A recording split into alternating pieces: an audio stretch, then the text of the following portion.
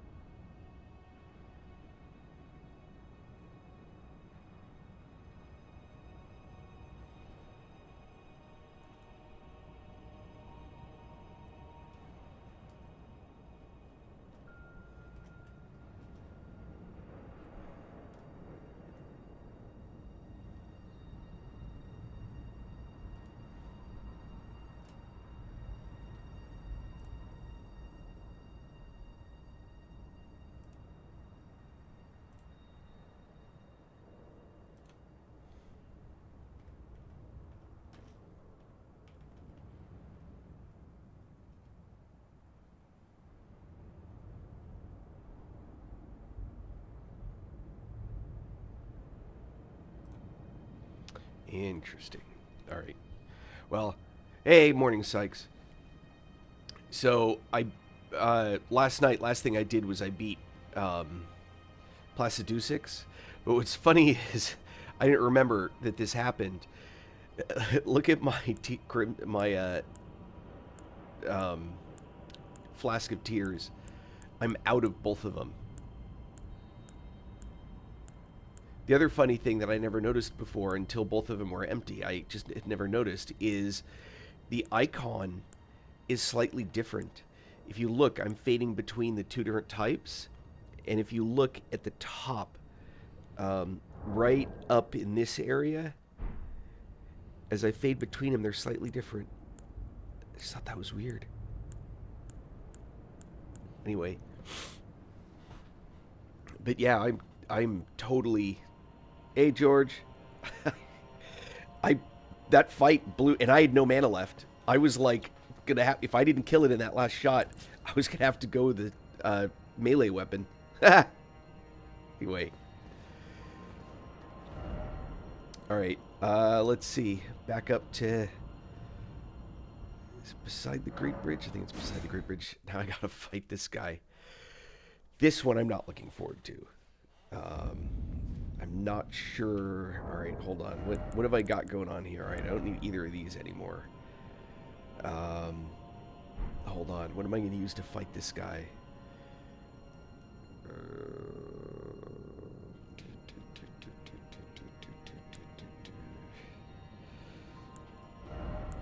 All right, let's go back to the build. As crazy as that might seem. And this is Alexander's.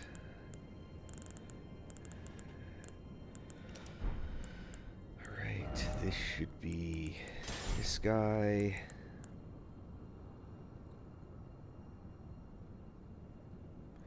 I don't think I'm going to switch back, though, to the armor. The survivability I get from this is so much better. Oh, but now I'm heavy load.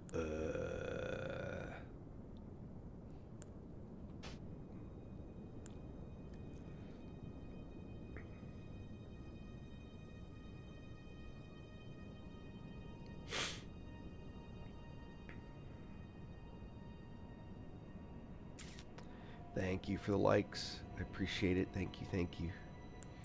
All right, where are we going with this? Let's see.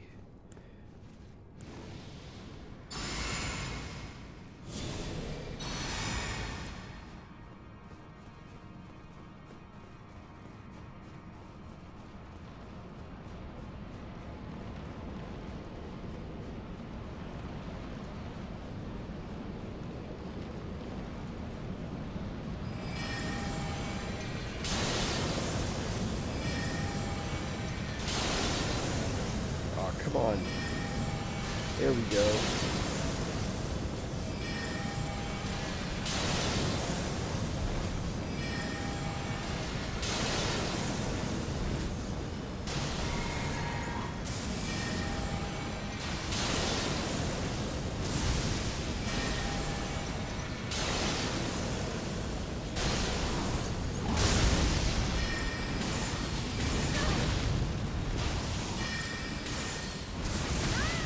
Uh-oh. No! Yeah, the boss before the boss. This guy can be harder than Malakath. Seriously. I can't believe I died there.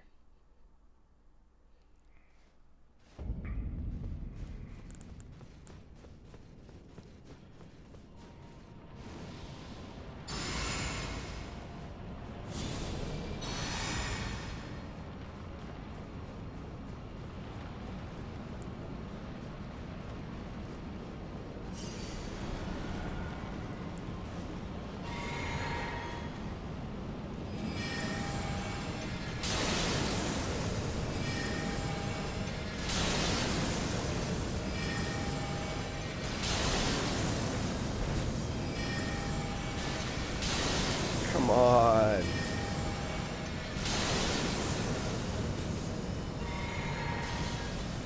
Seriously?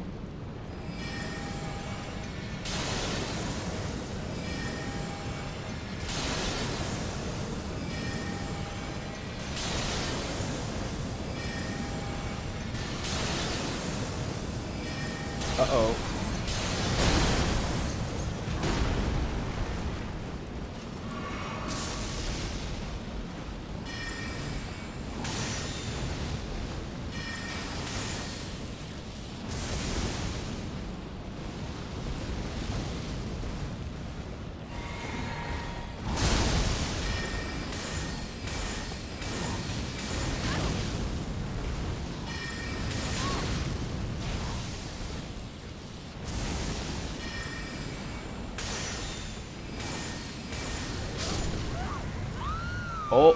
Oh, which way does it go?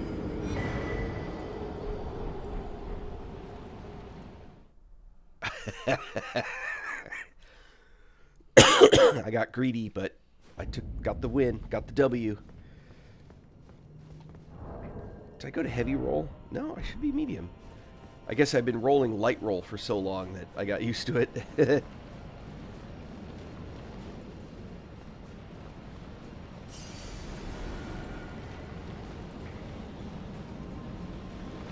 Alright, 927. Oh. I don't know. I don't think I want to... This is not a fight that I want to try to keep rolling in and picking up my stuff from. So we're gonna take a detour, for better or for worse. Pardon the intrusion of the shelf. Let's see. I don't care about heavy load.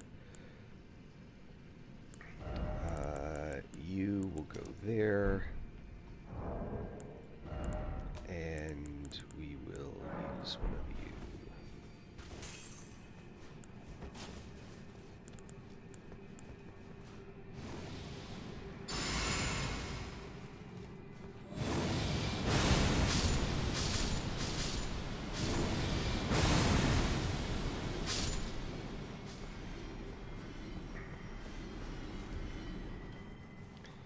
I need 1,000,007 now. Pretty much. 1,069.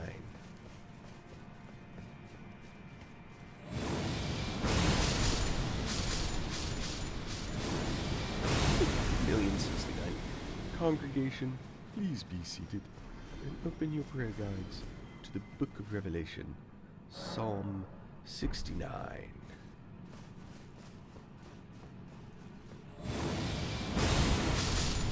All the people doing the same thing.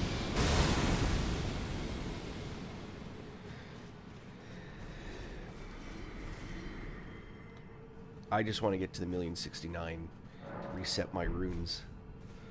That's all I'm really looking to do.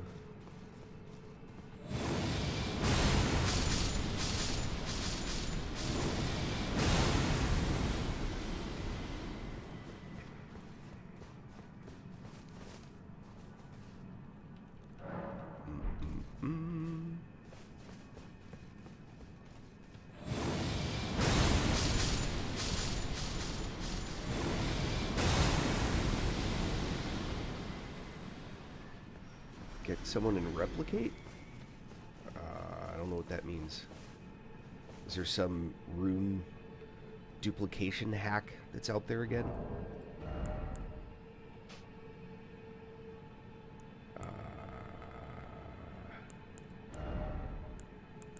And what was that one?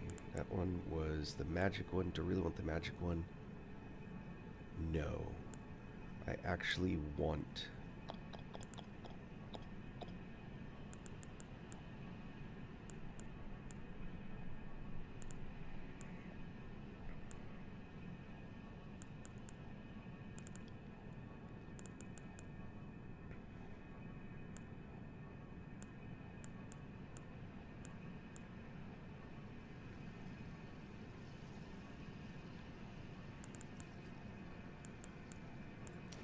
Let's go with you.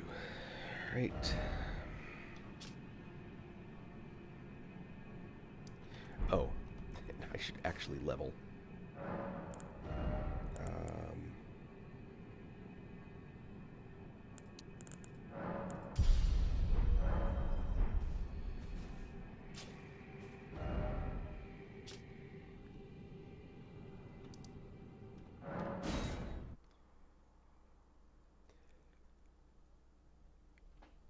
So the reason I just did that was not to level.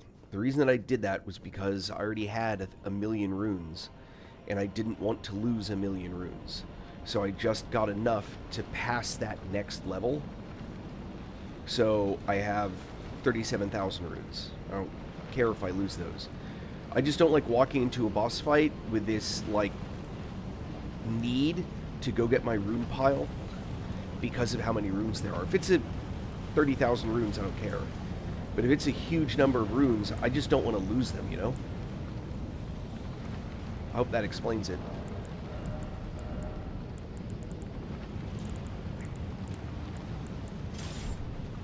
It's not actually about... Yeah, it's not because I think I need one more level to win. It's actually because, like, that need... You know, when you walk in, you're like, there's a rune pile, I gotta go preserve those, and it's usually a huge tactical mistake.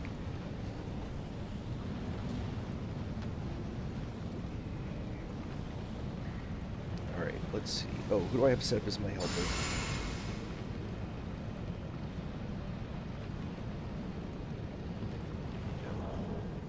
No, not this guy. Oh, nope, not that guy. That's right, I've learned that lesson. Mimic, but I also then want to make one more change.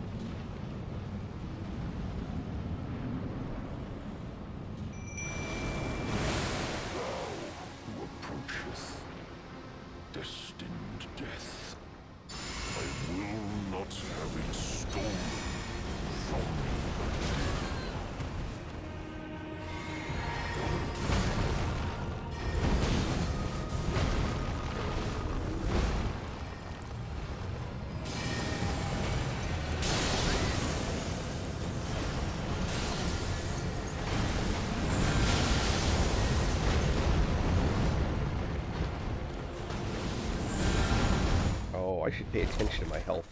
Uh-oh.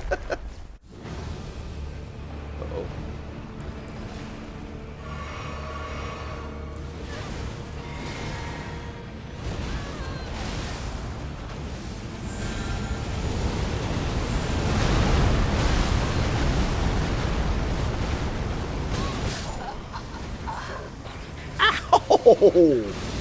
Good Lord!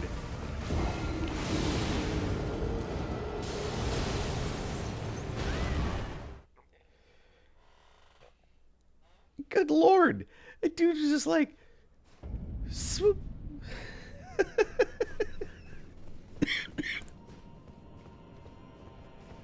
Alright, that was crazy.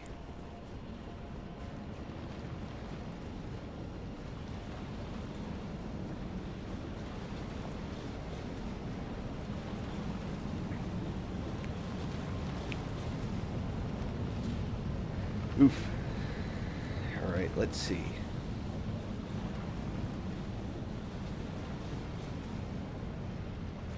Oh, crap.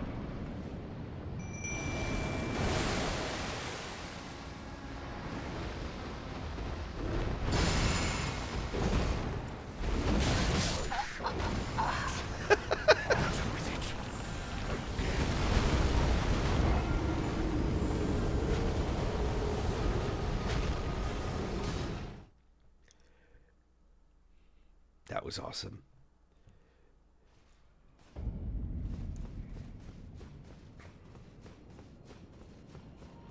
You know what I can do? Hold on, watch this.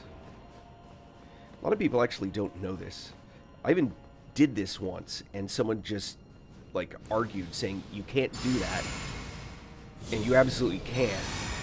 As long as you don't change where you camp from, your buffs will stay with you. So I know that they're going to be partially ground down by the time I get into the room, but I can live with that. I can rebuff myself during a moment, but, you know, giving me that survivability in the first few seconds, I think is worth it. Especially if I'm trying to get the Golden Vow off after the summon.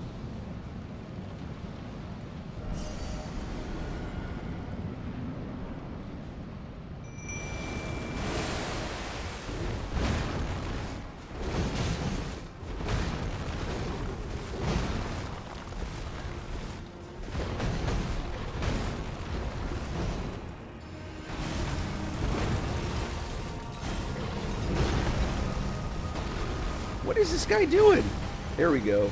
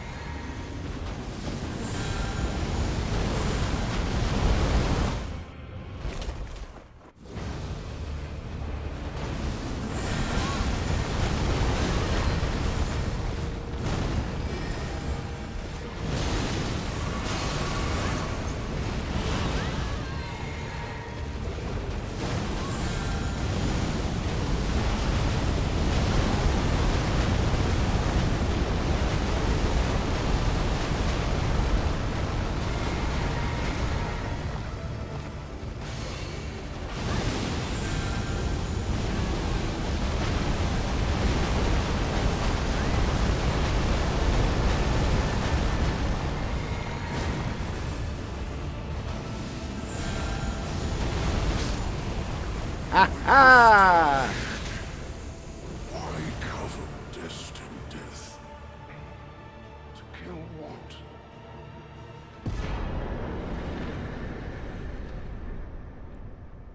You want to know what the best tactic is? Winning. So for all the whining that people make about stuff like spam rolling, second attempt on what, new game 7.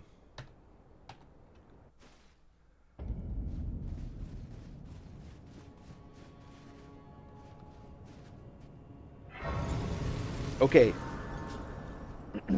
I partially agree with what you're saying. There are two problems with any given summon. It doesn't matter which one it is. Well, there's 3 considerations. If you're in your first playthrough, it is very different than if you're in your 7th or 8th or 9th playthrough. I will demonstrate. In your first playthrough, hands down, no discussion, one of the most powerful spirit ashes is marionette soldiers. They will absolutely destroy almost any boss as long as you're there to help. They will prevent their poise from regenerating, which means you're more likely to break their stance. They do a ton of damage. They do it from a distance. And because there's 2 of them, even if you lose one, the other one's likely to survive. The times where they just get annihilated is when you have a massive boss that destroys both of them really fast. But almost every boss, the marionette soldiers are a sickness, including Melania. Okay? Now I'm here. Right? Oh. So, I actually meant to load in the marionette soldiers, so sorry. So that's in first playthrough, marionette soldiers. If you go back and you watch any of my first playthroughs from like the first time around, I prove it over and over and over again. Okay, so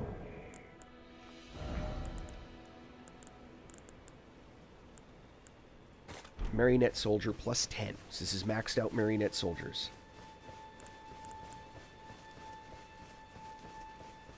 The problem with marionette soldiers is they wander. They don't follow. And so if you summon them, you've got to actually summon them somewhere. So these guys, they're doing significant work on that dude, right?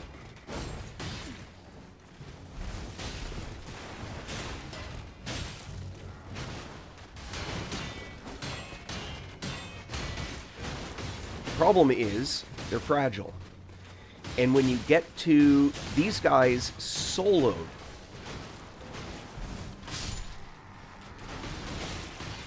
yeah, these guys soloed bosses in my first playthrough, and all I had to do was heal them, right?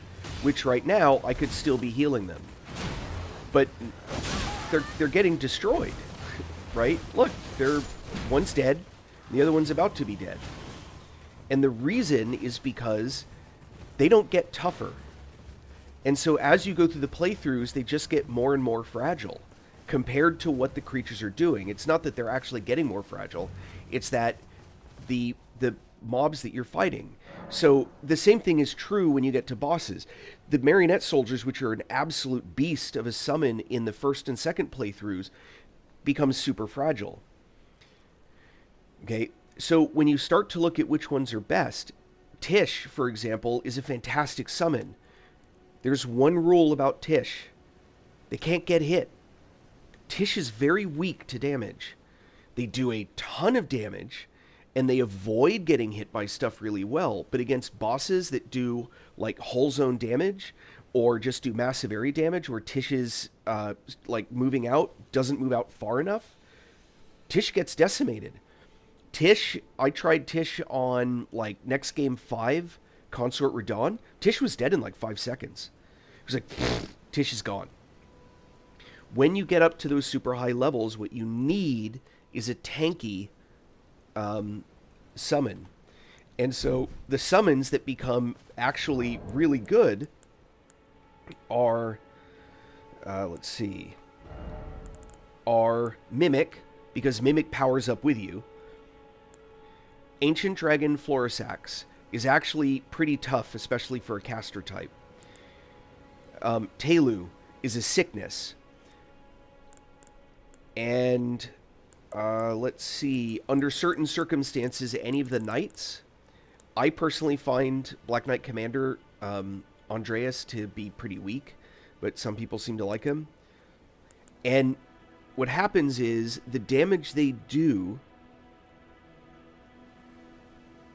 That's Consort Radon. Well, lying on his back. No. That's Godfrey. The second one, I think. So, Big Mouth Imp Ashes is gross. There's a playthrough I have on Melania where the Big Mouth Imp Ashes just keeps her on her butt the whole time. You just have to line them up so it can constantly hit her. Boom, she's down. Boom, she's down. The problem is Telu, his power as a Spirit Ash is the fact that he doesn't take damage, right? He has like 90% damage resistance or something. The problem is Destined Death burns right through that. So it gets in through that, and it does internal damage, which is full damage. So because he only has a few hit points, he gets decimated. But he's super easy to heal. But on Malekith, he's useless. Even on the first playthrough, Malekith will just annihilate him because he'll hit him with a Destined Death, and because he takes so much damage, because he has so few hit points. His 90% damage reduction doesn't help against it. So Tish, on a fight like this,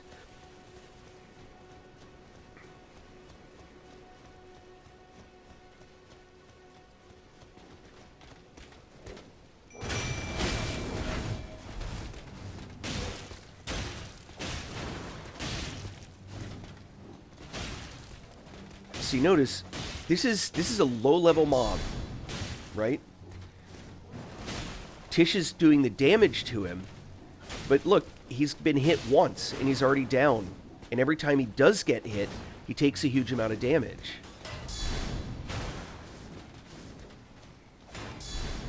Now, obviously, if I help, you know, Tish has excellent damage that goes with it. But the problem is, if they have a big AoE effect, Tish gets hit by it. And now that they're starting to stack up on him, right, he doesn't have the armor, the damage reduction, to avoid all that from what's coming. Now, of course, obviously, Tish's biggest defense is me.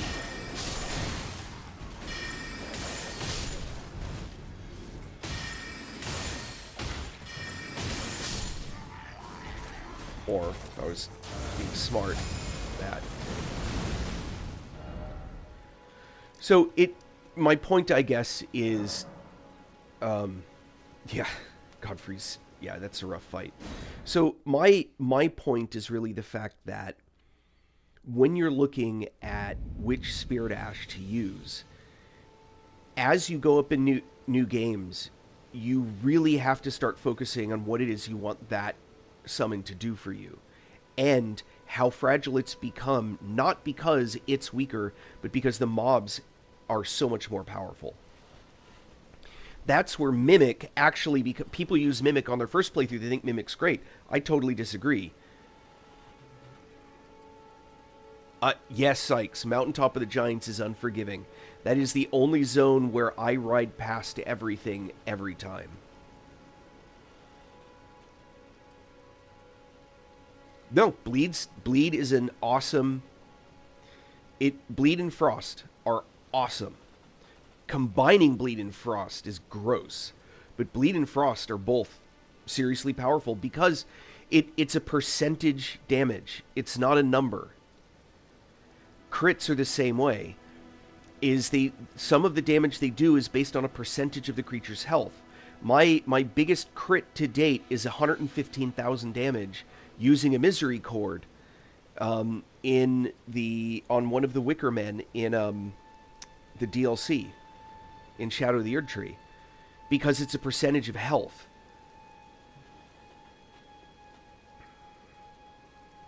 Yeah.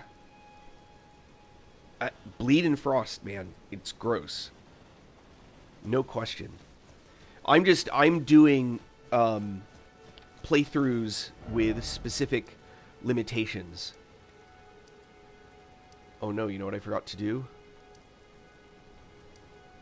Okay, I automatically I was going to say I may have forgotten to camp at the thing, but I didn't. What I haven't done is I haven't gone underground yet. I never went underground in the city.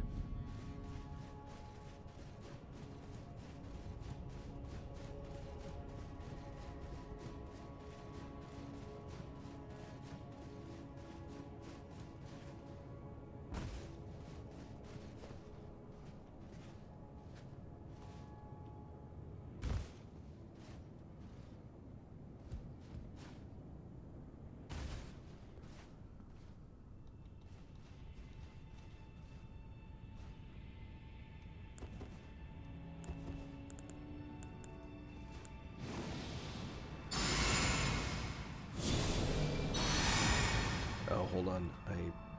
I didn't have multi-stream, so if anyone on Twitch was saying hello, I wasn't there, sorry.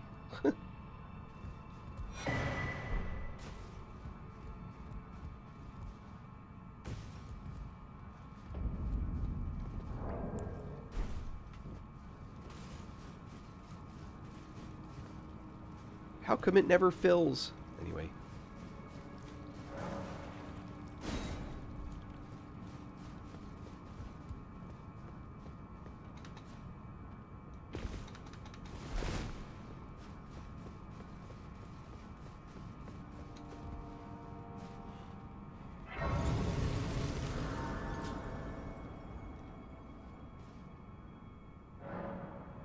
Yeah, Mike Akani's giving you good advice for sure. Um, so if you know how to use a bewitching branch, it's super helpful. The problem is, by the way, when you get to new game like 5, 6, 7, bewitching branch is mainly there just to make them dead, because they'll turn on him and he'll kill him in like 2 hits. Earlier playthroughs, it's not that bad. Who you summon to help you is a big piece of whether or not you can beat Commander Nile. I found Telu to be an absolute beast in that fight, but so was um, Dung Eater. Alright, so we're going to do this. We are going to Golden Vow, Blessing,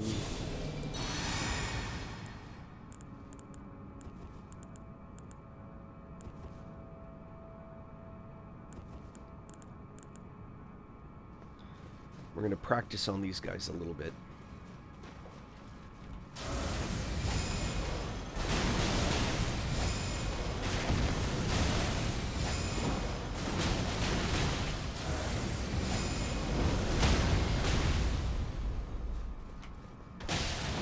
What?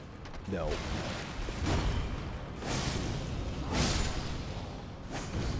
Love it.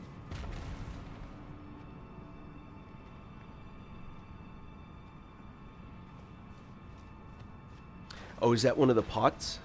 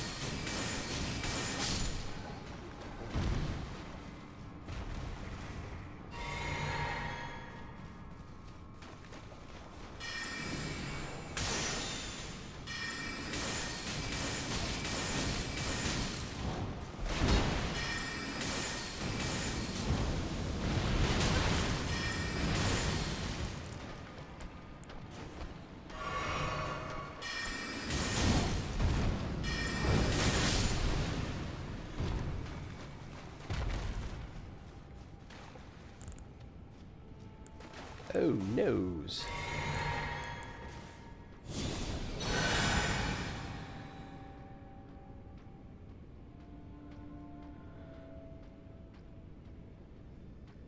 Wait, what's that? You tried saving like 1.7 million or so and lost it to the bird? Yeah.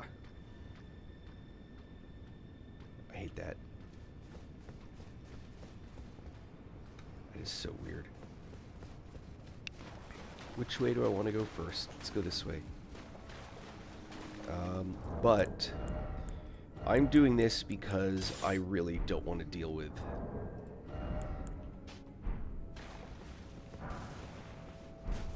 this. Is purely an issue of me not wanting to deal with all the crap that's down here.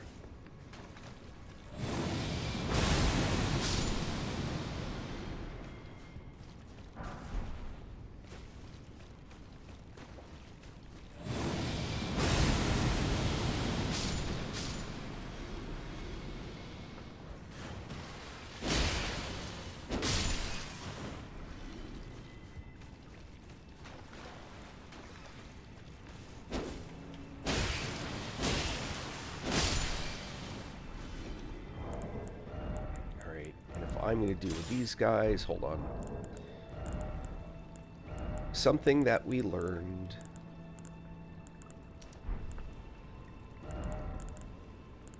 Boop, boop, boo. Where is it?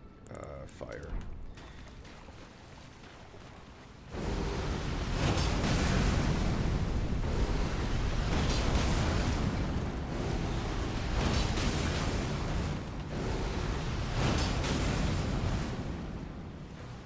Whoops.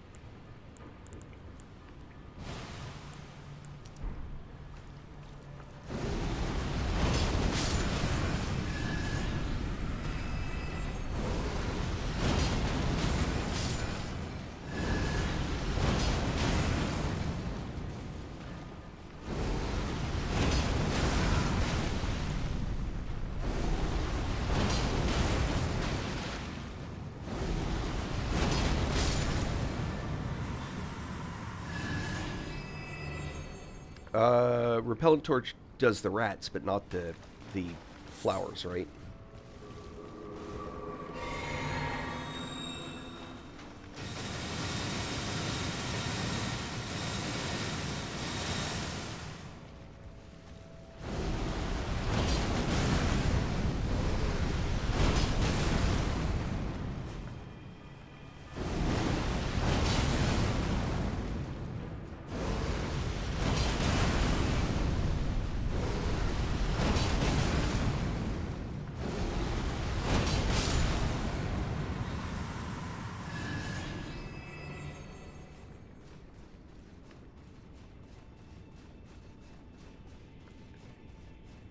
I wonder at this point if I can even do... I just thought about this. I may not even be able to do the... Oh, come on. Don't be that way.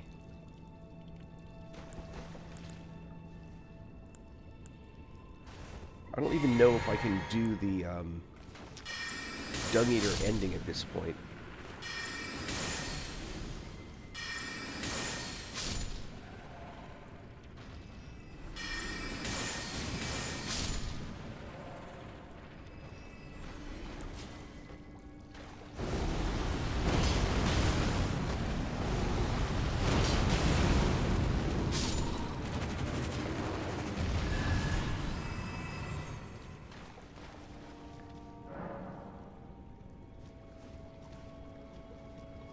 Yeah, he's not there. It's interesting. Alright, no loss.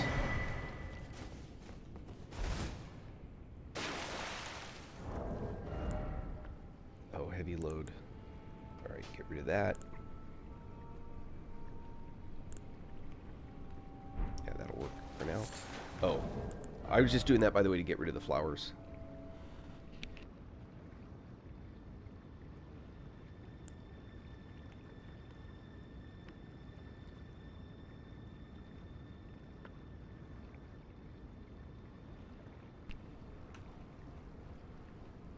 Thank you, Mike and Connie. I appreciate that.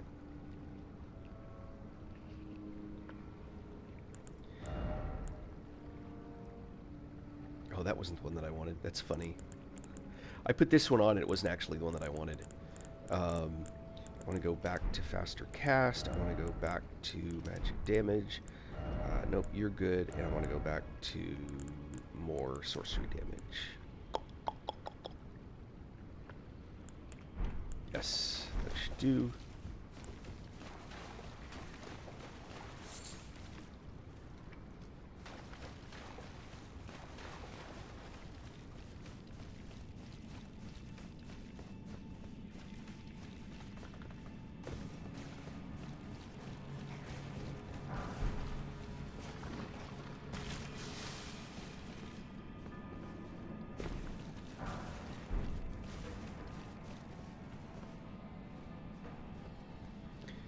And out they pop. And off they go.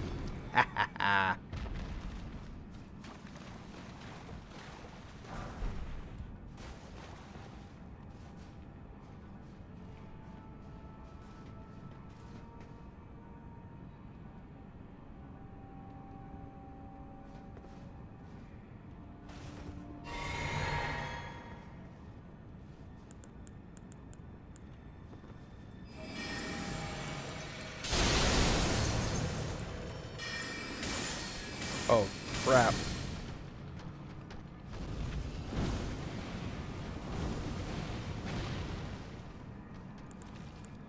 I wonder.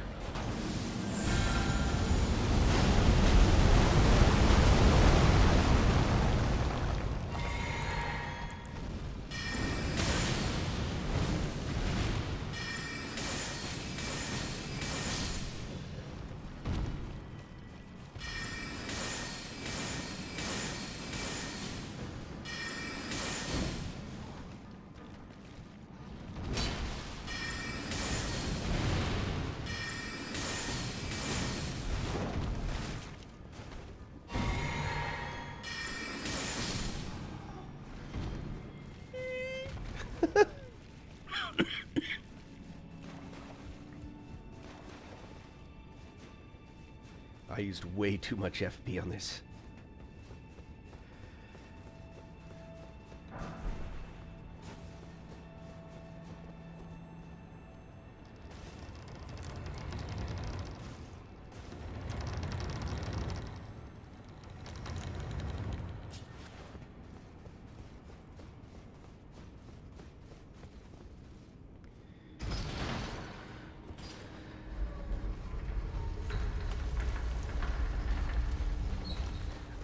Sykes,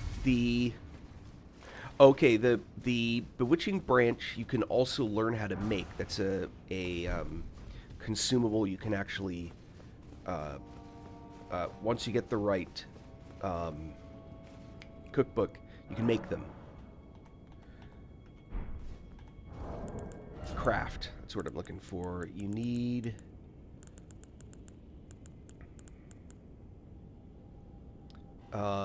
Sacramento buds, which are pretty difficult to find, but there are a few places they're condensed, and Michaela's lily, which there are plenty of those around, and those ones will respawn, I think. The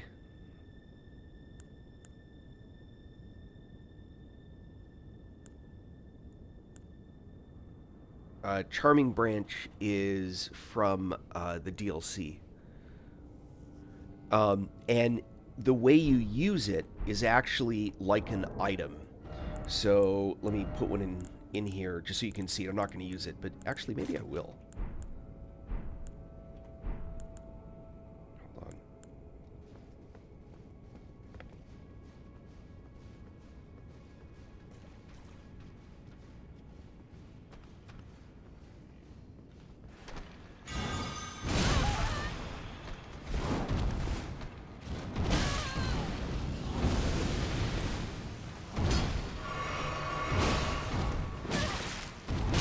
Holy cow.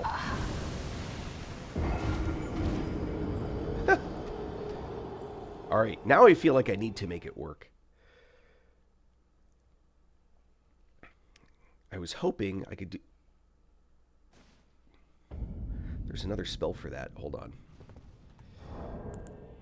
Hold on. You're right. I'm really bad about timing stuff. I was getting better when I was meleeing through the game.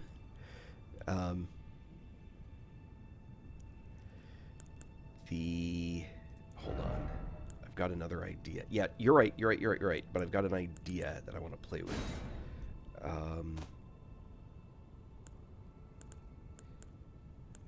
Where is it?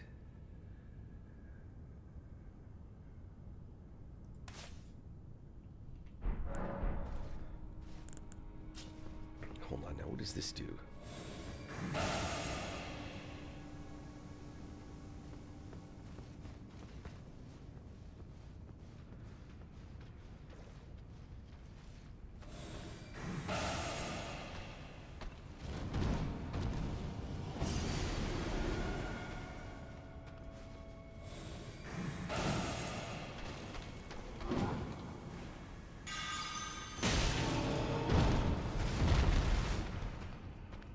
So see how that guy's all smoky now?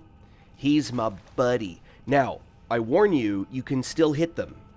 So you got to be careful if you're going to do, like, big AE kind of stuff.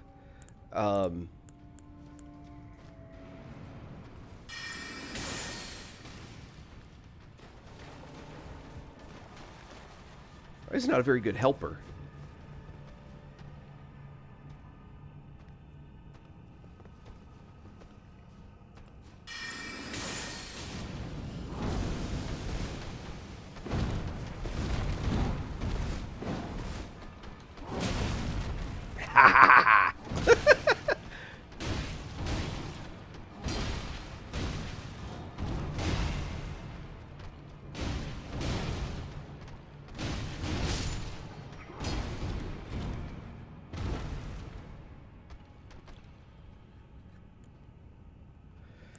All right, here's an interesting test. Test number 1. Yep. That means this should work too. Ho ho! Hey, big... Hey, Slim. Come here. Meet my friend.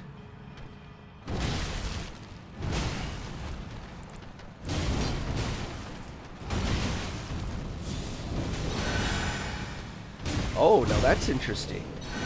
Okay, it does heal them. Alright.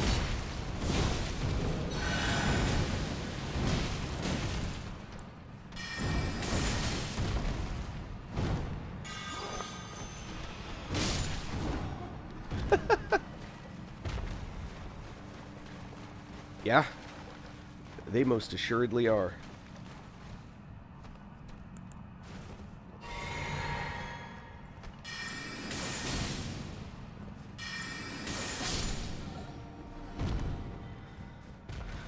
Pretty cool, huh?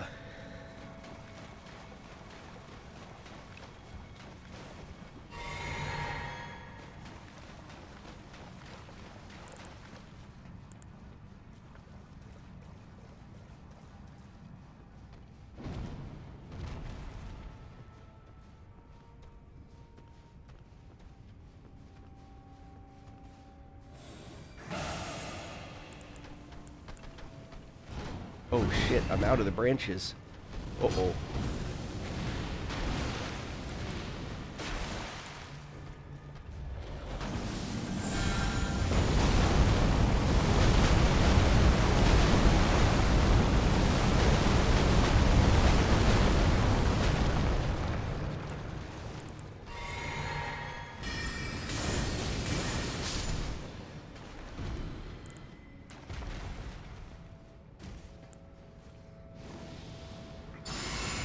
What's this guy got for me?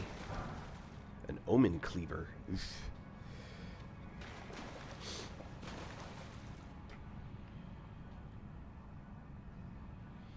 Oh, I'm using Streamlabs desktop.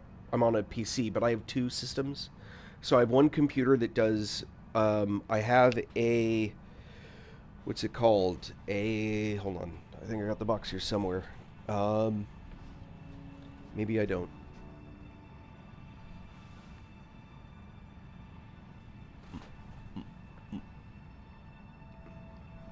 Weird. I normally never throw anything away.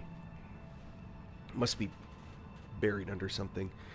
So I have a video capture device that sits in between my desktop. Yeah, you. By the way, you can just stream using TikTok Live. There's an app for that if you're on desktop, of course. But I'm using a two-system setup. I've got one PC that has a... The heck's the name of the company?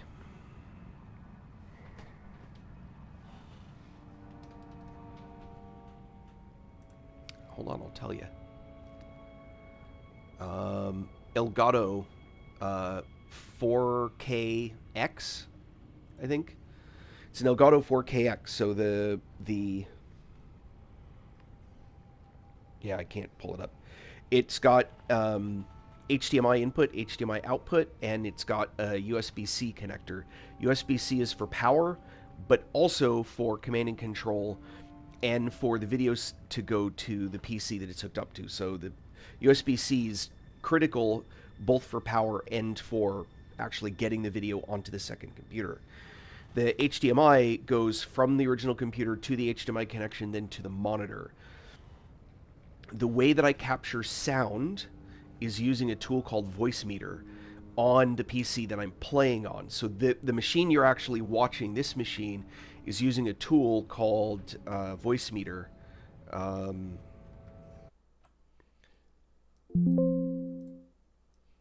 This Voicemeeter.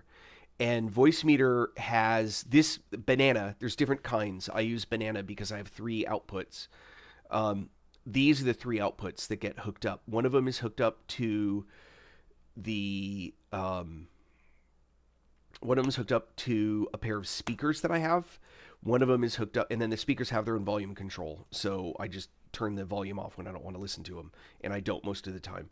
One of them is hooked up to my headphones, and one of them is hooked up to the monitor. This is actually the important step. This is the one that actually took a moment to do. hooked up to the monitor that I play on. So the monitor you're watching right now that's got the stuff on it over here. We go over there. Yep, over there. All of that stuff and the icons. This is the monitor that my game plays on. So I can put anything on this monitor that I want. But the key is that the audio output is also going to the monitor. The monitor does not have speakers. I don't care if it plays the sound or not. What I need is for the device that's capturing the video to get the audio from the monitor. And that's the critical part. So then I have an audio command in Voicemeeter, or a setting that tells it to take my microphone and specifically send it to the monitor. So by output, and the game sound goes to the monitor. So by taking those sounds, all of it, including the microphone, to the monitor, it's capturing using the Elgato device. The other machine is getting it via the HDMI signal. I hope that at least is partially helpful. On my actual gaming, or on the actual streaming machine, the other machine, I'm running NVIDIA broadcast software. That is just to capture the camera up there. It's funny when I point at it. Right there, there's the camera. So the camera is feeding into that. And then the Streamlabs desktop software is capturing the virtual camera that's created by NVIDIA. That way, I can have in the NVIDIA device, there's the virtual backgrounds that you can have. There's auto frame, which is this groovy thing. If I scoot, it tries to recenter me. So if I come way over here, there's only so much it can do. Oh, it's because I'm already off to the edge. There we go. So if I move to the edge, it'll put me back in the center insofar as much as it can. There's video noise removal, so it like corrects. I don't know if that's even doing anything right now. Very little because I have good lighting. And then there's other things I can do to change like what the video looks like. There's what's called virtual key light. So I have a key light. This guy, not that you can see it, but it's just a little guy like this, and I keep it so that, see how the lower part of my face is all dark? This is just to lighten it up. That's also why when I put my hand up like this, you'll see the shadow form because it's coming from the light that's down there. But there's a setting in here, so if I had the key light off, for example, it's going to take a moment for it to update. It'll digitally modify that. It's a different conversation related to that, though. And to give you an idea, the GPU in this old machine is a 4080 Ti. It is no slouch of a machine. The machine itself is actually a pretty damn decent machine. 64 gigs of RAM, ton of disk space of various types, but M.2 for primary, a 4080 Ti, and on and on. Right now, with this video, all the stuff that machine is doing just for the streaming that I'm doing, which includes this little tiny thing that I'm in right here, with, for example, the virtual key light and all the abilities turned on in there, the CPU utilization is like 80%. So my 4080 is almost entirely used just by the streaming and everything because I have effects turned on. If I have the light on and I don't need the virtual key light, that drops the utilization by a ton because it's a processing issue. Anyway, and then let's see. So that goes into the software, and then the streaming software itself is actually streaming to 3 different services. Oh, thank you, Amelia. So the streaming on that, I did work in IT. Yes, Jamie. I did work in engineering, actually.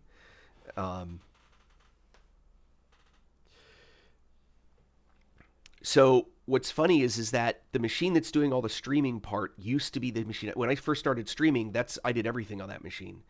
I have a new machine that's actually the machine that I play on. And just to be clear, in the entire time that I've been streaming from when I started, I've made less than $12 from TikTok. So this is not paid for by my streaming. I do not make anywhere near enough money through this streaming stuff, but I'm also not doing all this taking my shirt off and all whatever to get that stuff done.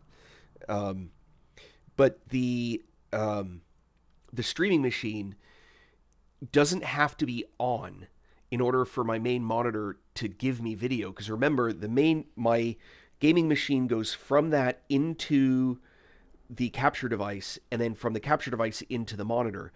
If that is not powered, I don't get any signal on my main monitor on my gaming machine. And so that has to supply power. USB-C is one that's necessary. Elden Ring is probably my favorite game. But you know I'm not playing it right now, right, Amelia? Are we heading down the path of selling me your artwork? Because I'm not interested in it. But you're welcome to keep watching because you like what's going on. Crazy. It's on TikTok for those if you're not seeing the messages that come up. Anyway, so Voicemeeter is shareware. It's free, but you should donate. Anyway, back to the game.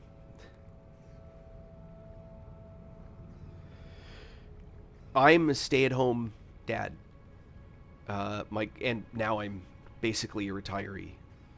My kids, my wife and I wanted my kids to have a parent at home, and so we made that choice. And she, in her business, is more successful in terms of financial contribution than I was.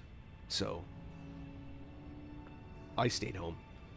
And oh no, I can incorporate doing this for some of the day in that. The difficult thing also, I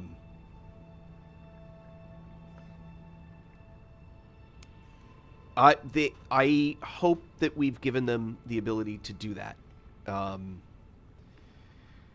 In fact, because now I feel like I want to show them off. Give me just a moment.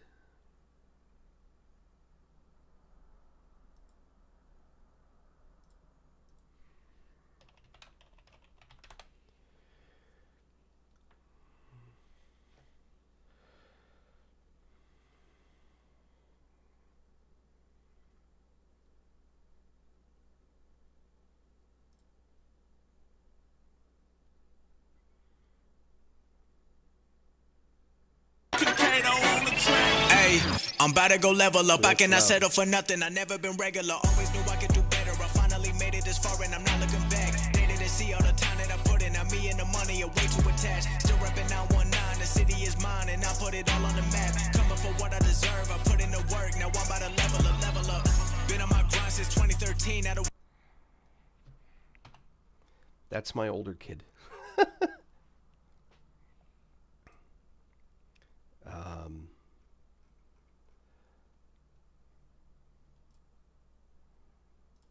Here we go.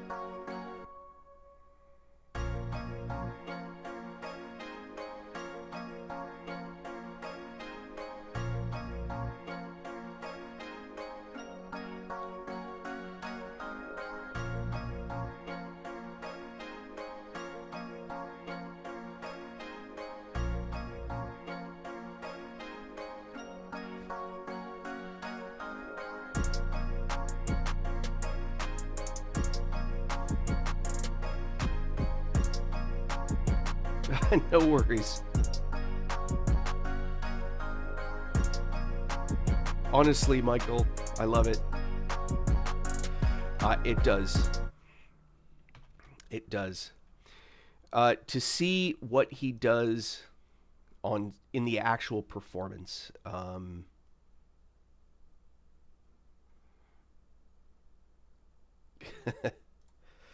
Here. So this is last year, 2 years ago, his team 00. And I'm going to actually add a double Proud Papa moment. So he's here.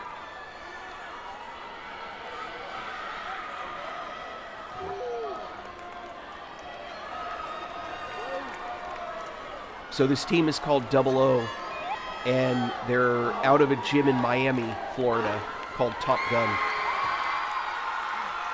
Sorry if that's super loud. Try not to, like, blast you guys.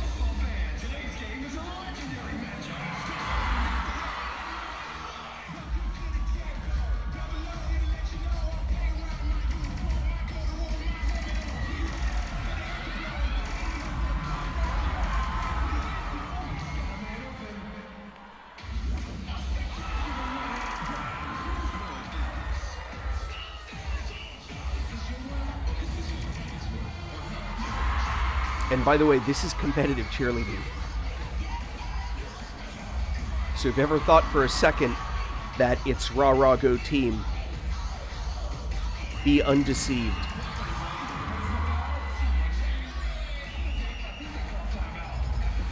Okay, so he's over here off screen right now. Listen.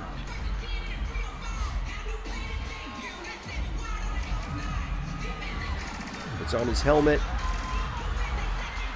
All right, listen. Listen.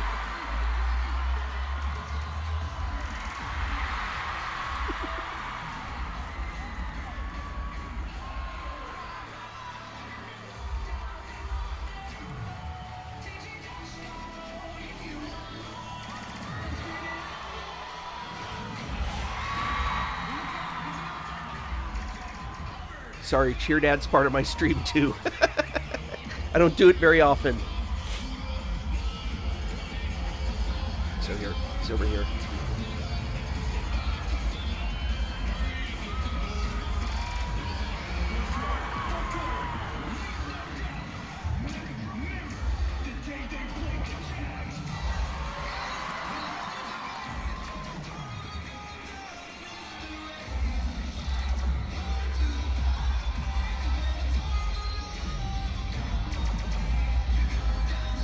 By the way, that's his girlfriend.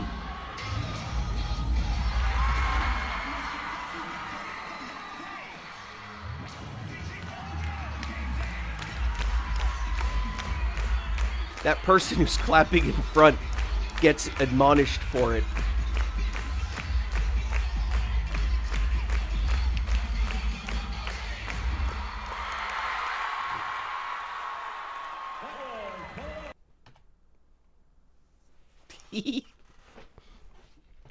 Anyway.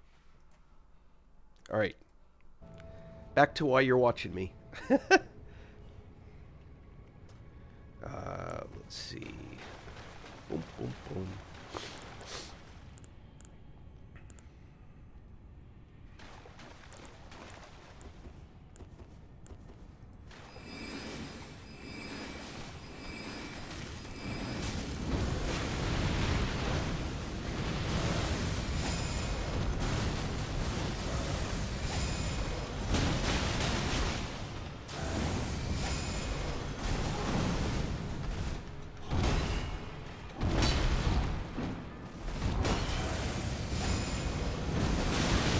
Ooh.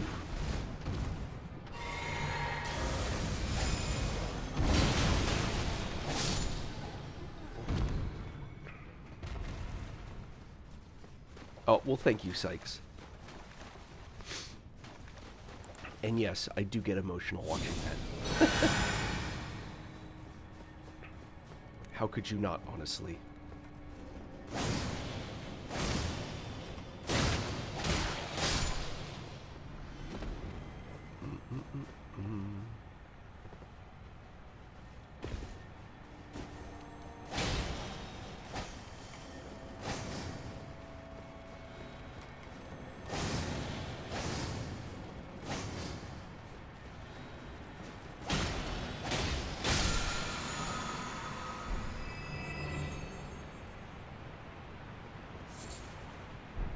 sad person.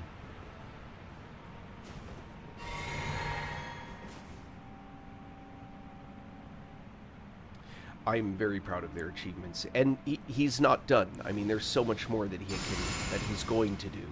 You know what I mean? Anyway.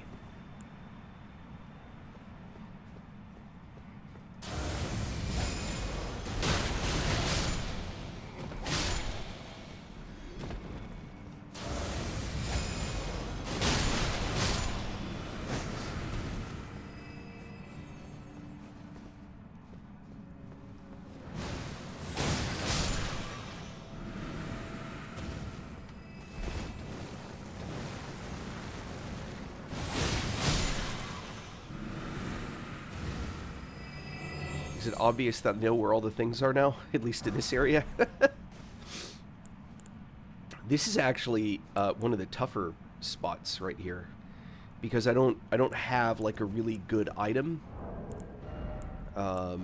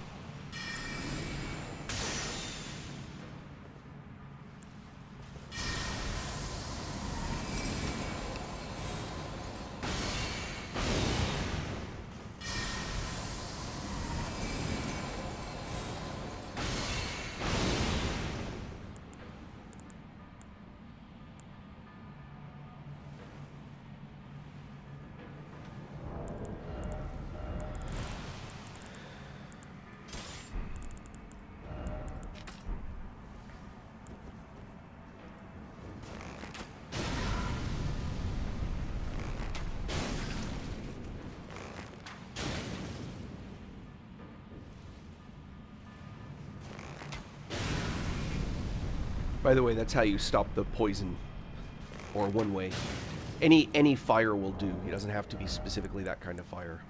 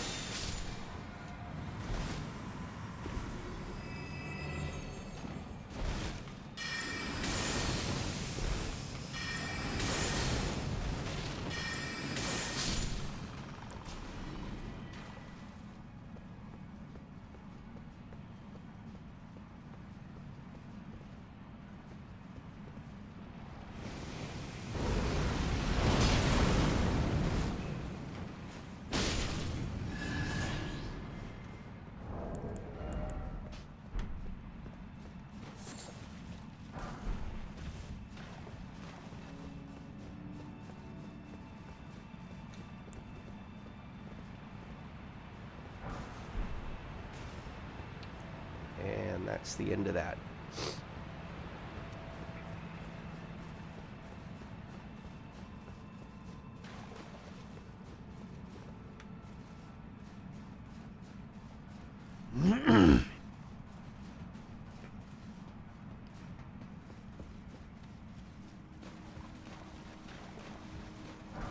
Every now and then people would connect to my channel and be like, "Are you Liam's dad?" Yes, I am.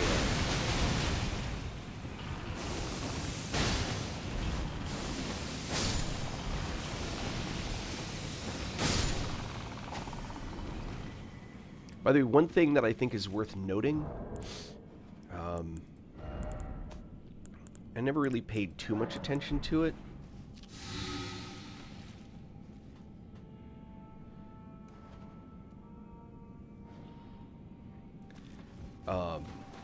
One thing that I haven't...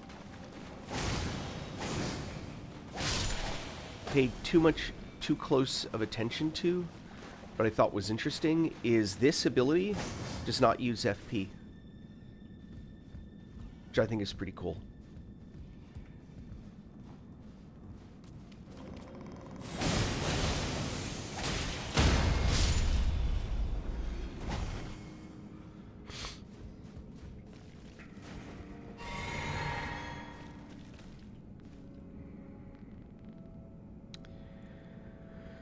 Oh boy, this guy.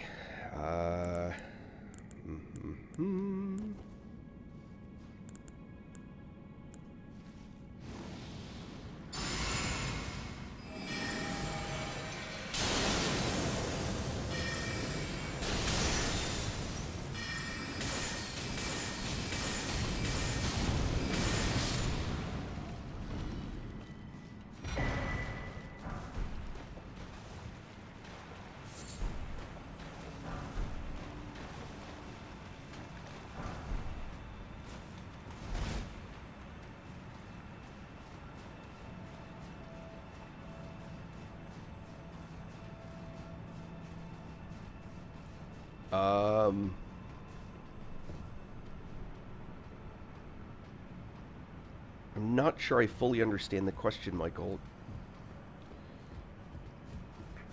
Do you have to go through Spirit Caller Cave to get to the next map? Meaning what?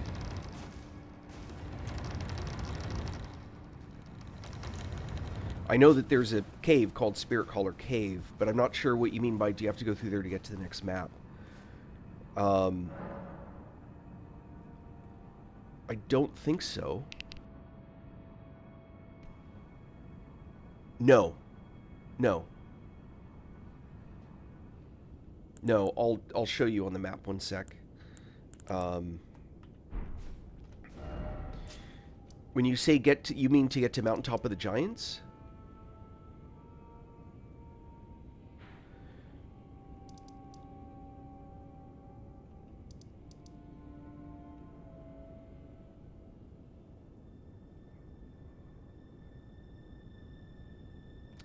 To get over here to the secret area?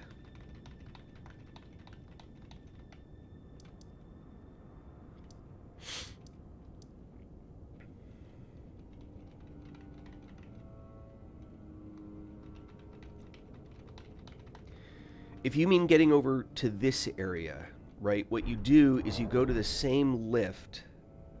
Hold on. You go to the rolled lift. Rolled. I assume you mean the secret. If you're talking in the secret area, yeah, you go to rolled lift. Okay, so here's some. Actually, you may or may not have noticed this before. Usually it's irritating. This is the one time when it's not irritating because you have to do it. So when you get to this spot, it'll say switch action. That's the important part. So hoist medallion's what you do to go all the way to the top. What you want to do is hoist secret medallion. So that's a switch action. So you go hoist secret medallion, and that will take you to a different place. Okay, so wait, you're looking to go, you want to get to the giant, right? Okay. So from there, that's over here. This one, Freezing Lake.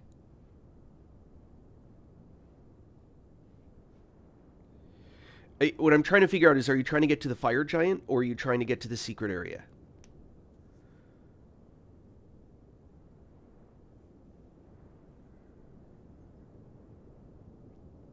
Yes, magic build.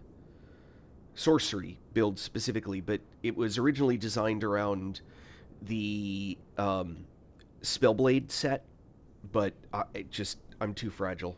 I'm just not good enough for that.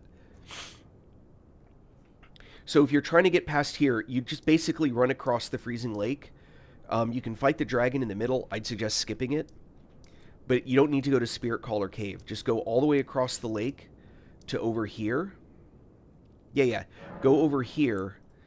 And there's actually, right here in front, you want to loot that body. It's another bell bearing, so you can upgrade your weapons more, or you can buy the upgrades, you go here to this one. And by the way, I don't know, so I may be about to blow your mind, which I've done a few times with people on my feed. So I'm going to tell you another thing that they actually told you in game, but you probably didn't pay attention. When you get to one of these, a grace, and they have this on it, this thing that's leaving off, that's telling you what direction to go. If you follow this way, you're going to find this. That's what they're pointing at. And this tells you now to go this way. It tells you to go to this one, which is the one that you want to go to. From there, you want to go up here and do all this stuff, but I'd suggest skipping it, go across the chain to this guy.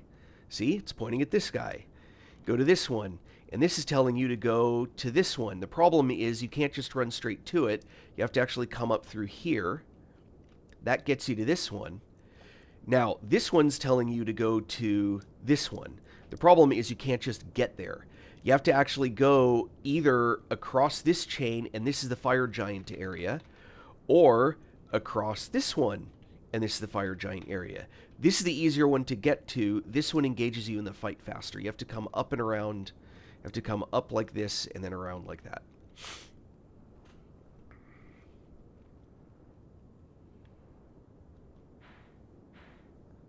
A lot of people don't realize, if you actually watch where those things point, right? You start here, and it sends you up this way. There are a couple of them where it's like you go here, you go here, you go here. There's the arrows pointing. Go here, go here, go here. From here, you want to actually go down this area. You'll find one that points you to here. That'll point you up this way. That gets you to this guy. That gets you to a next area that you need to go to. But then you're going to have to come back down and get across this way, go this way, da-da-da. It's telling you, literally, they're pointing at you which way to go. Sometimes you get into a wrong area, and it's like, oh, you want to go this way, and this way. That gets you to the city. That gets you across here, etc. Yeah. Yeah, Rivers of Blood. That's Church of Repose, I think. This one.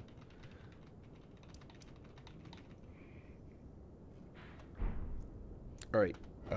Back to Undercity.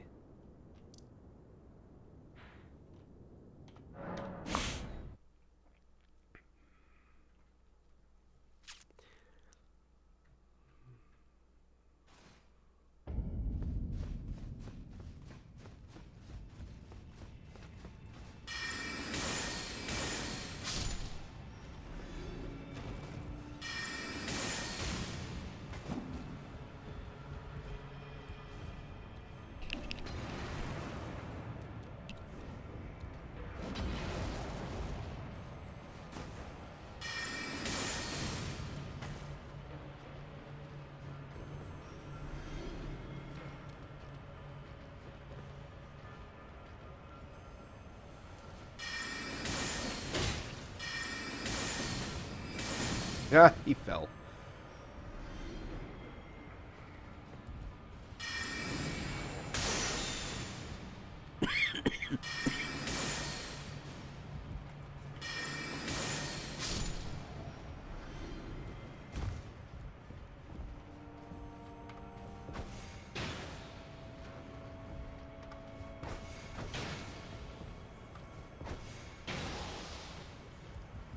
He fell.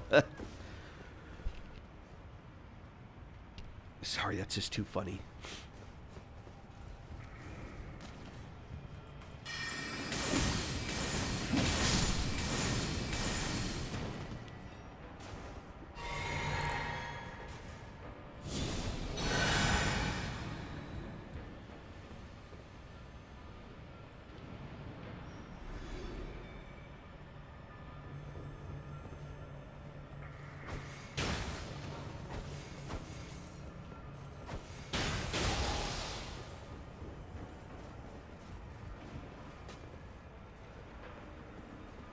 Go find some... Ah.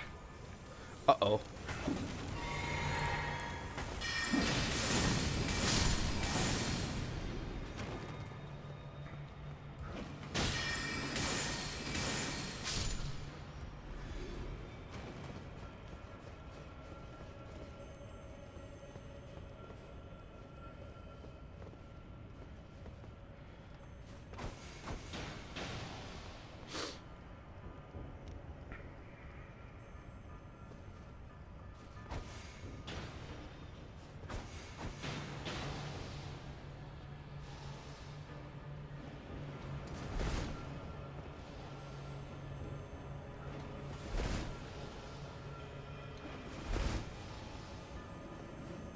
Trying to get these guys to fight. But they do not seem to want to play.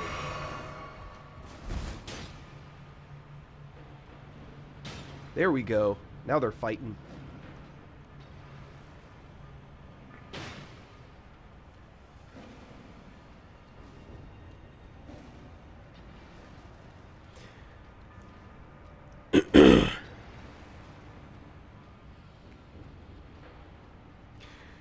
Yeah. Deathflame birds are tough.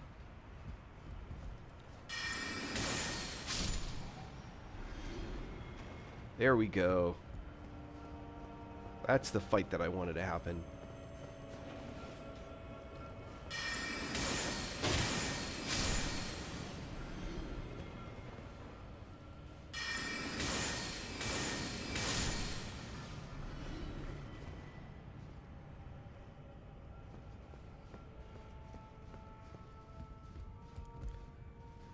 Hold on.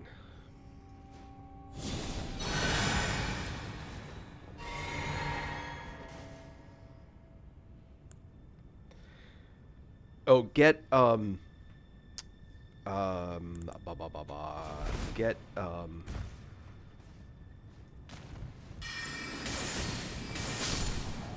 get why am I brain farting? The Ashavor that you want, you should go seek it out if you don't have it yet, and you probably don't, because I think it's actually one that takes a little bit of effort to get. You want to get, can I see Ashes of War here? Yeah. You want to get Sacred Blade. This one. Where is it?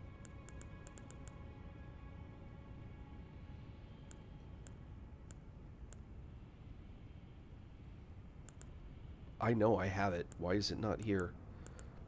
Sacred Blade is the one that you want to get. That's weird.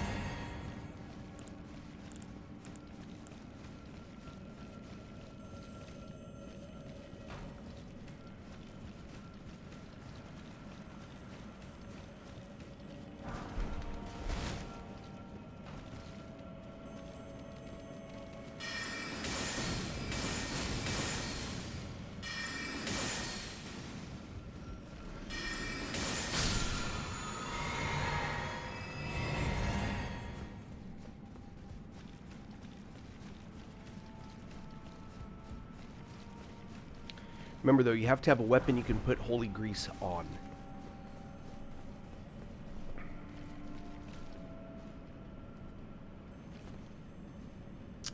That's not where I want to be. Wait, is there a guy right here? Can I amuse myself by doing this? No. Alright, never mind.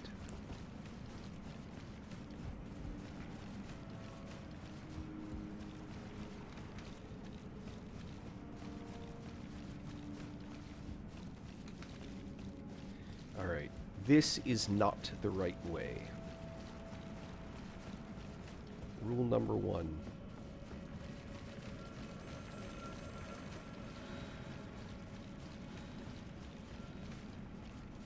This is not the right way. So we are going to put this here. This is not the right way.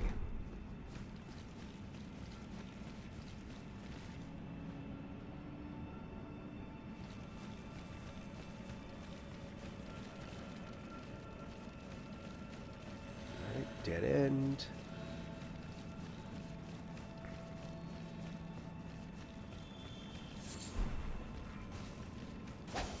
Dead end.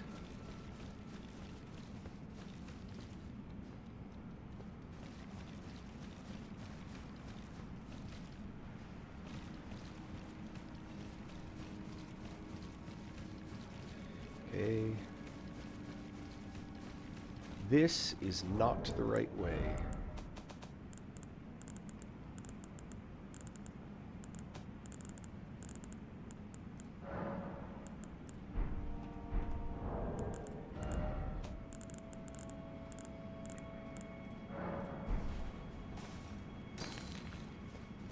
That is not the right way.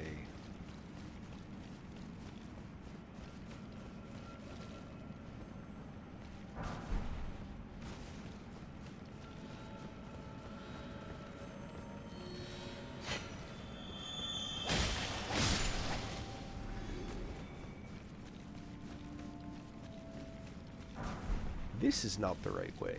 That's closed. That's closed. That's closed.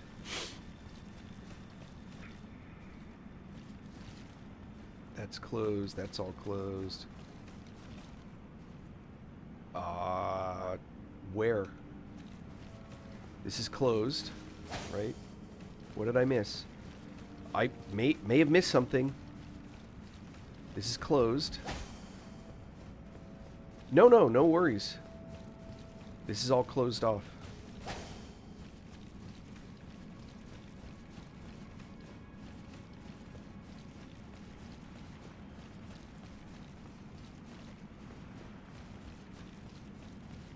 Everything behind me is sealed off.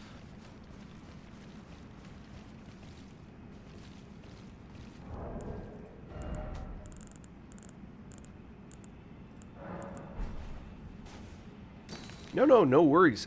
I get lost down here every time. I wandered this area probably days ago, and I don't remember how the hell to get around. But all of that's closed off. None of this is viable. Back to here. I'll just put it here. And this may be all incorrect.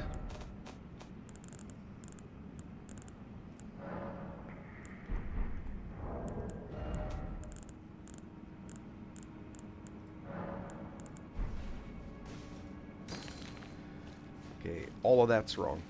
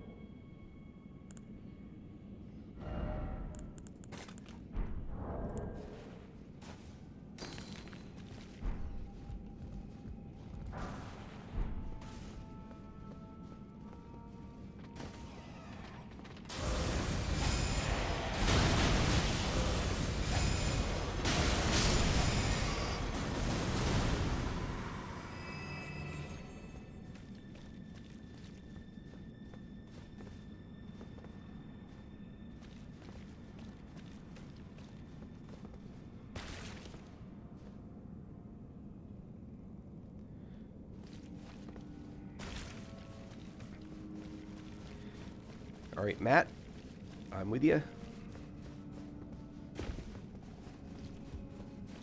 This way?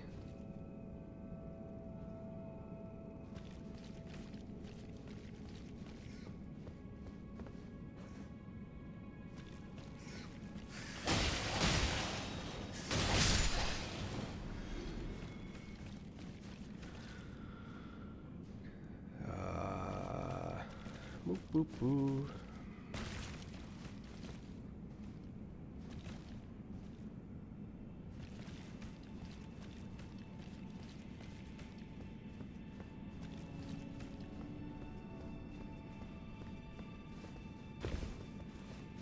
Alright, that means that I have to drop down one of those two tunnels. Because I just did a big circle. And I'm not saying you're wrong. I'm really not. Do I have to drop down?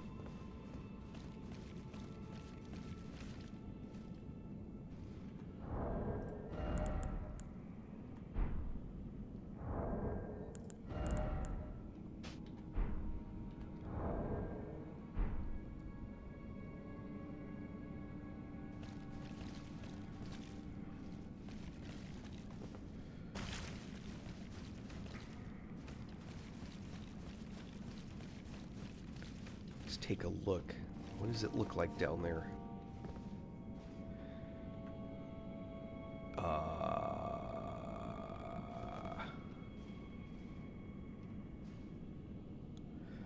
There's a dude right there. See that?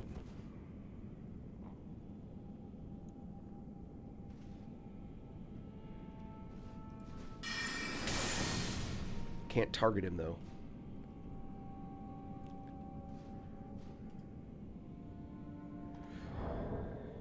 What if we do...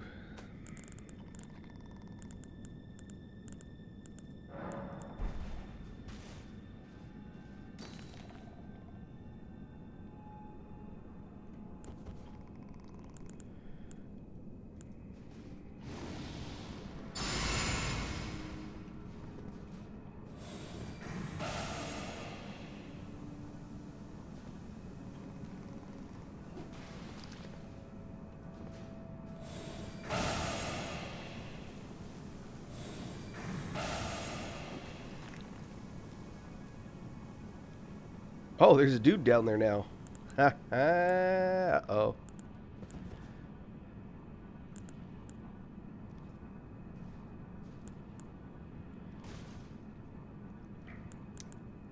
Alright, I don't see any way around this.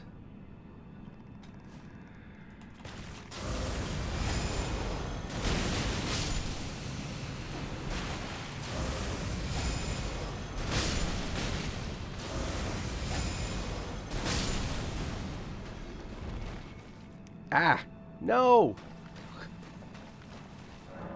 It wasn't that one. Rats.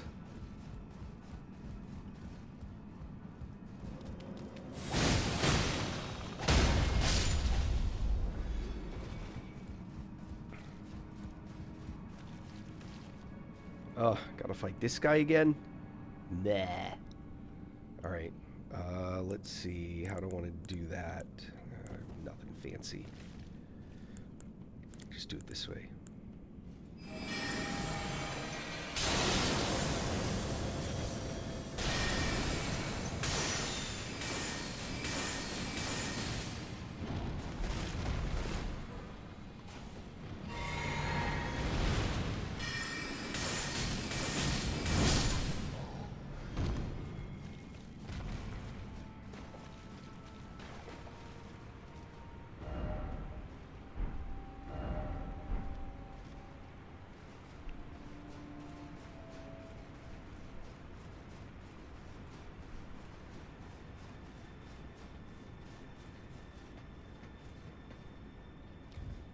Sacred Blade. Sacred Blade is awesome. Sacred Blade is this. And then this is...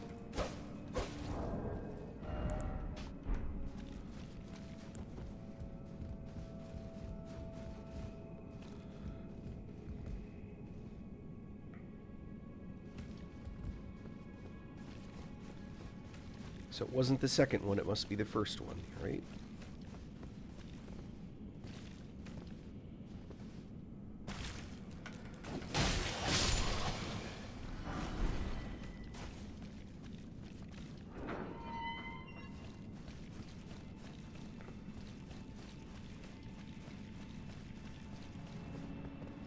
Yep. Thank you, Matt J. Awesome sauce.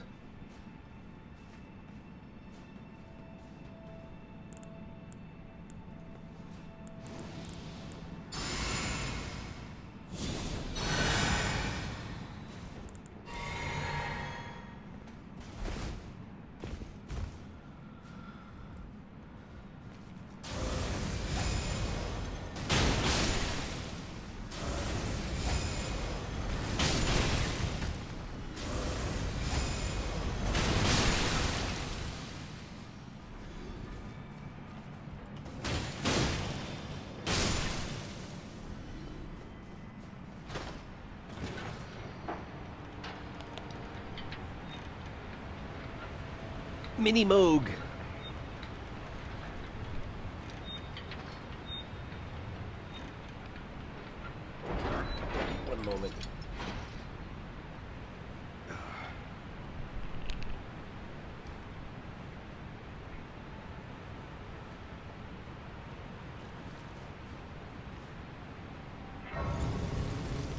Sewer Moog.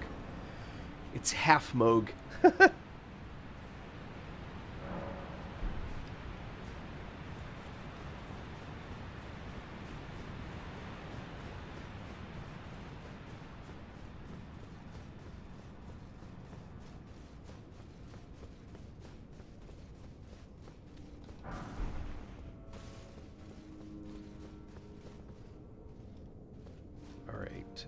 Hold on. Who do I have lined up? Tish, no. I want... Taylor. I also want...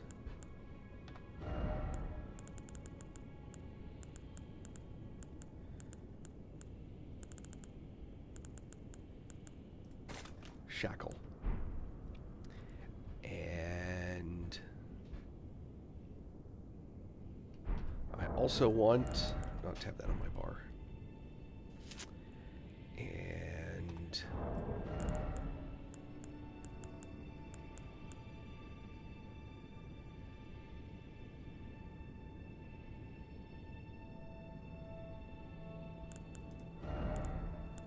if it doesn't blow my weight, it doesn't. Alright, good deal.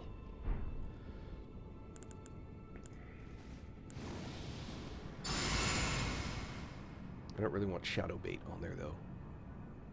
Alright, well, we'll live. Oh, you know what? There is something else I want to change. Forsaken Depths. One moment, please.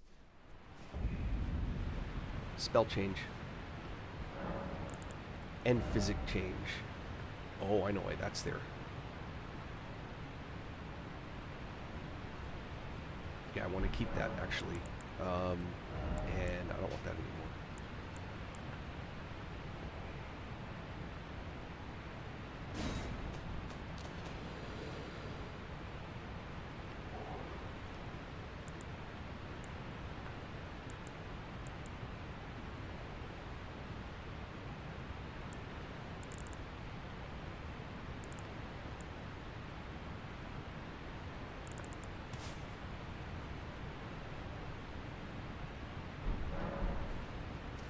All right.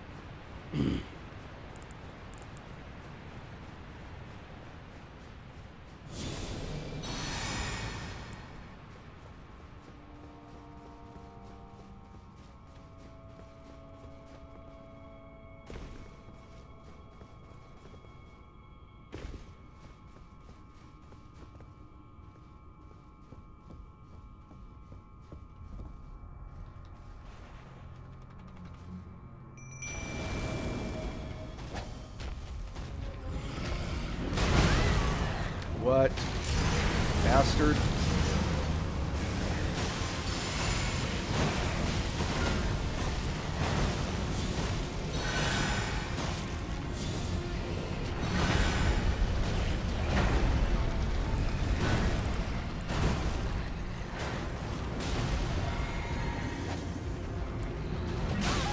What? Damn it! I just wasted my whole frickin' flask.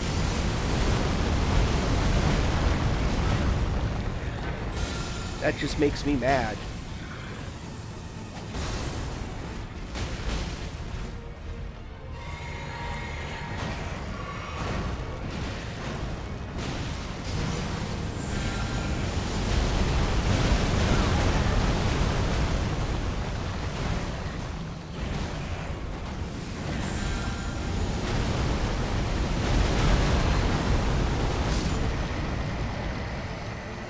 Ah!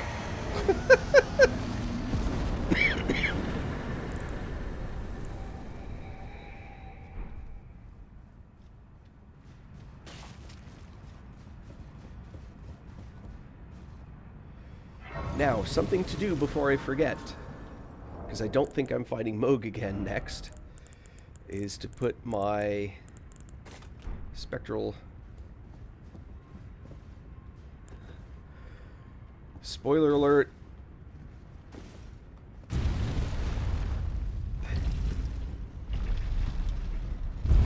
All you have to do is hit it. I was being goofy.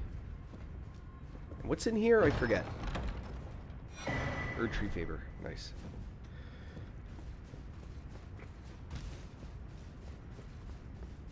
Oh, I should probably heal.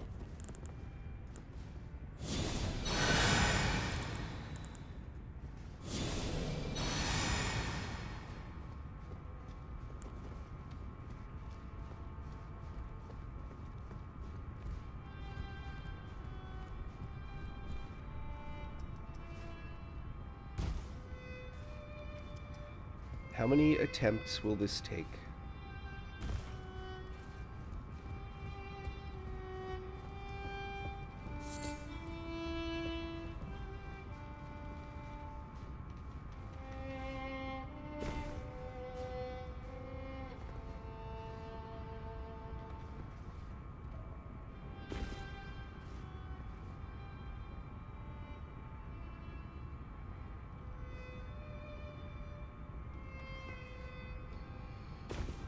Oh!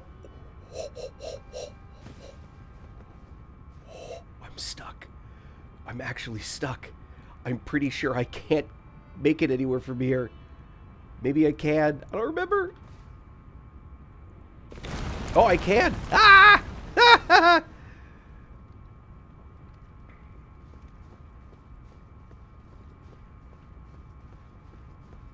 So the spot where I landed, I was not supposed to go off that little edge. I was supposed to stay on that thing, then it's one more jump. And that gets you to the fingerprint shield, which I already have, so I'm not too worried about it.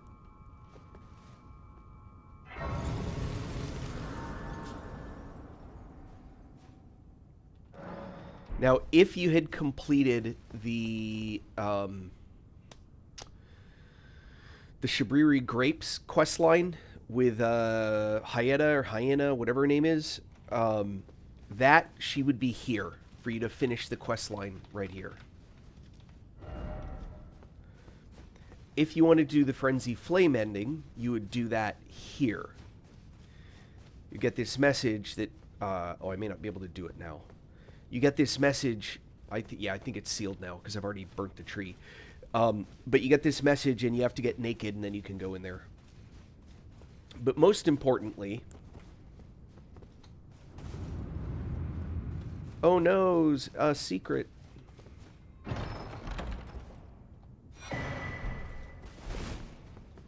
Oh no, another secret.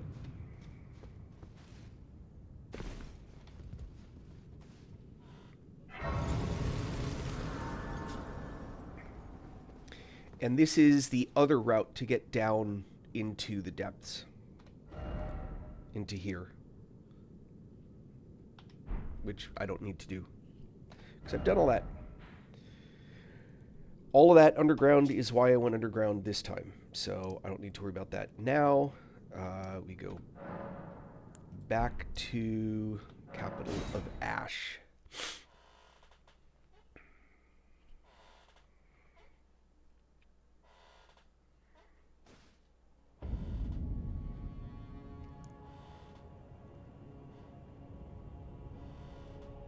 The spell Elden Stars? I do.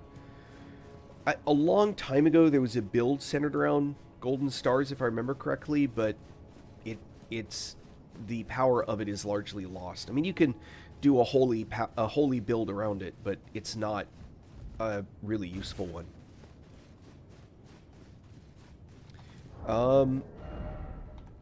Yeah, it's got a high requirement.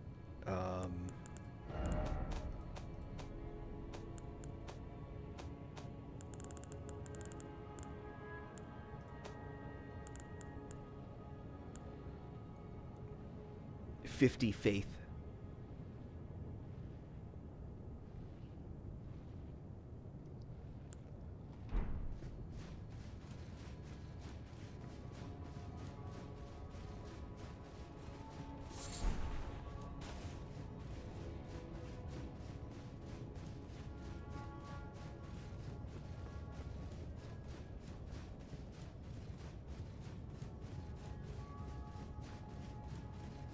Oh, he mentioned Elden Stars. Yeah, Rivers of Blood had... Oh, I don't have it on me. Has a pretty high requirement.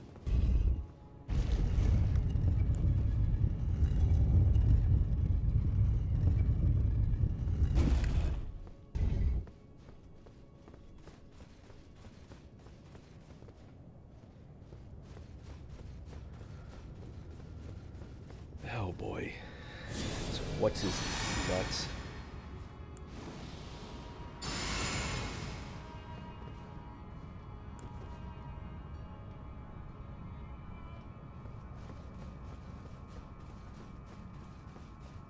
I knew you'd come to stand before the Elden Ring, to become Elden. It's a sad state of affairs. I commend your spirit, but alas, none shall take the throne. That is how Elden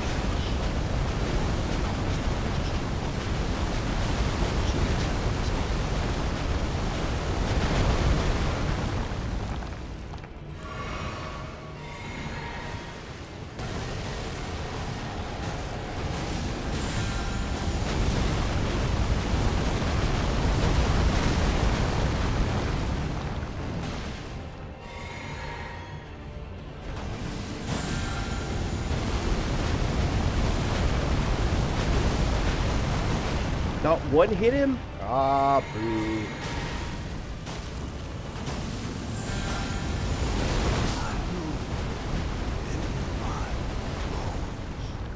a tarnished cannot become a lord. Not even you. Yeah, and Rivers of Blood's power comes from the fact that it bleeds constantly. And it's nerfed. The original Rivers of Blood was a sickness. Seriously. The original Rivers of Blood was gross. Oh. Let's actually camp out here. Was... Yeah. I mean, it trivialized the game. Mostly what it did was it trivialized Millennia.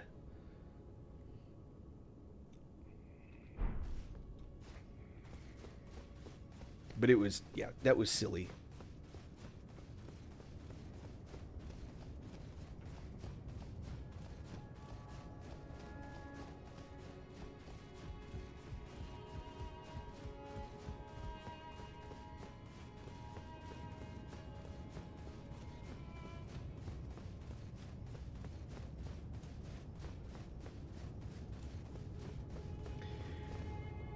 You have, depending on how far along in the game you are, you should have Moonblade.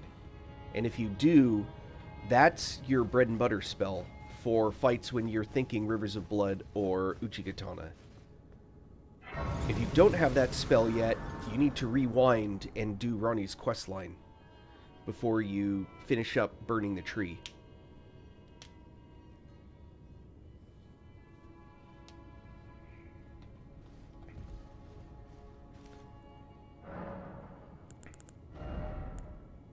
Adula's Moonblade is gross.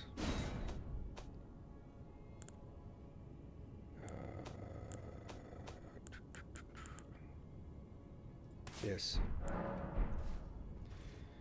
The beauty of this one is it goes through walls.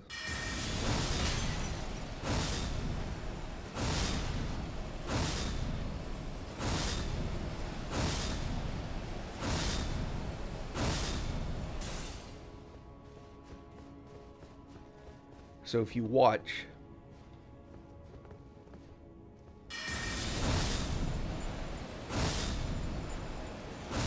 passes through the wall.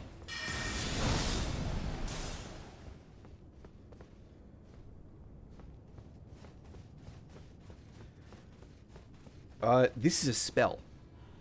So Moonveil, okay, yeah. All right. So Uchigatana, I like Uchigatana more than Moonveil. Let me see. Hold on.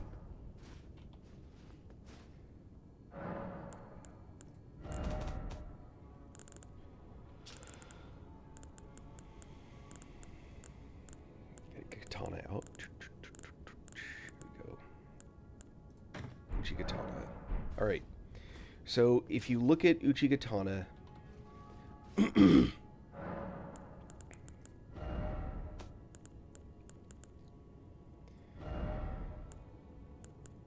do I have on it right now?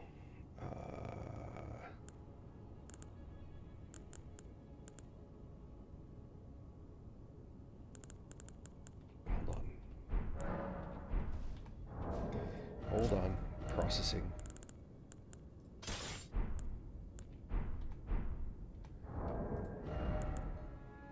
Sacred Order. So this is what I have on Uchigatana now. Right? So that it actually makes the blade glowy and do the holy damage that way. But that's not... Hey, Easton. I would go with something more like... its original, which is...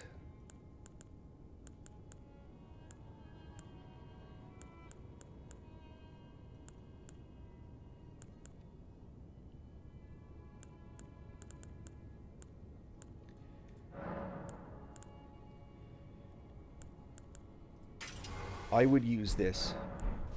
So this is Uchigatana.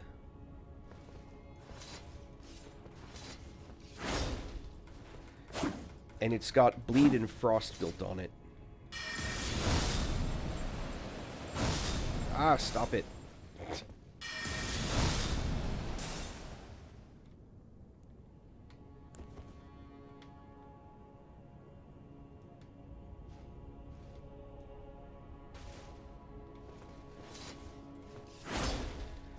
I prefer this attack. So the advantage is it has a huge both bleed and frost buildup. So if you look at, right, this is, blood is decent, but frost is a ton, right? Which is good with magic builds. The alternative is, or Moonveil is a favorite, and it's a good weapon. So just to be clear, I'm not saying don't use Moonveil. I've got it, and I've leveled it, and I've used it. So Moonveil, where is it? Is just a blood loss, and then this effect is a magic effect. So it's good for the range, but I'm not as big a fan of that as others are. But I think it's a perfectly fine weapon. I prefer Uchigatana. I don't care about the extension that comes out. I want the bleed buildup that goes with it. But there's other things you can mess with too. That's just my opinion. I'm sure there are others that would disagree, and it depends on your build. That's a big aspect of all of this, is what's the actual build. You know, how does the actual build work? How does it build up?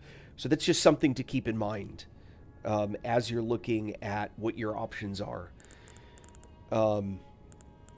If you want to get really clever, you can do stuff like this. Let me go back. You can mess with stuff like... again,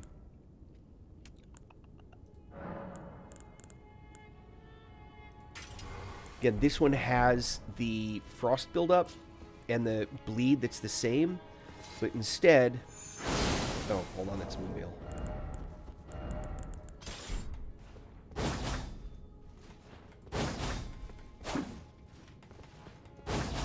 So you get that, it's similar to Rivers of Blood, but it puts more emphasis on frost.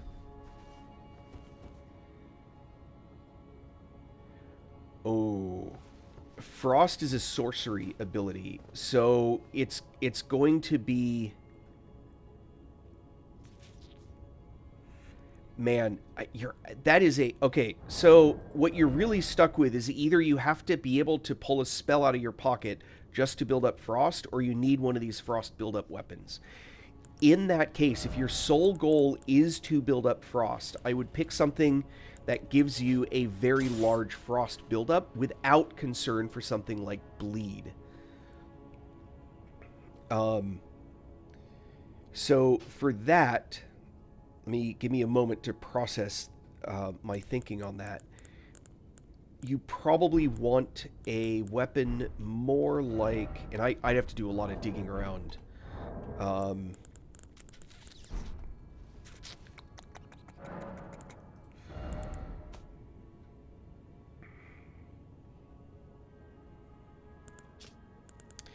I'm thinking Ash of War style.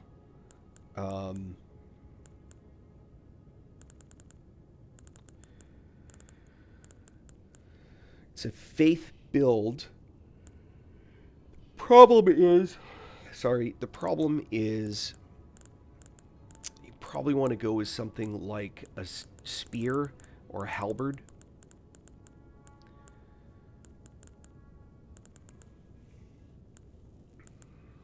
It has to be when you can Ash of War. Actually, the scythes are really good for some of this stuff.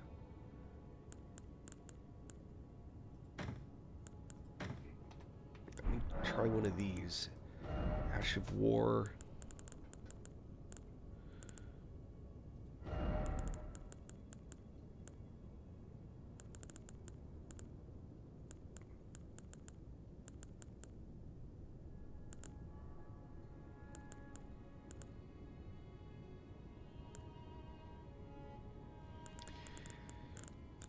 One of these. I would probably go with Stormcaller with a cold buildup.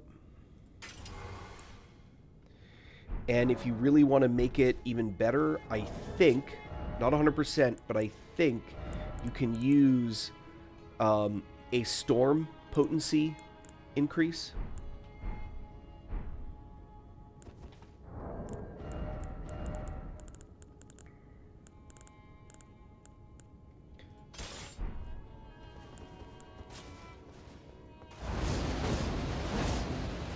So each of those hits is going to build up some frost.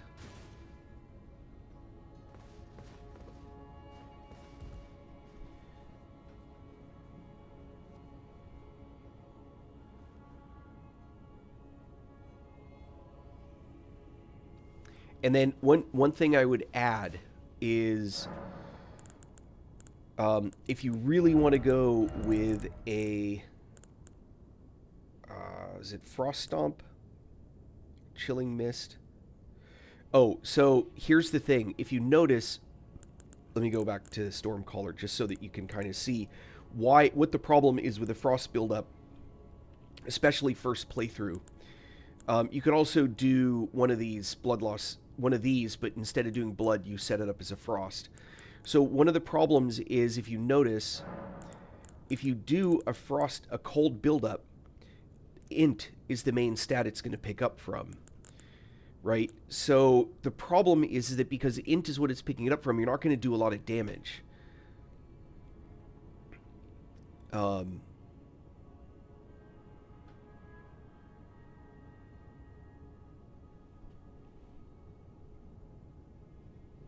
trying to think. There's Death Flame, but is that sorcery? Hold on. Sorry, Sykes just made me think of something.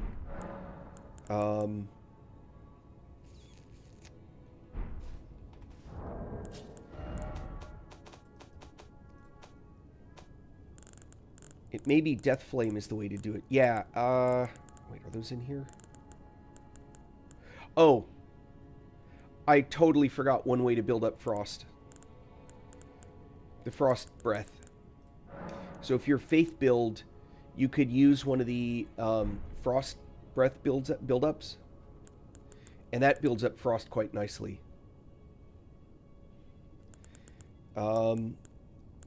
Yeah, Black Flame. Does that cause Frost buildup? Might be Black Flame. These might cause Frost buildup. Anyway. But generally speaking, Frost is a very specifically a trait of sorcery, not of incantation. Oh, let me fix my spells.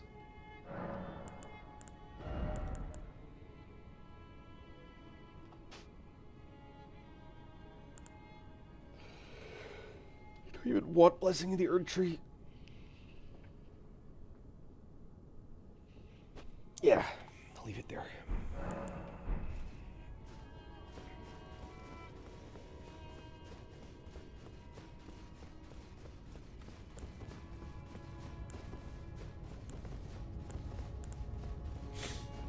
Alright, who's my helper? Telu? No, not for this fight.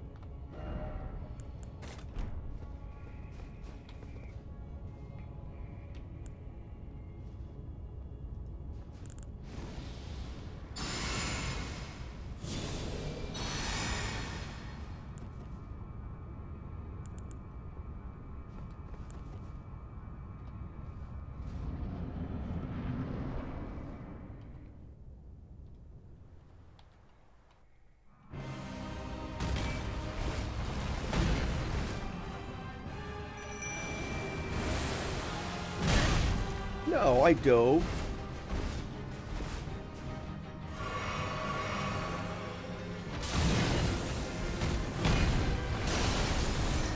That got his attention.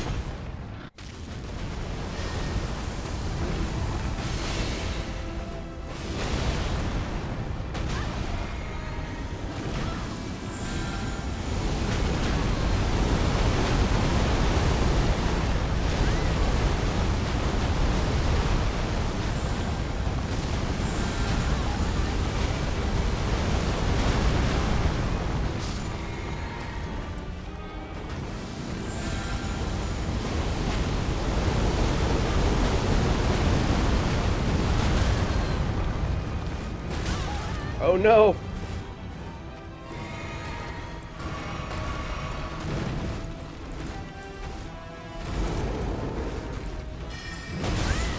No, no, come on! No! No, death rolling! You know, just one hit! I needed one hit! Befits a crown. I just needed one hit and I got it.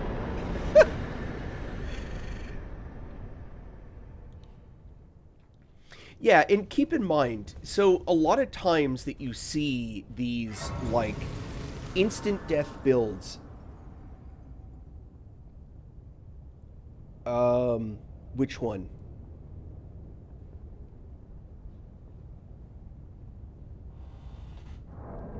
The highest sorcery cost spell is, it is one of the moon spells, but it's...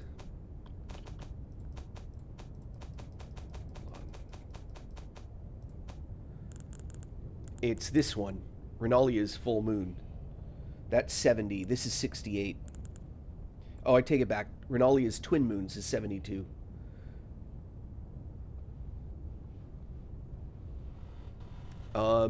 Death effect. What do you mean? You mean death buildup? Silver Morgan?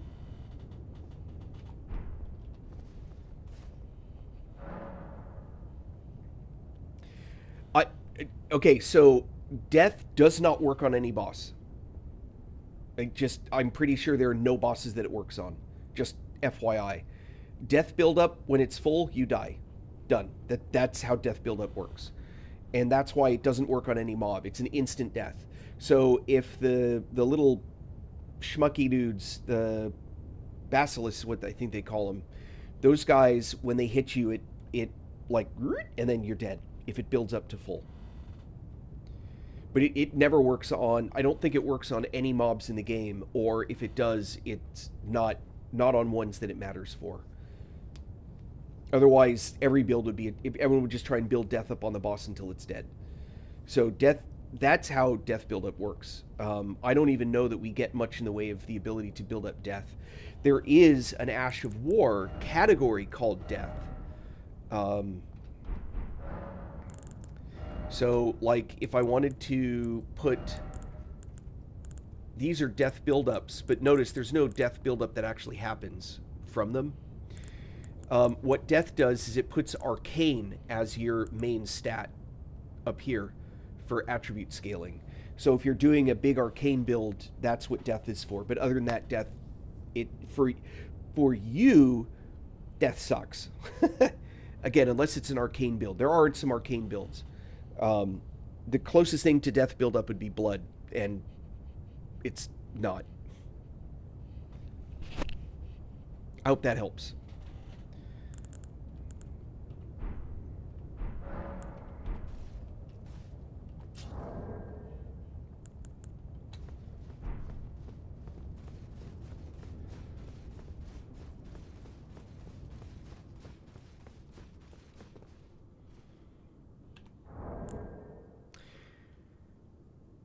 No, absolutely. Death, the only thing death will do for you is when you put the death affinity on a weapon, it shifts your stat scaling to arcane.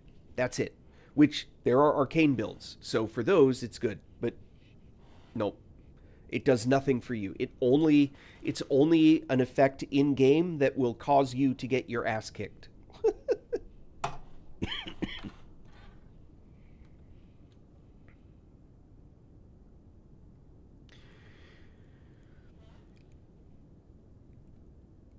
Beating a boss like Estelle is not about level. It's about technique.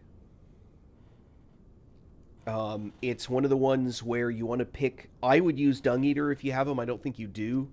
You want to pick an aggressive, constantly attacking Ash of War or Spirit Ash to help you on those fights, which could be Mimic.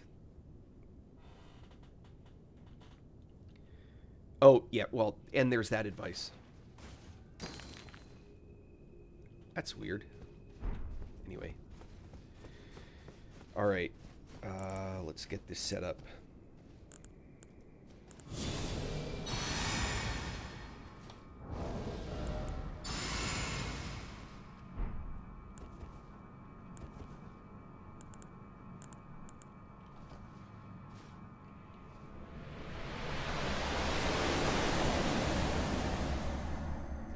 Oh, I've made a mistake.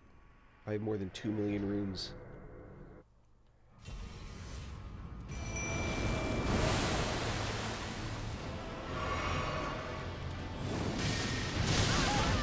Man, I jumped.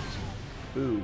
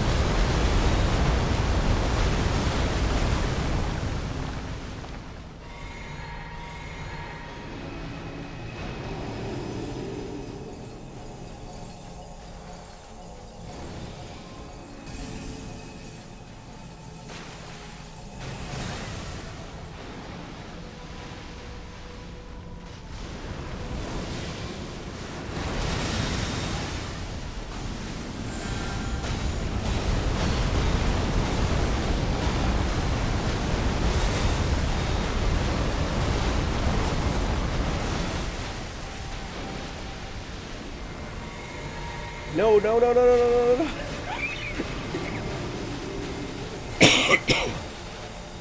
Doom scrolling, no.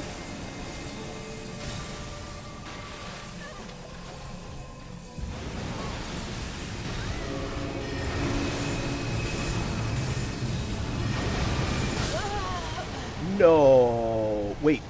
No. Boo. So close. So close. Look at that. Look at that. I was robbed.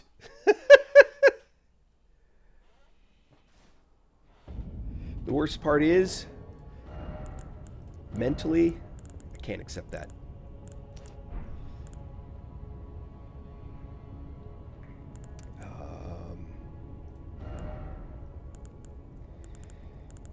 So they love doing the holy damage.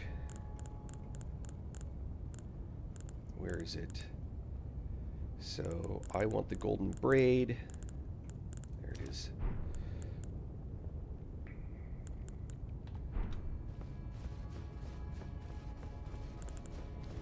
I'm okay with the spell set. What I need is the survivability so I can get my runes back.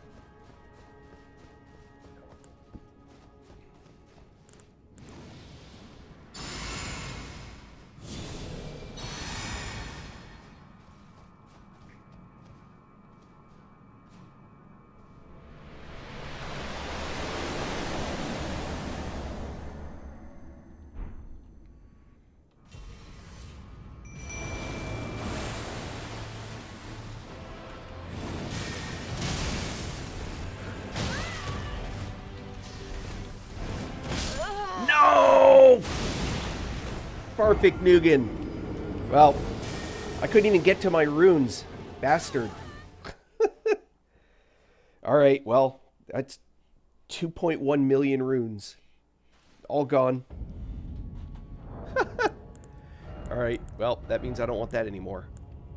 And instead, I'm just going to go with a good old, whoops, physical survivability. There we go.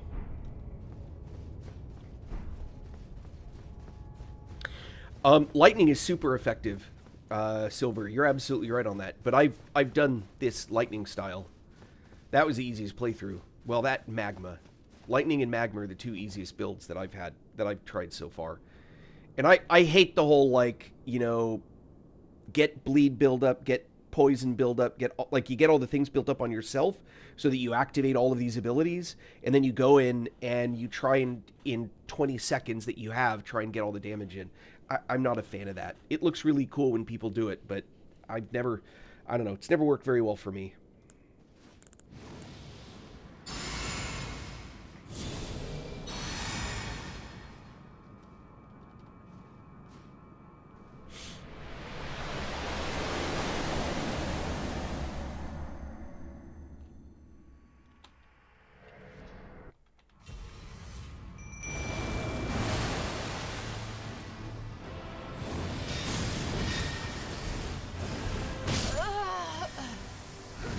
Seriously.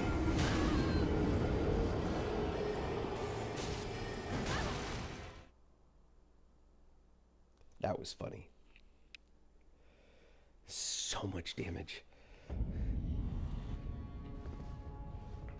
I can't believe I went from literally one hit point on the frickin' Elden Beast to getting my ass handed to me. Here, watch this. Getting my ass handed to me by that guy without even touching him.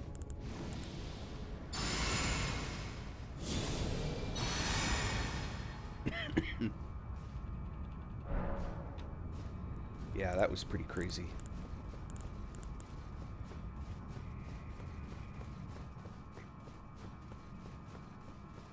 I have pretty much everything. I'm on, this is playthrough 7. Well, it's new game 7.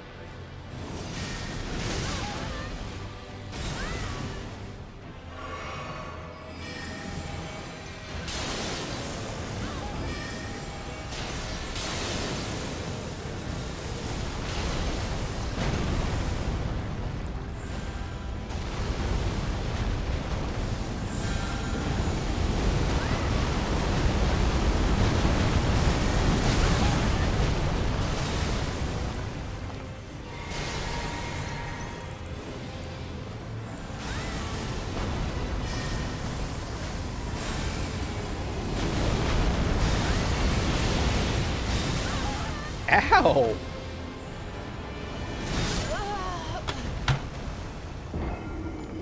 My timing was not bad on that roll.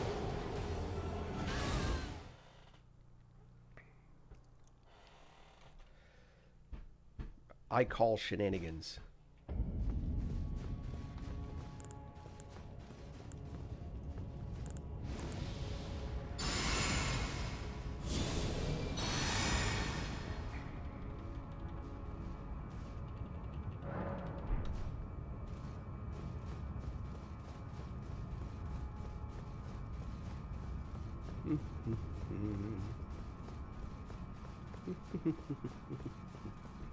I did a Blasphemous Blade playthrough also.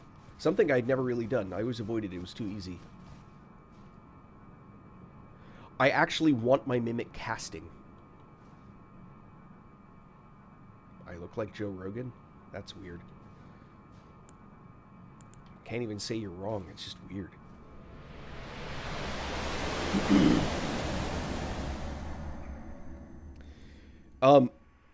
I may switch to seat. Oh, yeah, but I'm not doing... the frost buildup is from Dark Moon.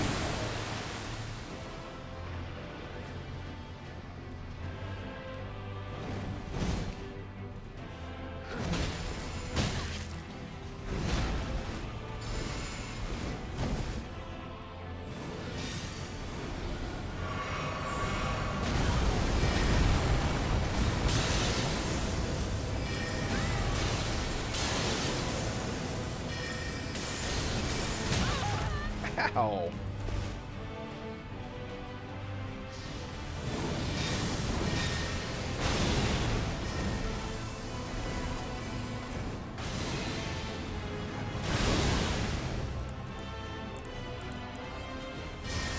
Stop chasing me.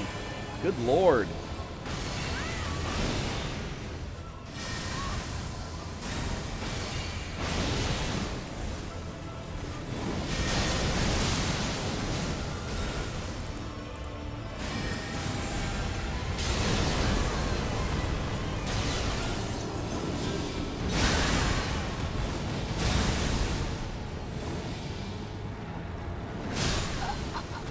I rolled that.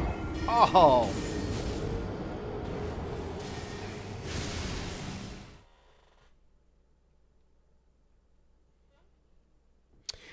Sykes, it depends on what it is that you're trying to do in the fight. If you want Alexander to be there to help, and he's actually a decent helper on that fight, as a distraction, you need to do the Alexander questline to the point where you can summon him.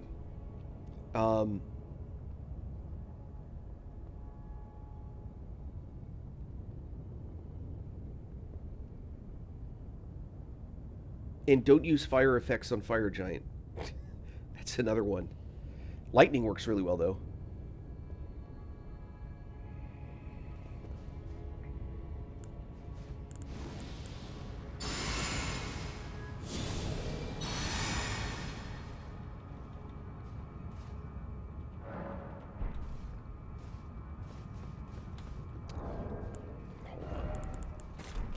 For giggles, let me try this. I think he's too weak at this point in the game, but with this many, like, first playthrough, the guy's a beast, but we'll see.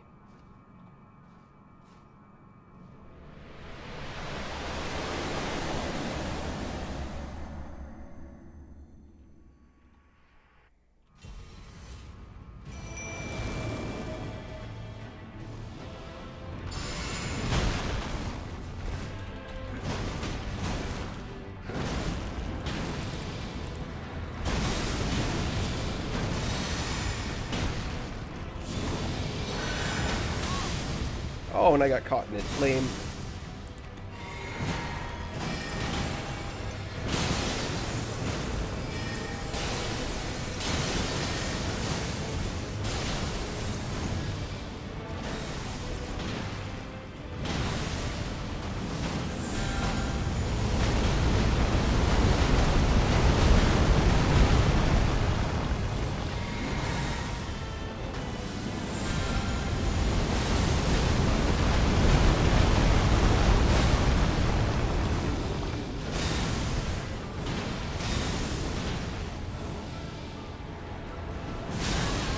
Ooh, alright, I earned that one.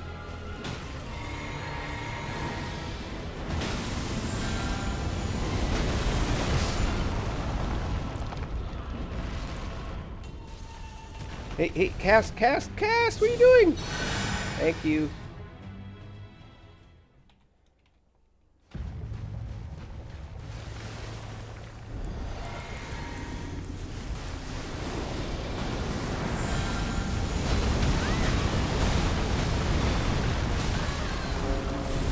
No! Damn it.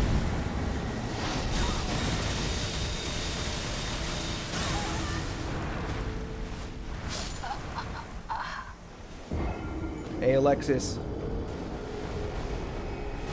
Oh, I mistimed that by 1 second. Bleh. I didn't get close enough. I got caught up in switching weapons and failed to actually do the thing I needed to do. Alright. Oh, thank you, Silver. And Telu is actually holding out way better than I thought he would, so hey, I'm not going to argue with that.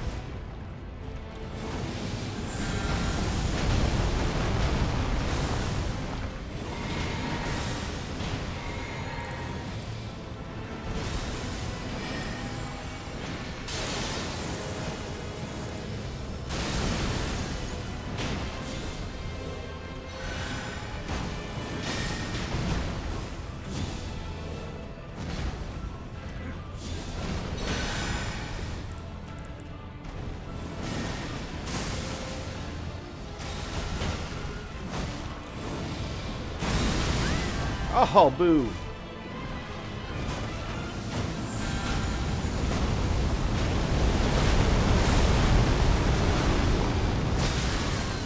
Ouch. No!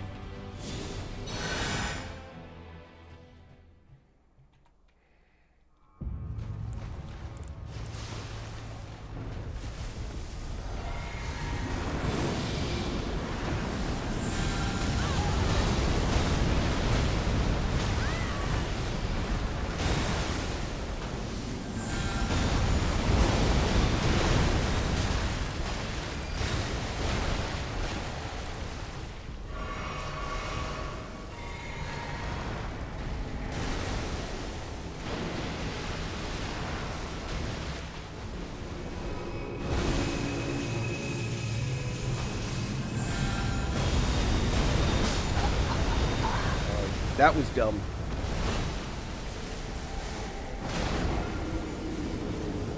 Yes, you should definitely finish Ronnie's quest line before you fighting the giant. I would highly recommend that. Aside from having one of the most satisfying endings to the game, I think it's probably the best ending. You also have access to some pretty useful items and spells, like a Duelist Moonblade.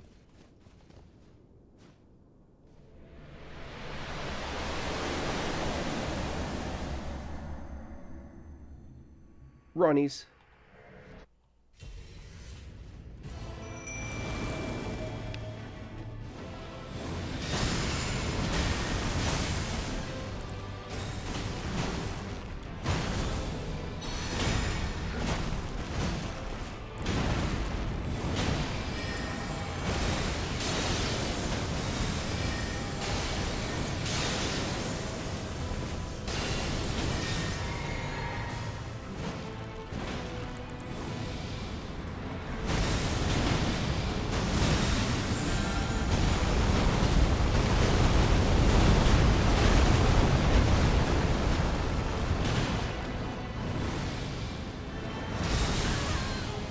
What? No.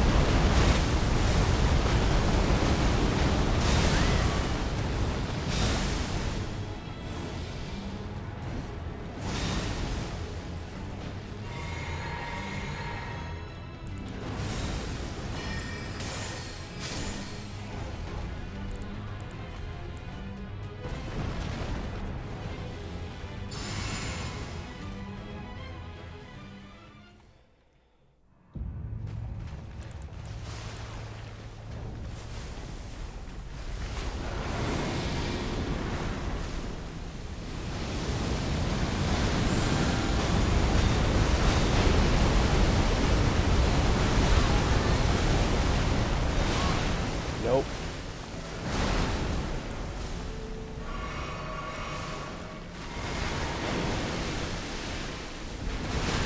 No! No!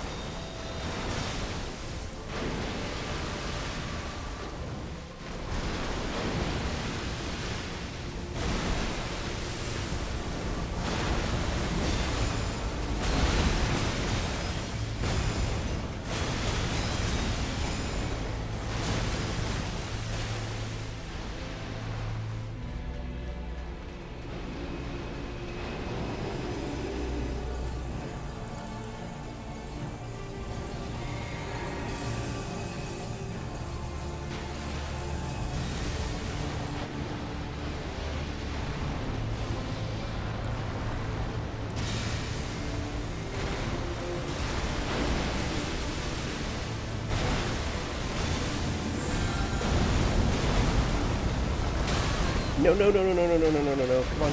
Cast, cast, cast, cast, cast.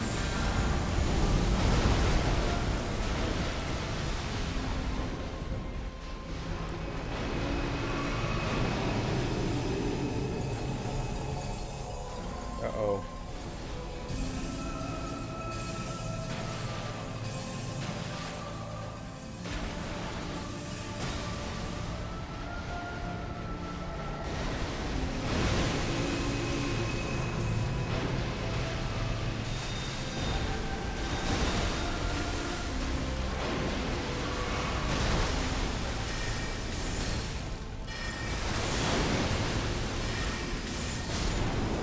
Ha ha!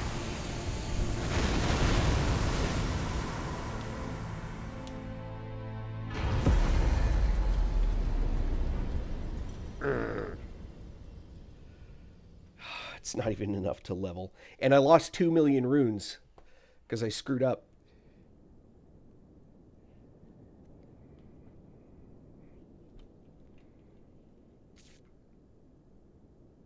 I've done the Frenzy Flame. I've done every ending except Dung Eater.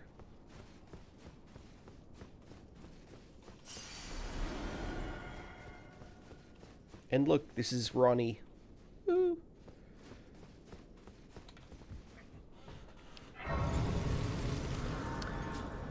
I don't know. I was thinking of Dung Eater, but I think I have done, let's see. I have done Comet of Azure. I've done Adula Moonblade or Frost. I've done Ancient Dragon Lightning. I've done Blasphemous Blade. I've done Magma build. I've done Magma Blade build. I've done This one was Spellblade ending. I've done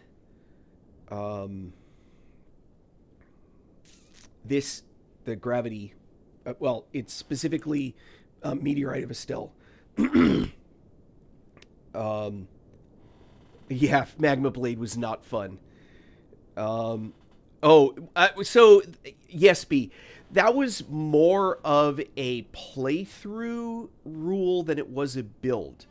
It was I could wear whatever I wanted as long as it's something that a knight would wear, and that got almost to the end of the game. Almost. The there were a couple of fights where I could not stick with it. So the limitations on the knight build was you had to use a weapon that was a knight, you had to use an armor set that would be like a knight, and you had to use the only summons you could use were knights. So you could summon ashes, but only if it were knights. And it was actually a pretty challenging build, and it's what taught me a whole bunch of melee stuff. I've also done a heavy tank build, the 99 stamina build. And that was actually a lot of fun. I did an entire playthrough with Malekith's Black Blade, and that was fun. There were bosses that just absolutely melted on that build. Now, the interesting boss kills that I thought were notable.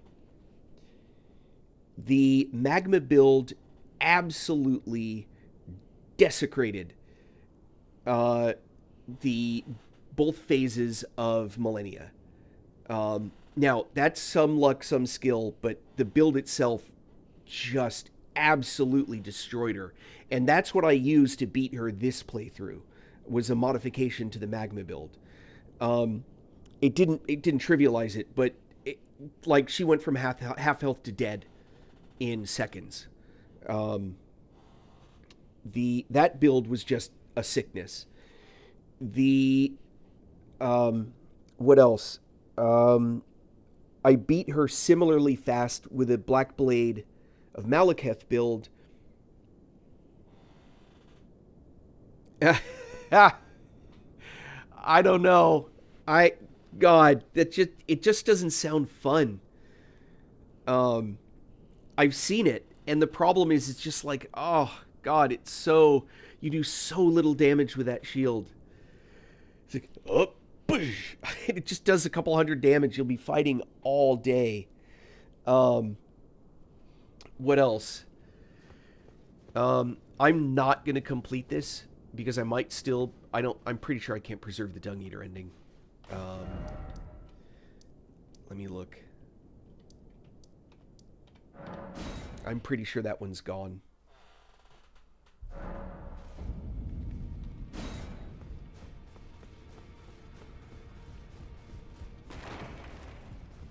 Yeah, he's not even in there. Oh, he is. That's interesting. The pox upon life itself. Apparently you are, but you know not. Are you thankful of the whole serenity? It is all that keeps your I asked, be thankful of the whole. It is all that The guy's so gross.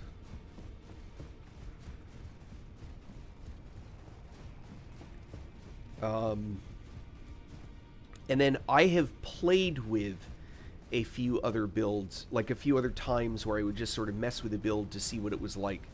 But I didn't actually do like a full playthrough of it.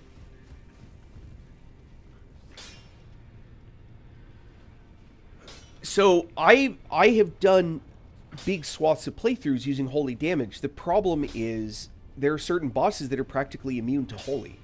So you can't, like the last two bosses. The gods are holy damage doesn't do much to them because they're immune to it or super high resistance. Who are you? Oh, now. Could you? Why?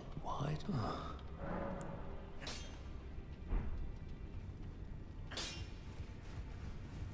Why Why does the girl weep for me? I see. The thing I knew I think we could, but it's only...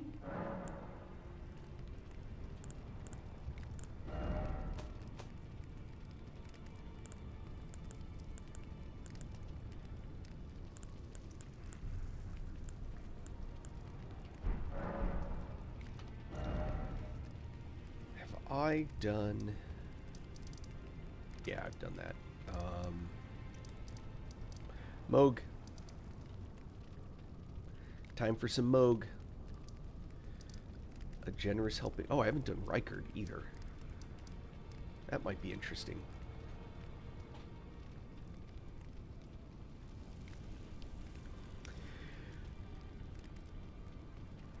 I...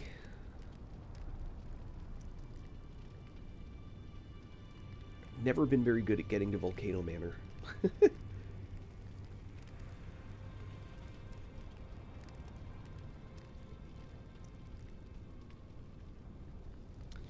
I have a low-level character.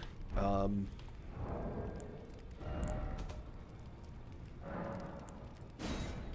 have a low-level character that I was starting to play with using the ice axe. And I ended up starting to use it to explain stuff to people who didn't make sense to use a 300-something level character to show how to use skills. And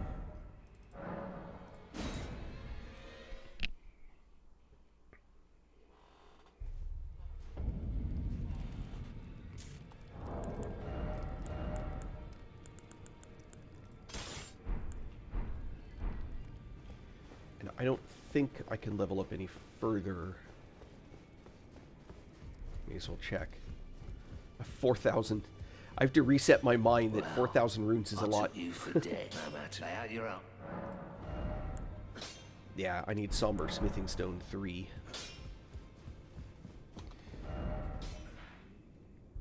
Kind of see how far I've gotten on this guy. Or gal, if you prefer.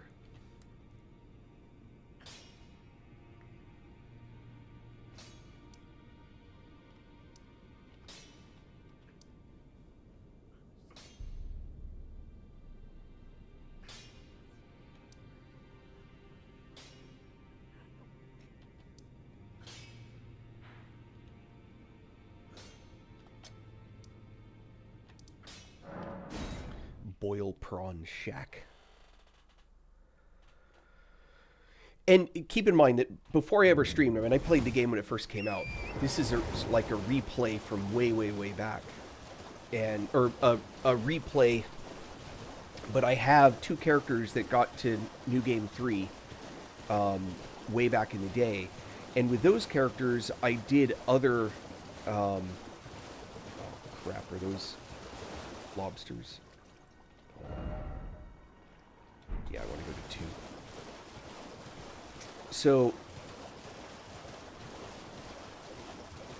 let me finish my thought, and then I'll try and answer that question. Way back in the day, I did bleed builds, I did Comet of Azure, I did Frost, you know, some of the classic builds. I look online at what builds are out there, and I've tried to replicate some of them, and some they're just not fun. You know, ultimately, that's why I play the game. I'm not making any money doing this. But it's fun to do some of the like some of the builds, like the lightning build. I think it's a fun build. As long as you keep moving. You know, if you're just kind of like not moving at all, it's pretty boring, but...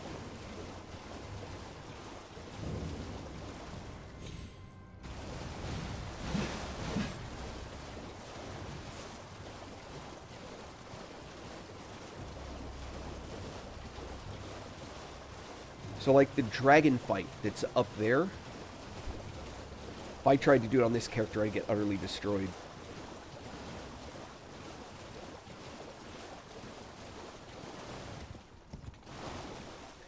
And the reason I summon is a distraction.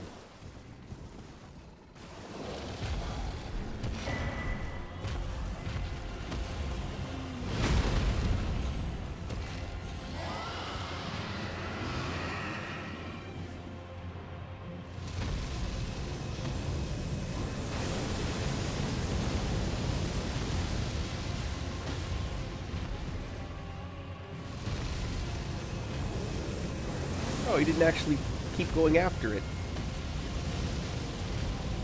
Fight it! Anyway.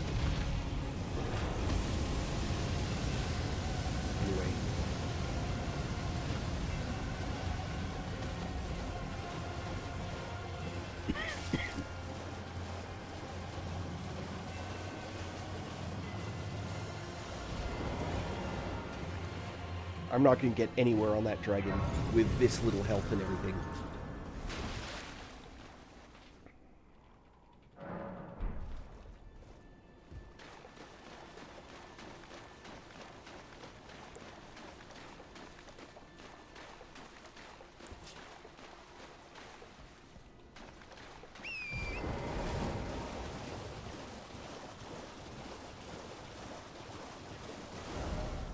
Actually...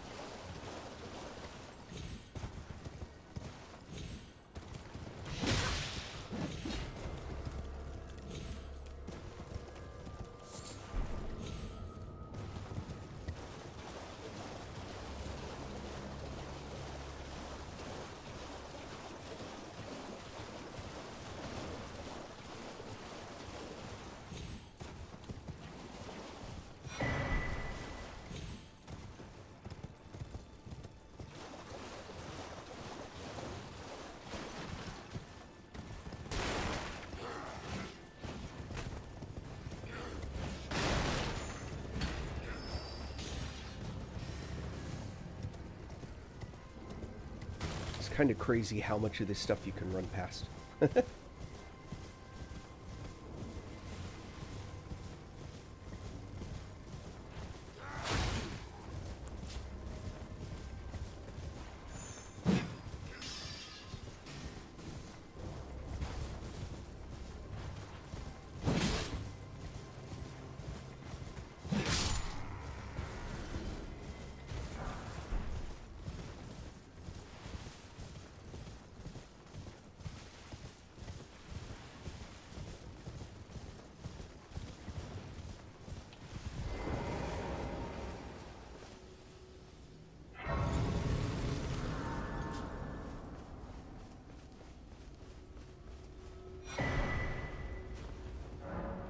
That map tells you where to get that key that I just looted, so I could go through the seal.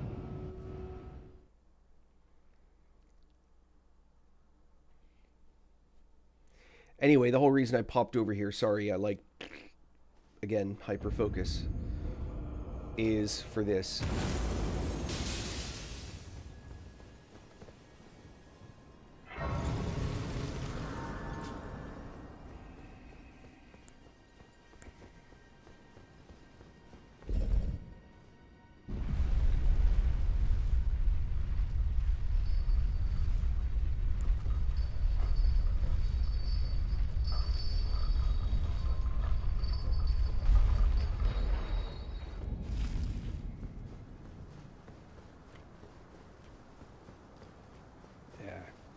It's these spots that are like, how do I survive this, you know?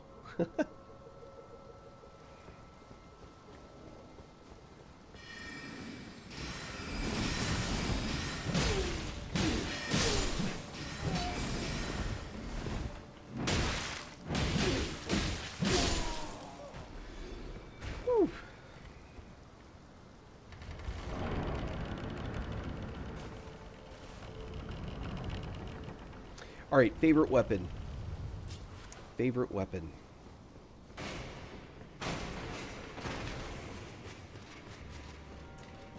Favorite weapon.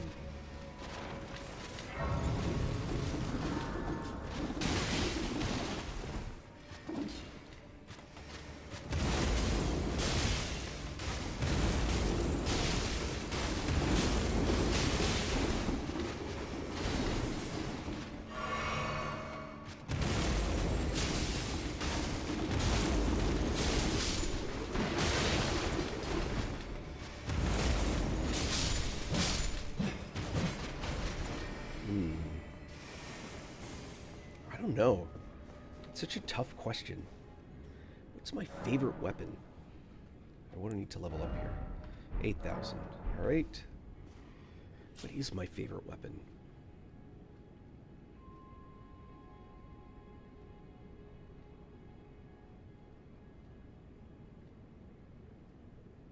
Bolt of Grand Sax.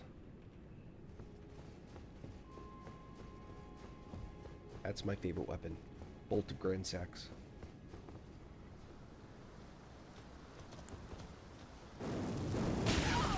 Oh! I didn't think I would have triggered him yet.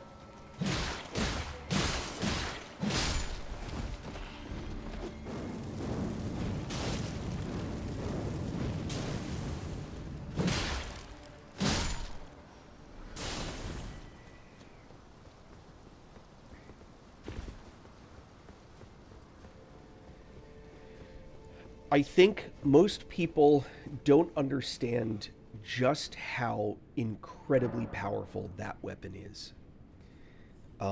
Its range is obscene. Lightning is an incredibly powerful incantation. And with the right gear, it does a ton of damage, and it has a massive pushback. So the worst thing about the weapon is the fact that it's too effective. There are lots of weapons that are really great, but it's fun to use. It's got a cool graphic. It's got a cool sound. You can create an entire build around it that's actually meaningful than more than just the weapon. If you make a build that is specifically designed for most swords, that's the whole purpose of the build, is that sword. Bolt of Grand Sax gives you the ability to make an entire build around a category of incantations and Bolt of Grand Sax. I hate the fact that it's a spear type. It's the skill that I like, not the stabbing. But yeah, all right. Let's see if we can't not make that mistake again.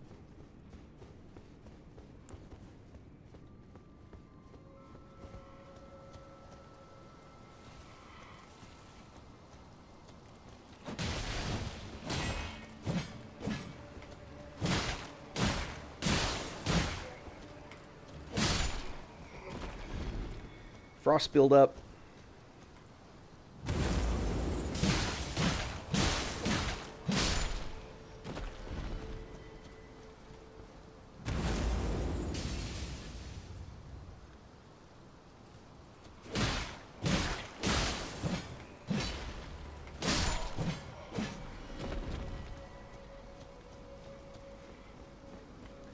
What I want is to get all of these guys to wake up.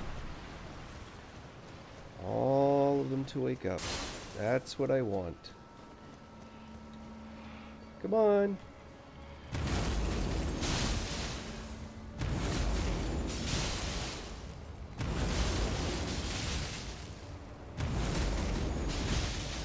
Thanks, Silver. Thanks for sticking around.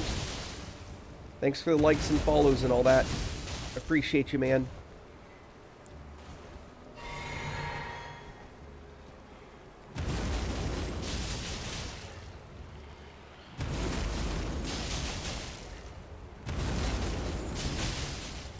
I need to get some somber threes.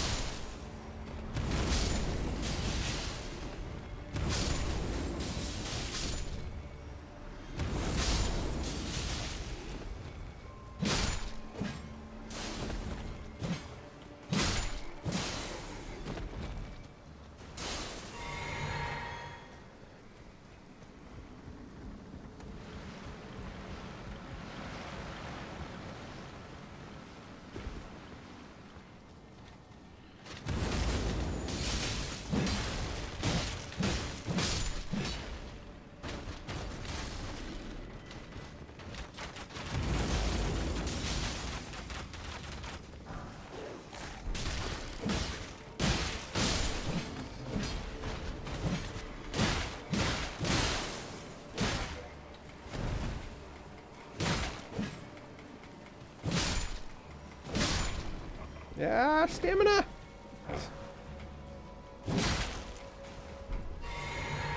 That's not what I wanted to do.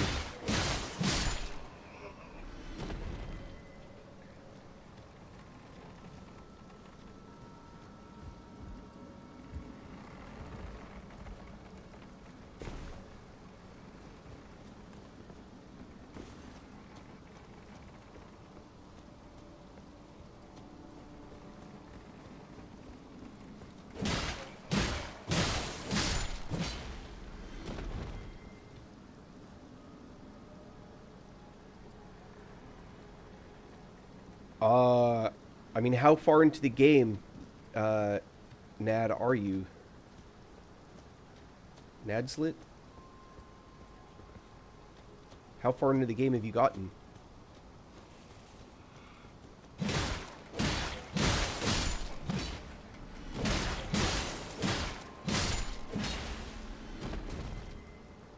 Until you've talked to Malia, you can't level up.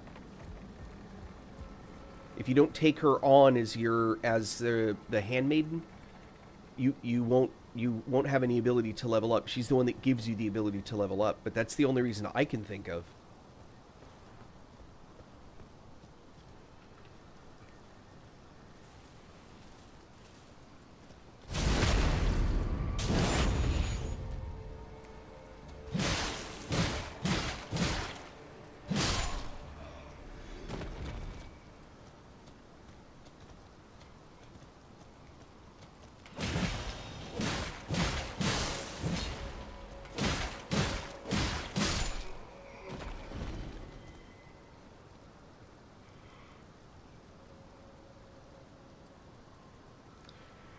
Have you? Oh, but do you have? Did you take her on as your maiden?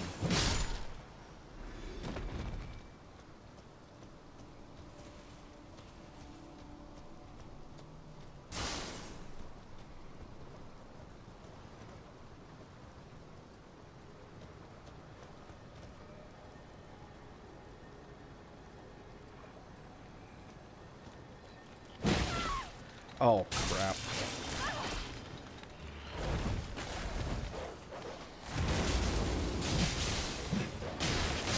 I'm dead.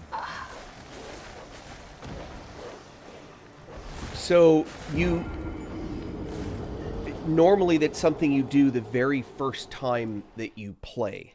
When you get to the gate front, she offers she gives you the offer to be your maiden, and you have to say yes. If you don't say yes, you stay level 1 forever. That's actually how people do that, is they really refuse her, and they basically end up staying level 1.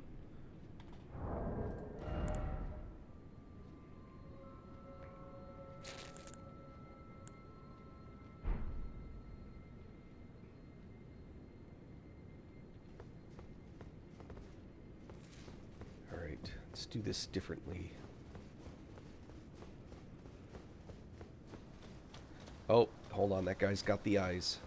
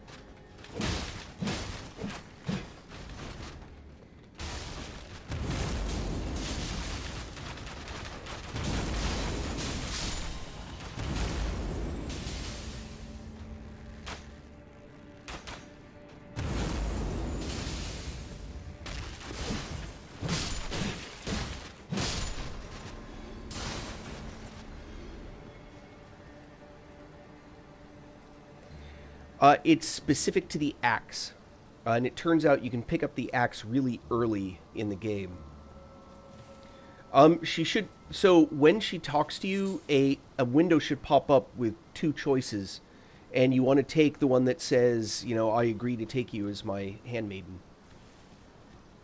So it's part of the axe that I'm using. It's the Ice Rend hatchet, which is actually, you can pick it up at the beginning of the game.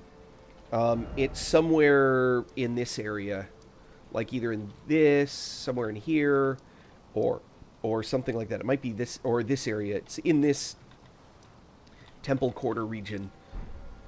You can just like ride in there and get it.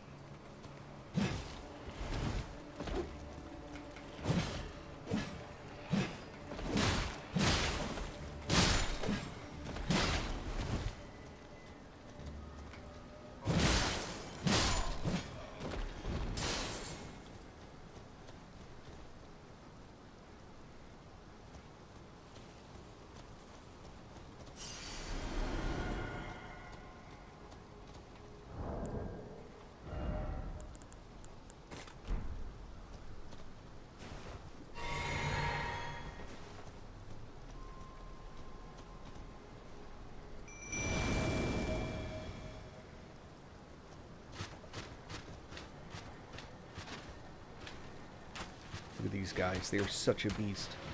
This is unleveled.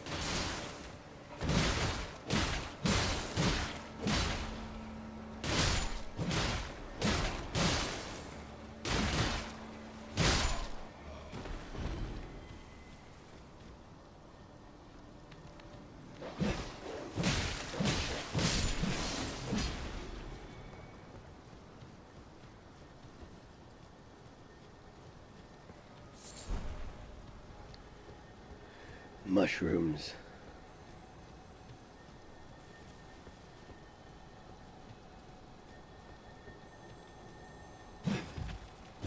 No, come back here.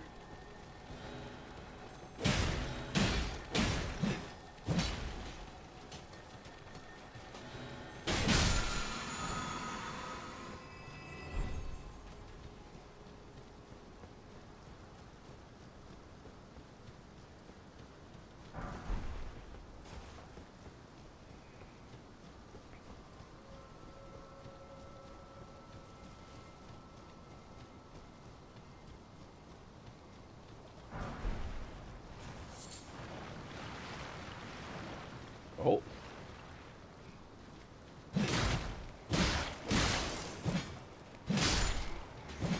They missed one.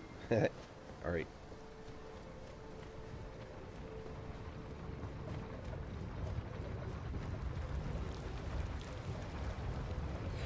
Oh.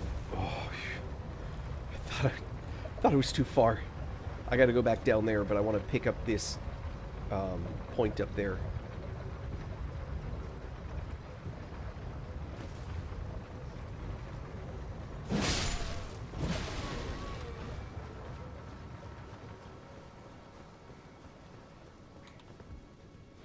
So, early game.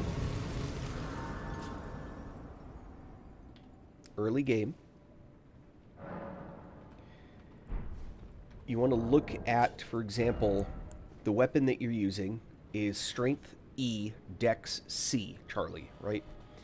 So Dex is going to be my better stat for that weapon. My backup is E and D, so I want to focus on Ice Rend Hatchet, and Dex is the stat for that.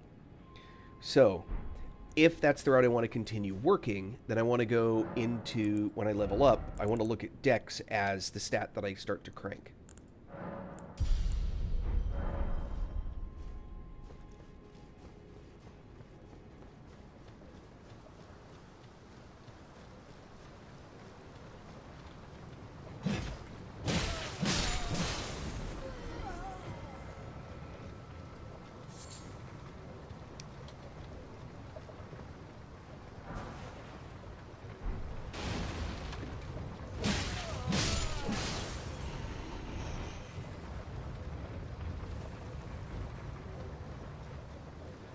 Remember this spot.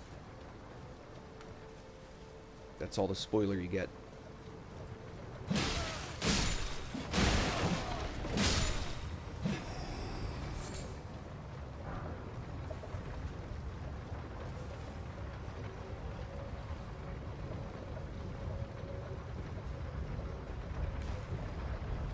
Oh.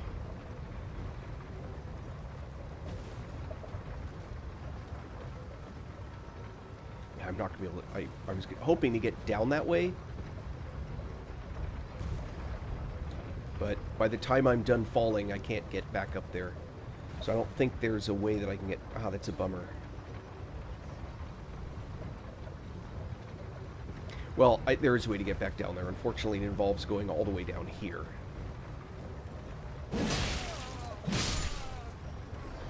And this is something I'm definitely not sure that I want to deal with. But let's check it out.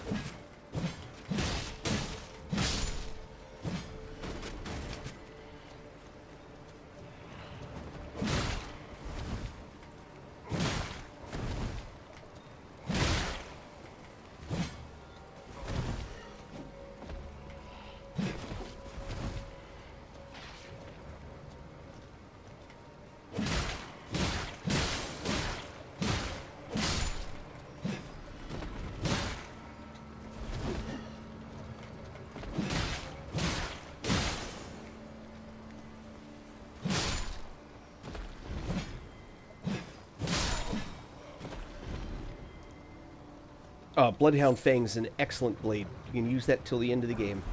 Most people don't, but not because it isn't capable of it. It is a fully competent and capable weapon. That back jump effect that it has is great.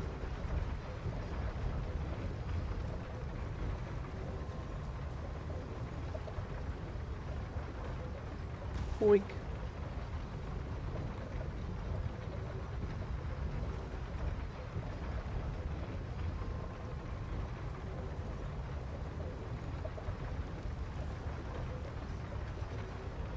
Well, alright, that's...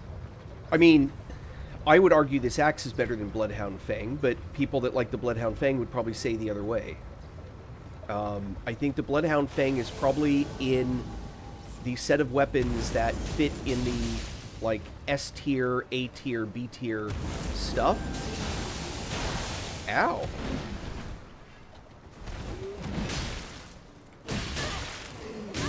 Hey. This guy's gonna be fun.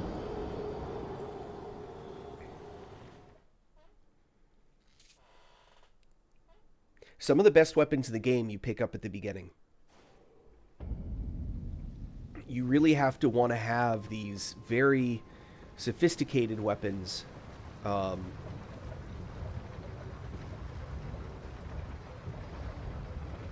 wait, hold on. There's a lesson to be learned here.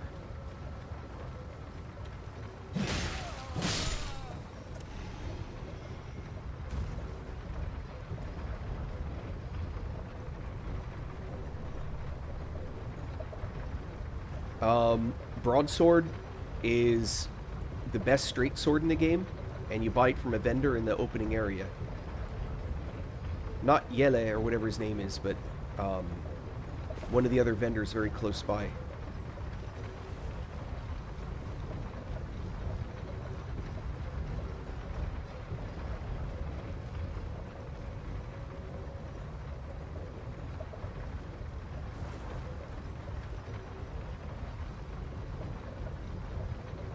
Oh yeah, for sure.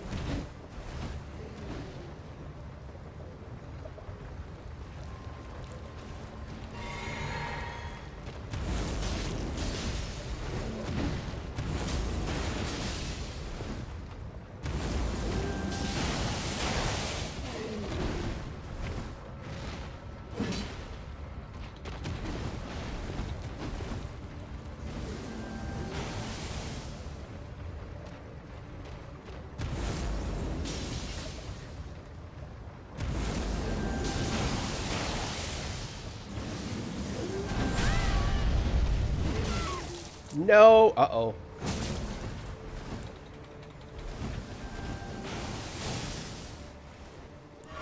Hold on. Hold that thought.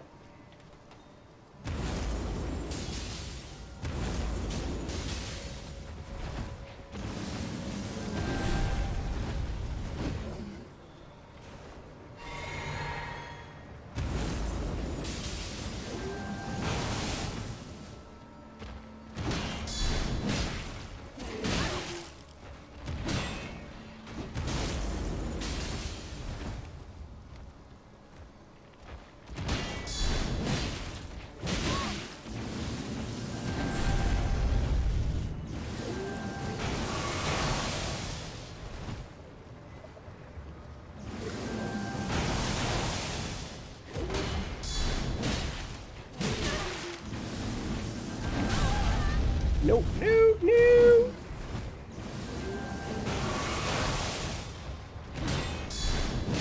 Ha ha!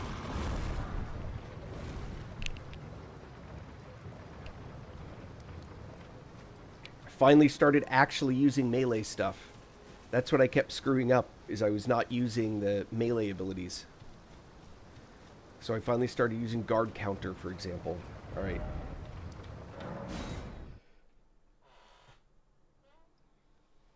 Do I have enough for another level? No, not even close. Let's see.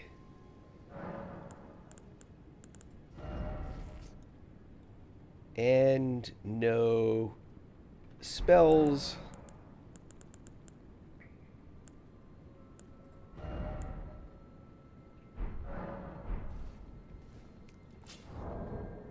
Let's see.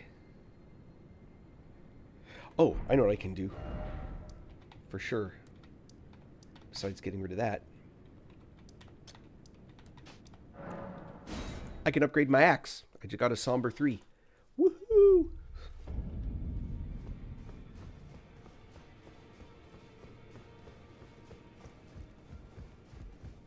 I'm only... This is a brief interlude from the character that I normally play through. I think let you guys see me doing like a low level thing. That's not what I want.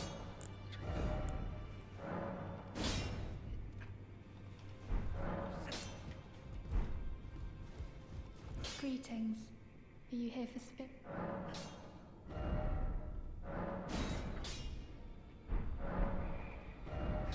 Greetings. Are you here for spear training?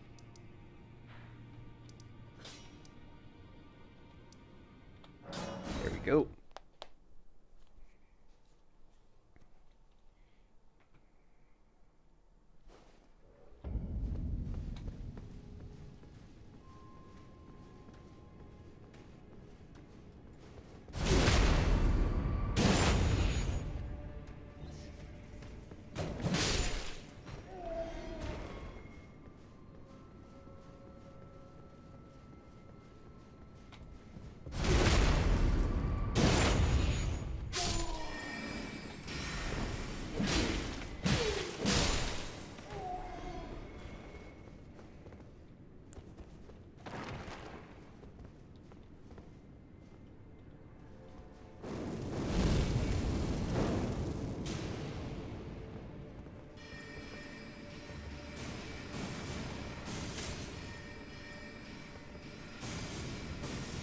Why are you shooting a wall?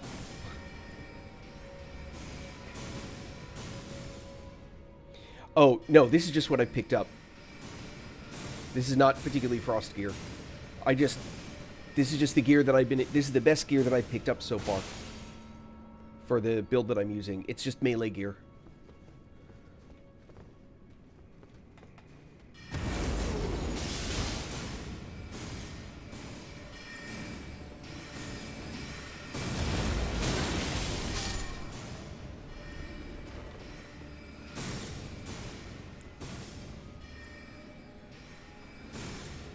Come on, dude. Finish up.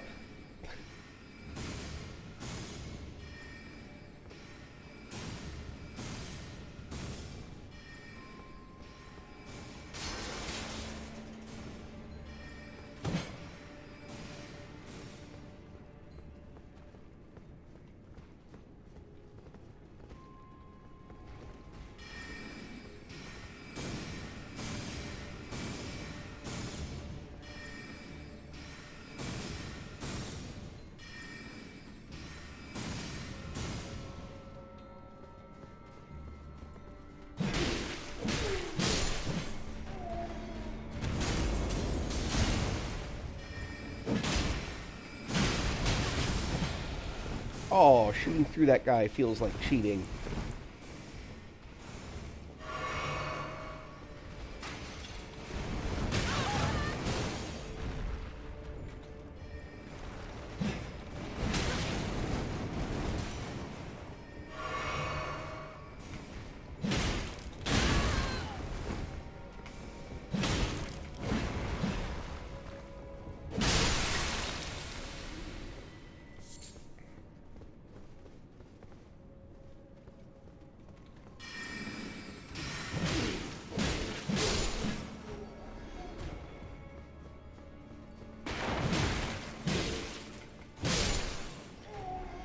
Finally. What do we get? Ritual pot. That's funny. Nothing I needed. Alright. Here we go.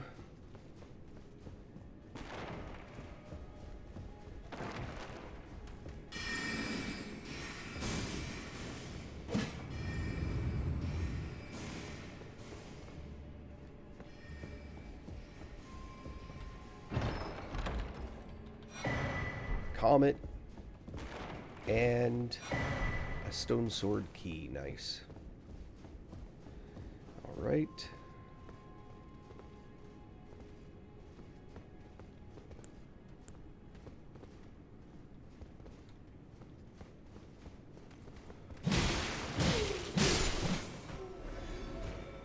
All right, and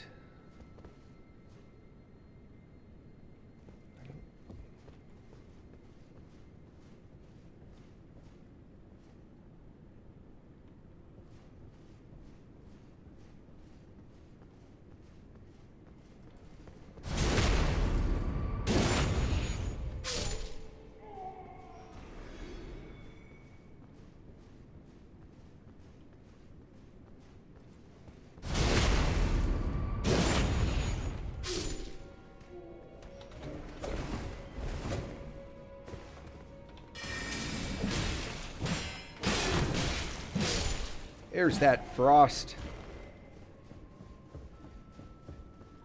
Oh, yeah. This is literally, this is what I have. Like, these are the helmets I can choose from now.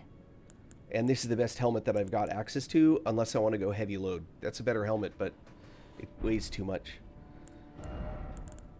Armor-wise, nope. This is about as good as I'm going to get. At least for the moment. The problem is this next fight is brutal. But I have somewhere else to go first. Which is in here.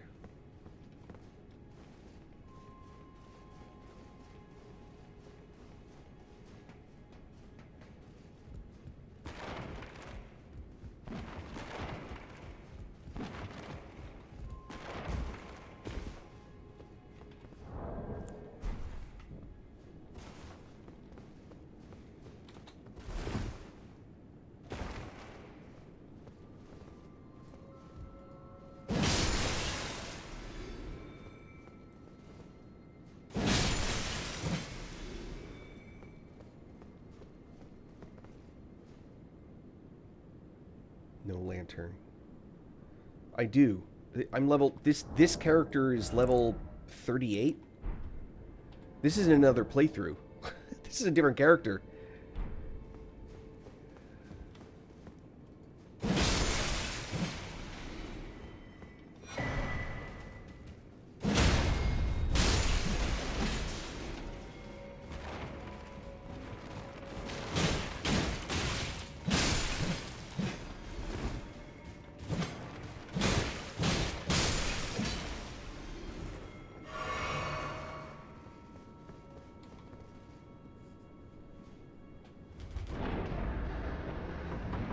No lantern. No, you're not an idiot. You wouldn't notice if I didn't say anything.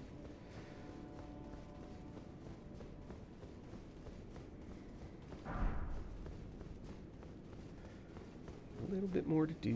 And I'm going to go level up, I think.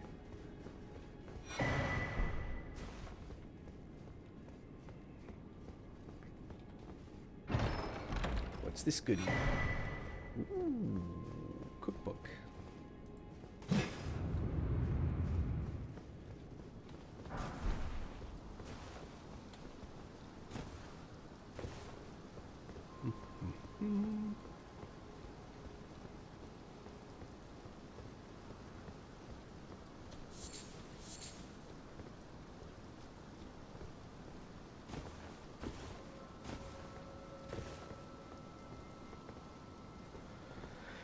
I think I did that a long time ago on one of my earlier builds, and I don't know, I wasn't in love with it. All right, level up. Nope, level up. 1,500, 1,500.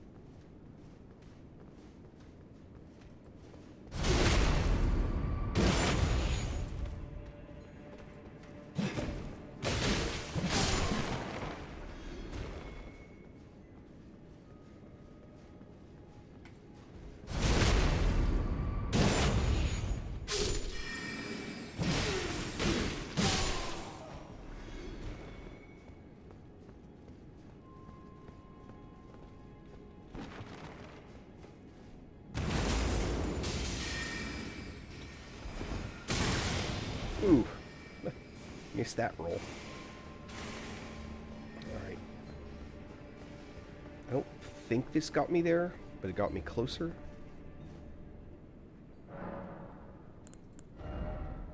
Yeah, 86. Alright, 74 to 86.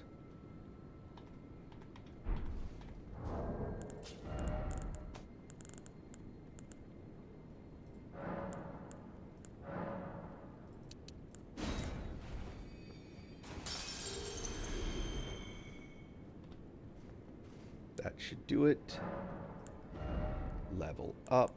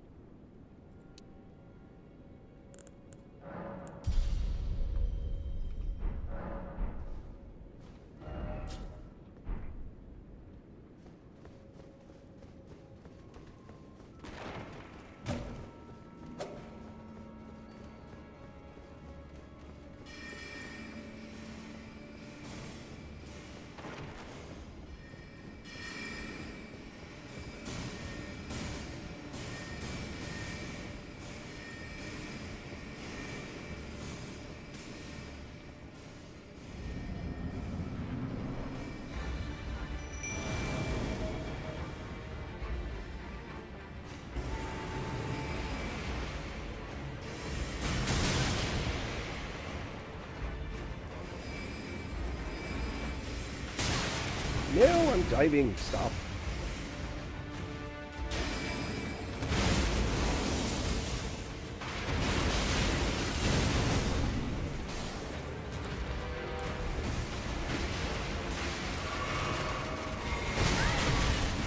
Ow.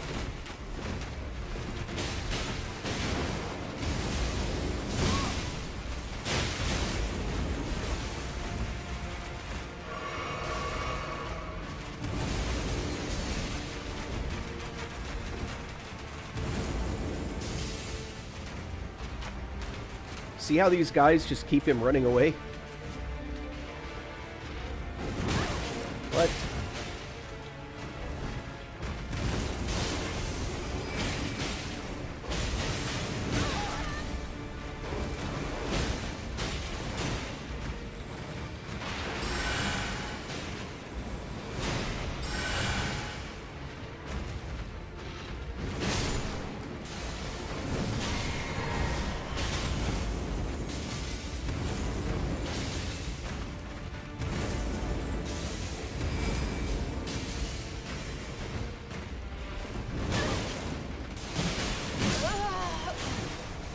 Yeah. This is not a good build for this guy, and I'm really bad at this kind of combat.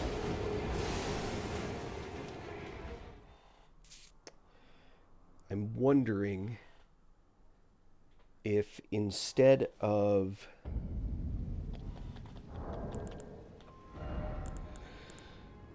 Still don't have the FP to summon this guy. I could...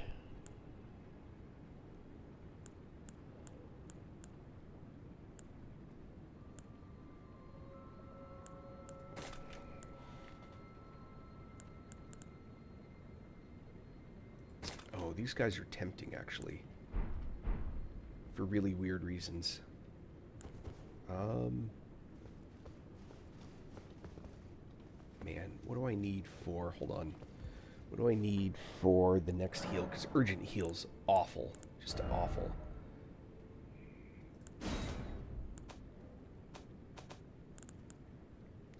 I need 12?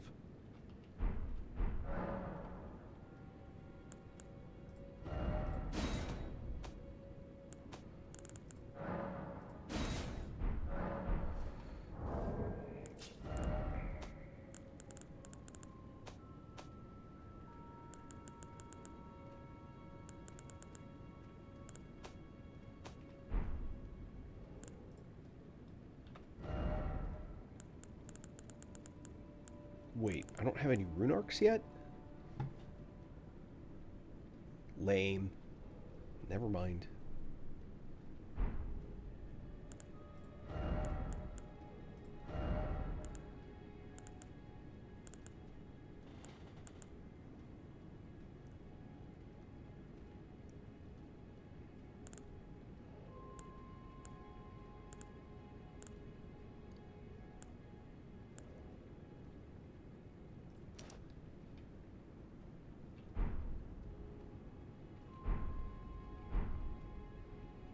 Yeah.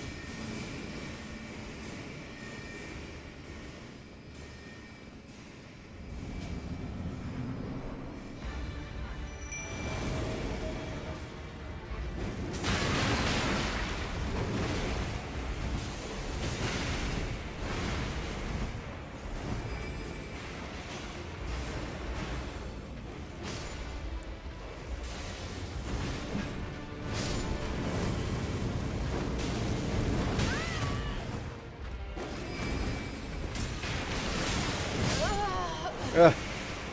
Yeah, they take too long to walk to get back up. And he killed the other one permanently. So, yeah. I thought I'd give it a try. All right.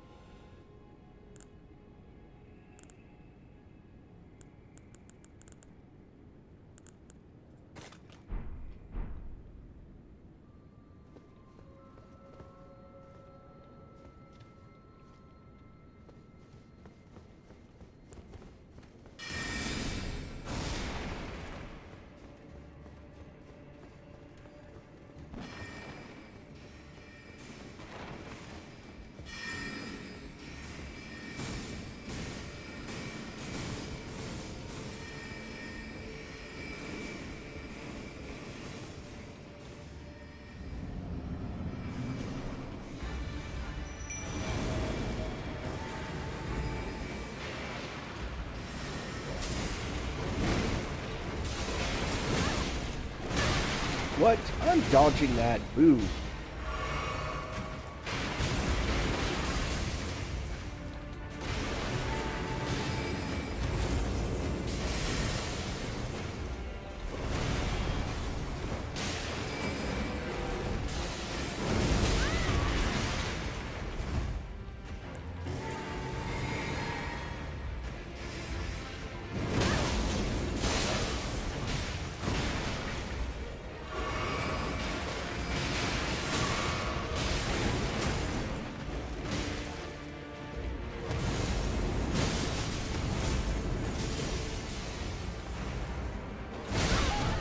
Man, I cannot get that roll off.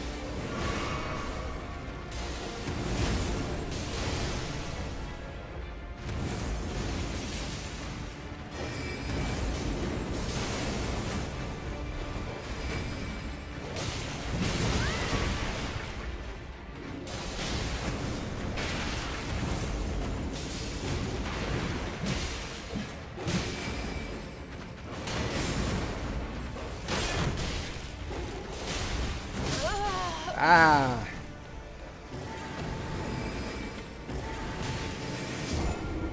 Yeah, unfortunately, got to keep the rotten stray alive.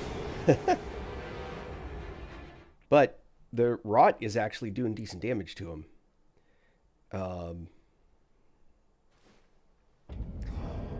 Can I? I can.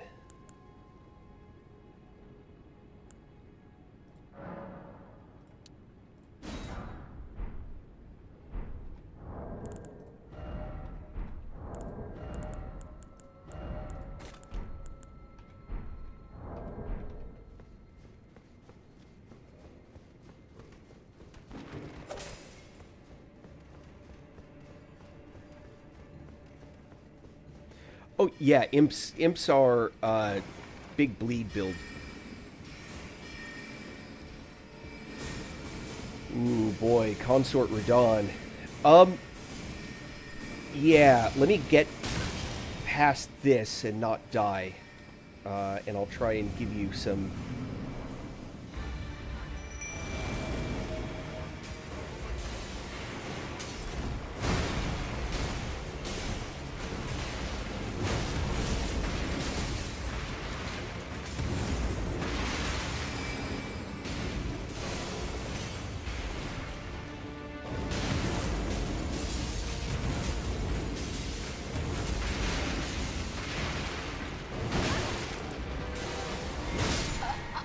No. Too focused. I just don't think I'm going to get that the frost stomp to land on that guy very much. I need to time that, which is I'm used to doing this caster style, so this is a big shift.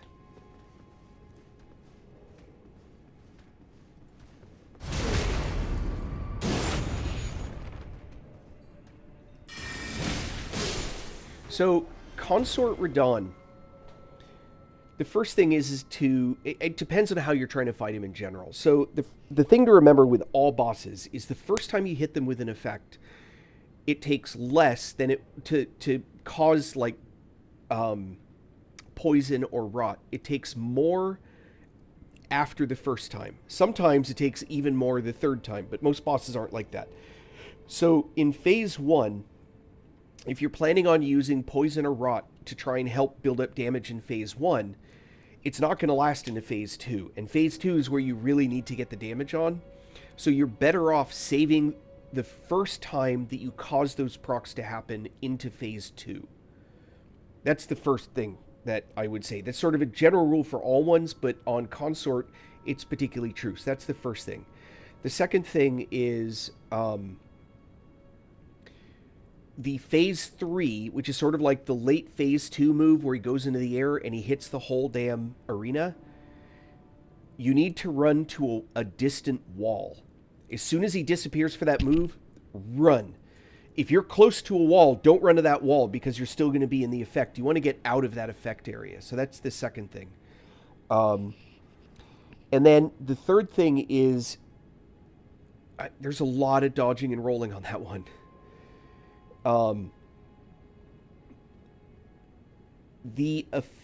Sometimes you need to roll in, sometimes you need to roll back. So when he does that spiraling gravity effect where it like goes around him and it grows bigger, don't roll back because you'll get hit by it when you stand up. You want to roll into that. Oh.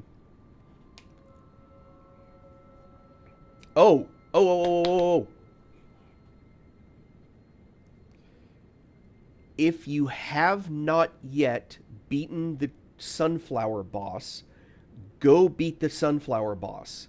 Stop trying Radon before you do that. Go to the sunflower boss, beat that boss, and you will get Marika's broken rune. You need that. If during the fight he picks you up and you get that thing over your head after what's her name whispers at you, you can use that item to remove that. If they whisper to you a second time, instant death.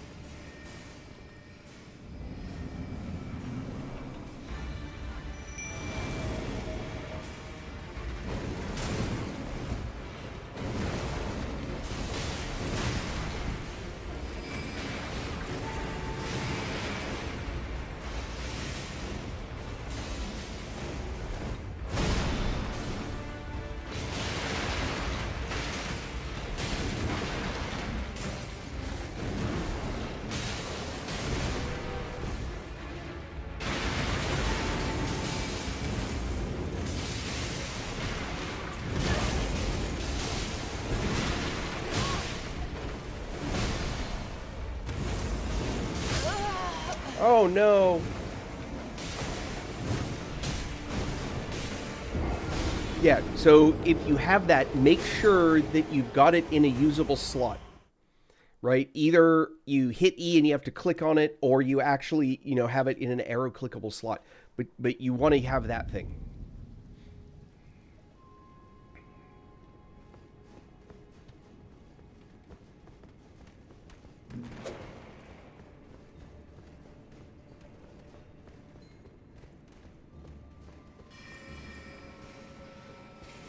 Yeah, Sunflower Boss wasn't too difficult.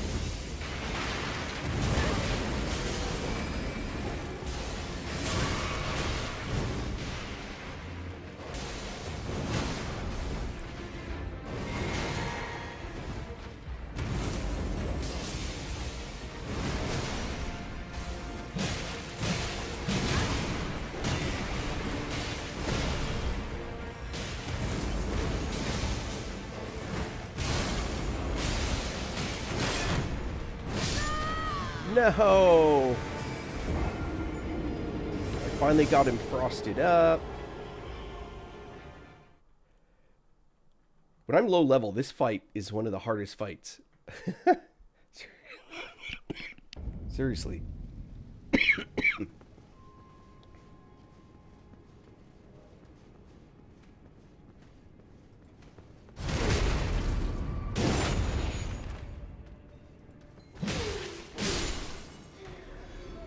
So fingerprint shield is absolutely a way to go. However, I had someone like make some weird comment about on Consort Radon about, you can do more than hide behind your or they said something like you can do more than roll. I'm like, you can't just hide behind your fingerprint shield because he will break that shield. He'll break your poise anyway, right? So you can hide behind the shield, but you have to be smart about it. You also want a skill that goes with it. So one weapon is if you use a pike with what's it called?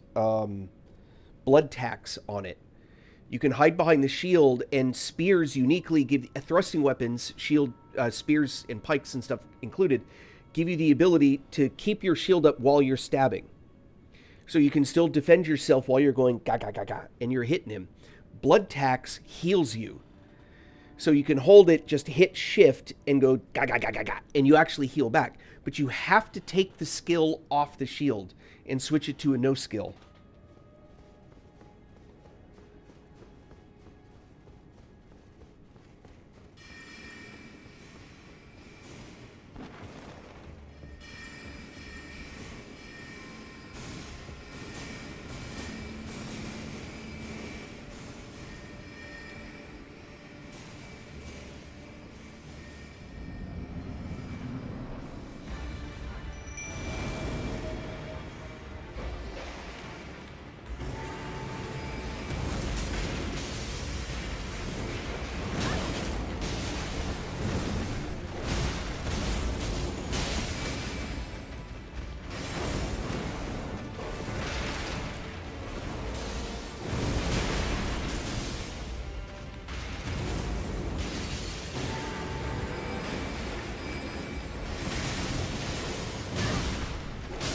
Ow!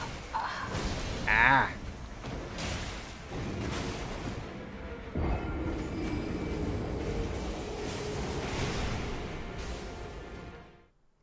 Alright, I'm going to leave this fight here and I'm going to go back to my other character.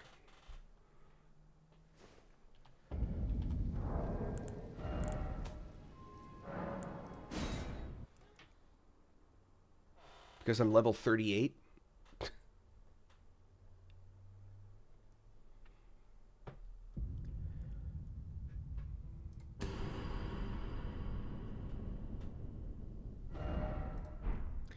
No, new character. Just, it's actually a new character. This is the one that I've been playing. Yeah, just to be clear, it's not just a restart on playthrough. It's actually a new character.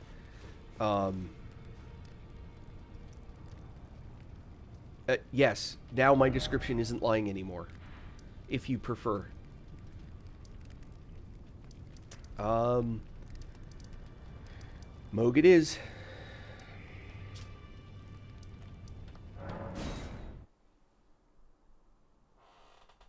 No, I do like the low level, but I don't... When I'm really low level, I actually... When I'm streaming, I'm kind of focused on different things.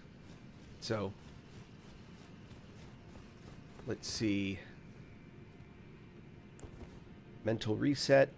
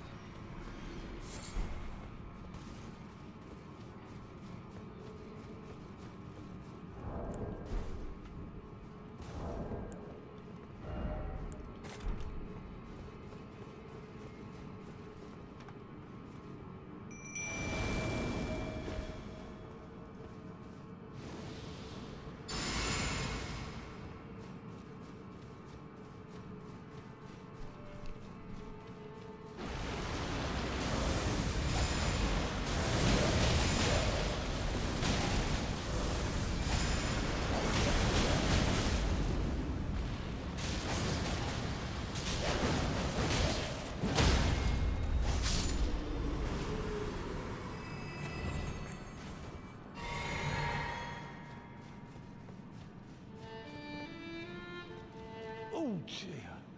You might... Hey, do you hear us a...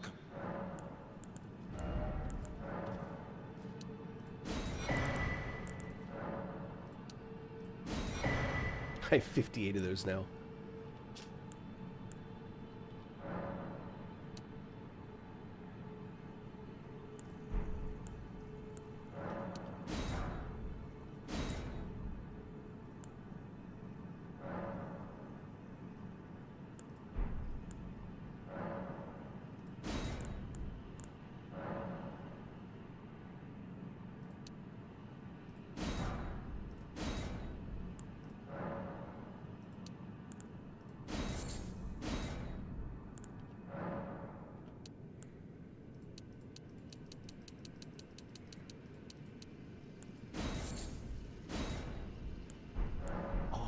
I must apologise. I'm afraid I've very little to offer. He has very little to offer, guys. Just... That's not what I wanted to do at all.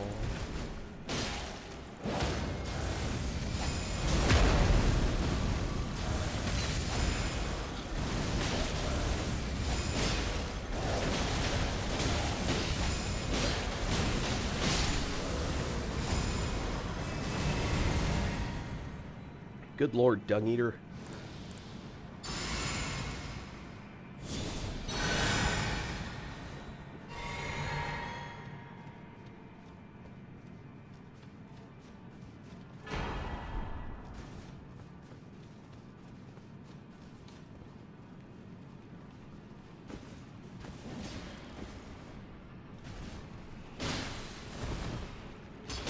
Did you just seriously go down there? Oh, you bastard.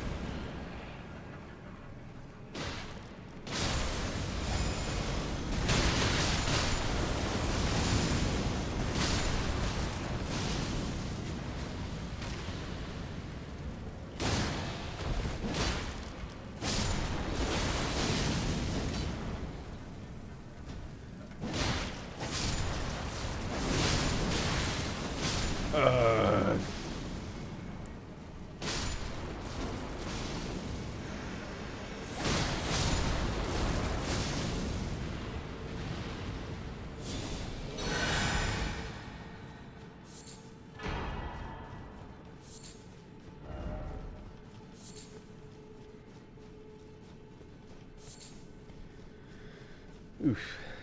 Right. Where were we? Ooh,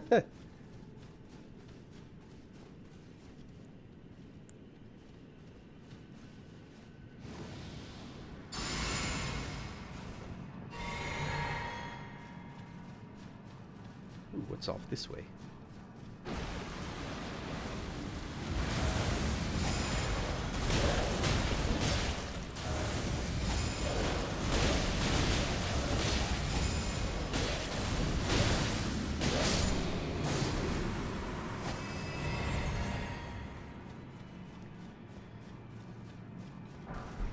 Boom, boom, boom.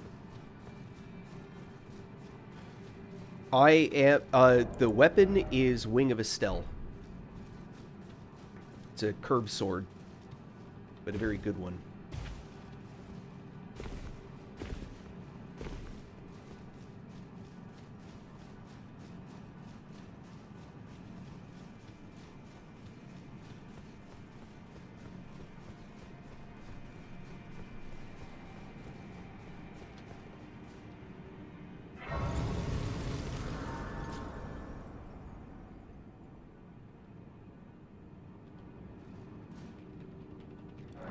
So here's what you need to remember for Moog. Thing number one.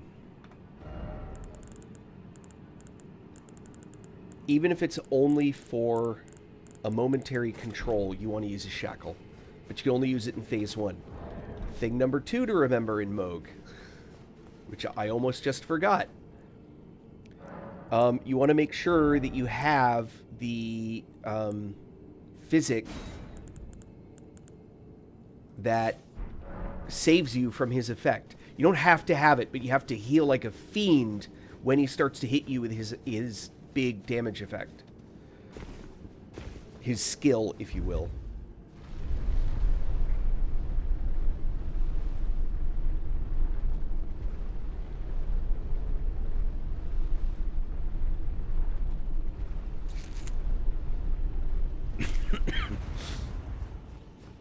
All right. Oh, hold on. Now, who do I want helping me?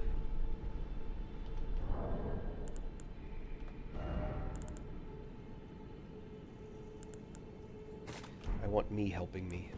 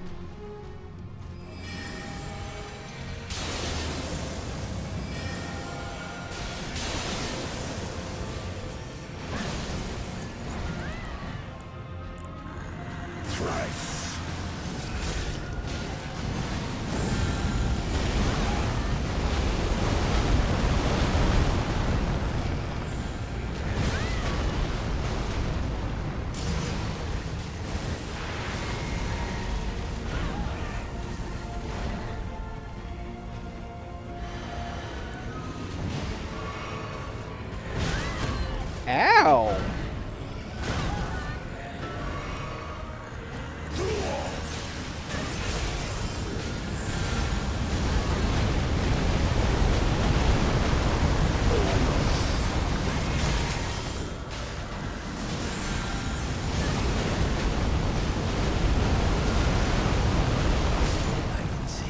Like he said, the right build.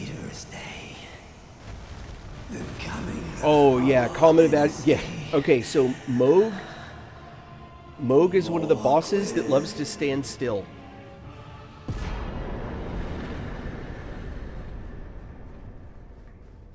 It is. It is. That reminds me though. Alright, I need to fix my physic again. I want to go back to...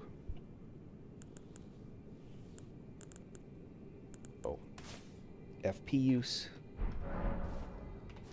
And now I want to go back to...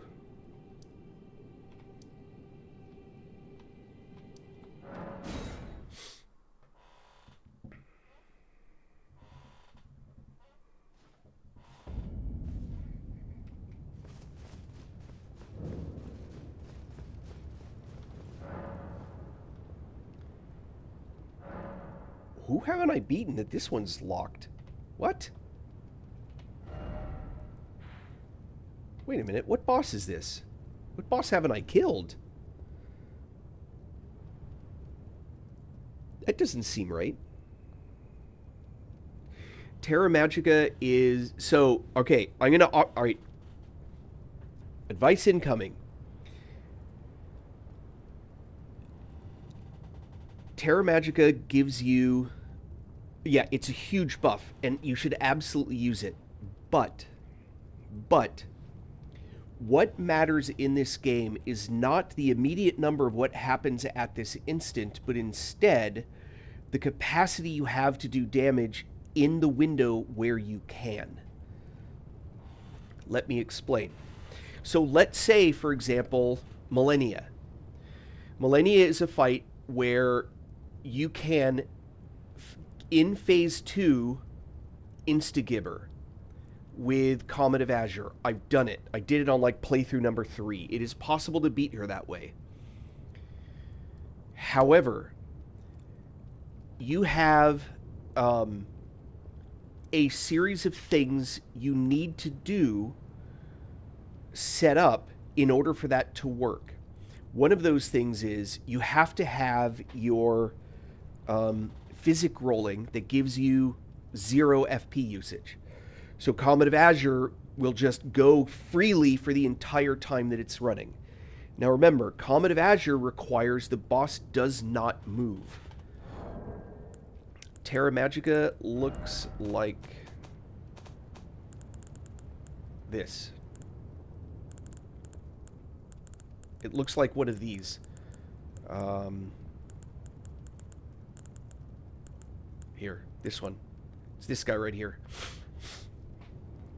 So when Millennia does her flower thing and then boom and comes down and becomes a flower, when she gets to that spot, you have 6 seconds, give or take, of her stuck, and you can damage her the whole time. But she's also slamming a super high power rot damage, so you can't get close. Hence, Comet of Azure. But, one, you have to be in a place where you can hit her, right? If you're below, you're going to hit the floor, not her. So you have to be in a place where you can hit her. That's the first thing. That's not hard to do. As you're up and she's up there when you appear, just run under, like, untarget her, run under, and go up like this, and you'll be high enough to hit her. That's an easy one. 2, she's only going to stand still for that 6 or 7 seconds, which means you need that Comet of Azure on her the whole time, depending on how much damage you do, right? So that's the second thing. And then the third thing is you have to have amped up your damage output enough to kill her in 6 seconds. It doesn't matter if your Comet of Azure is doing 1,000 points of damage a tick or 50,000 points of damage a tick, as long as you add up enough so that she's dead before you run out of mana, which remember, it's free for the first 5 seconds, with the right physic, right? So your physic has to have the free mana one. It has to have the magic increase one. You need the staff that amps the damage it does. You need the staff that amps damage. You need the headpiece and the armor that amp Comet of Azure. You need the magic talisman, and that requires, yet you've done a certain quest a certain way. You need the gravel stone, the greater gravel stone, the minor gravel stone, and then you want the faster cast. Those are the 4 ones you want. So if you have all of that, here's the catch.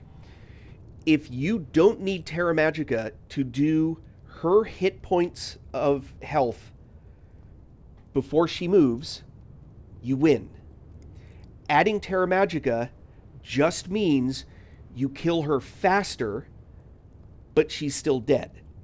So Terra Magica, depending on where you have all of this stuff built up, Magic Scorpion Charm, depending on how all of this stuff added up, depending on how much it's all built up, as long as you do enough damage to kill her, Terra Magica doesn't matter.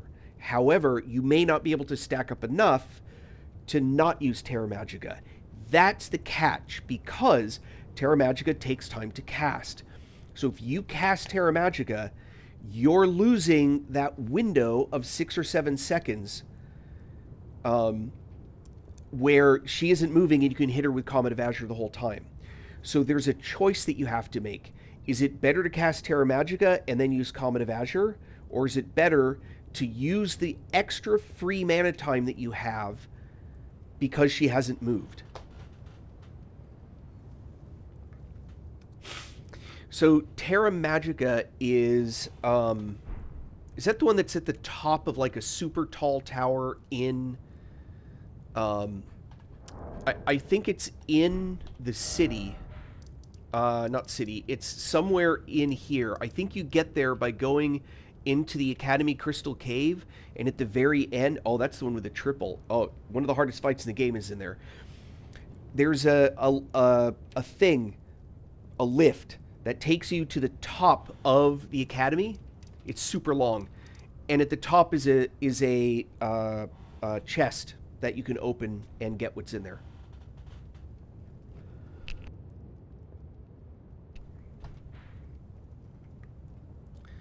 Now, what boss is this? Why can't I get in here? That's what I want to know.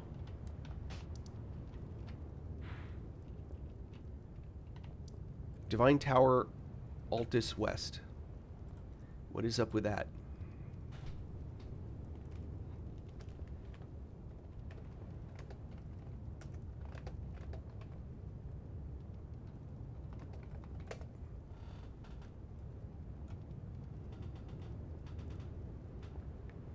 Rykard. That's why. That's the boss I haven't beaten yet. Duh. Duh, duh, duh.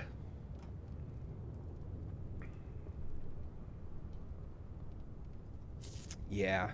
Alright.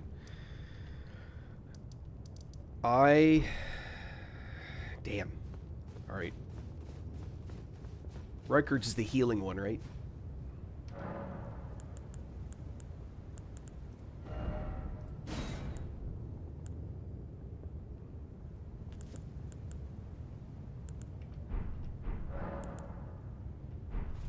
I need to do the other ones.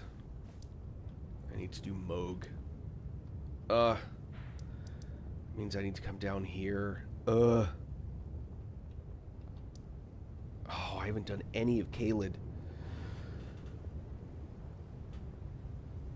Man, I'm so in the wrong place here. Not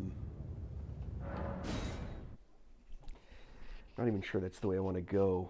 Let me think. Can I get there from here? No, that's the wrong side.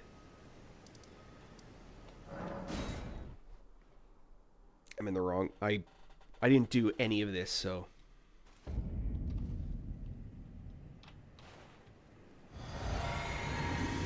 That's not what I meant to do. To use your Great Rune, it's not enough to put the Great Rune in. You have to then use a Rune Arc. Like that. See how it lit up? Now it increases your stats. Bet.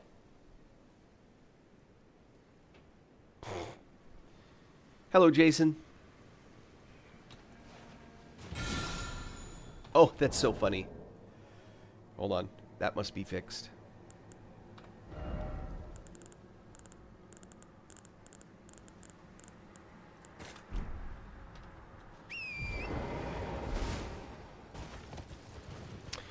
There are a couple of them you can buy. The problem is that you lose it when you die. So keep that in mind.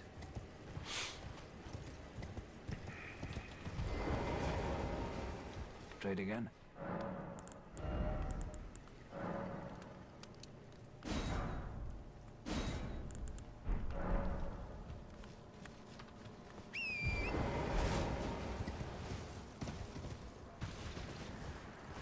Wait, that's the wrong way. Actually need to backtrack. That's what's funny.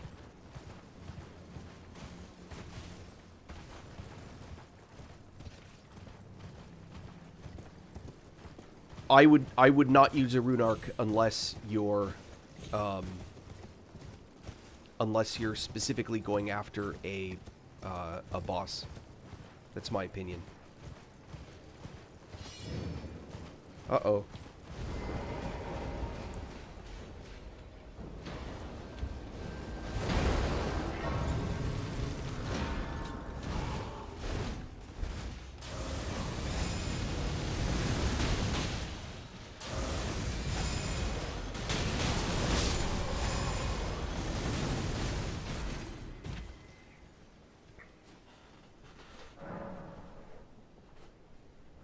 Oh, when they say capital, they mean the city, Lindell.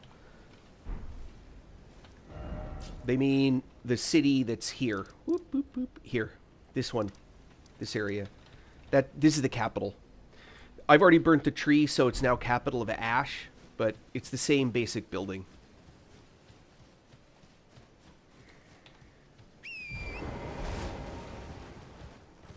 Oh, you know what I haven't done? I have not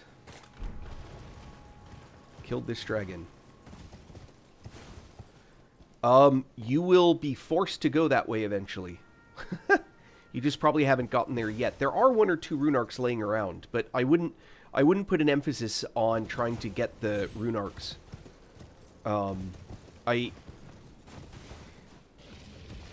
It may seem like a weird statement to put it this way, but you're probably better off focusing on how to get... What do you think? Can I reach?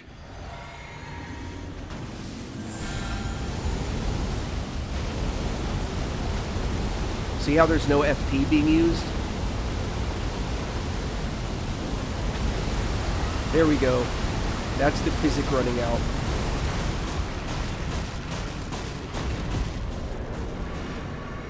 Ha ha!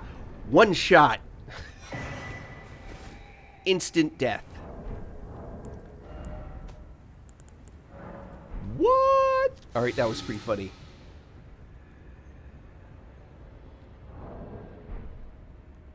That dragon's hard, by the way. I just have a dragon killer spell. Yep, that was 1 cast.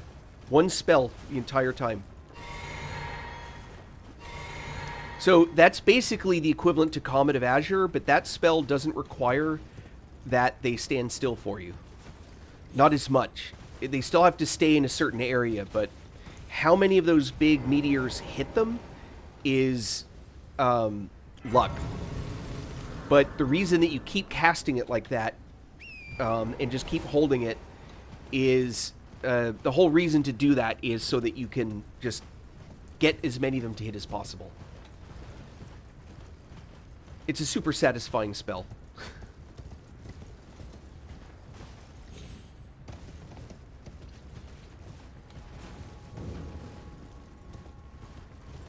These pests I hate. They're such a pain.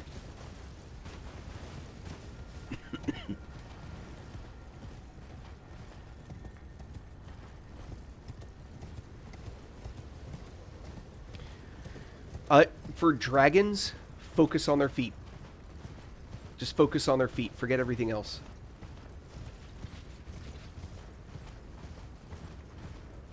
Don't bother with...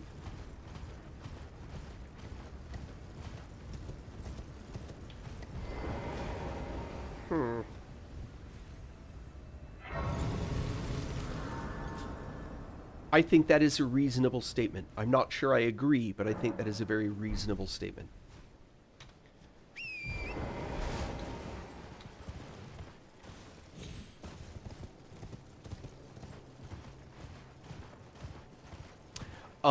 You can dodge, roll out their breath weapons.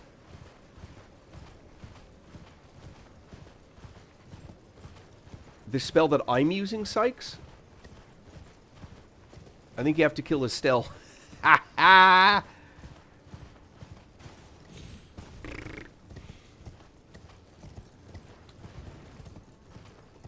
Yeah, I'm using the Prince of Death staff.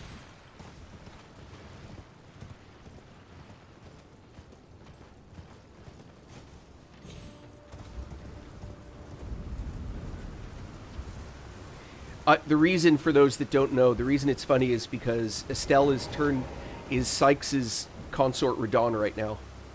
It's his most hated boss.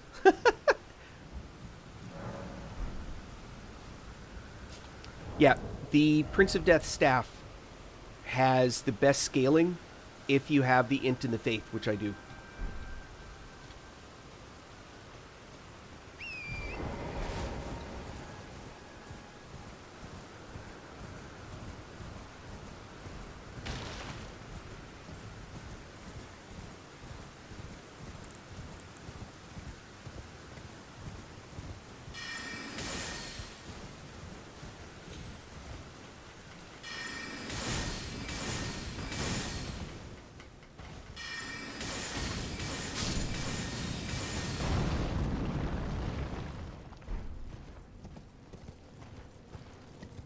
Alright. For a moment, I need to concentrate when...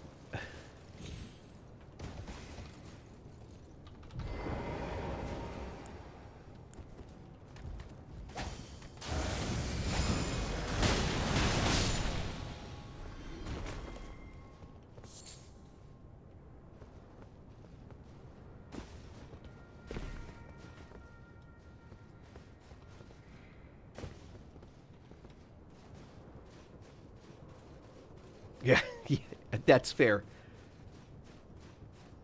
And dogs.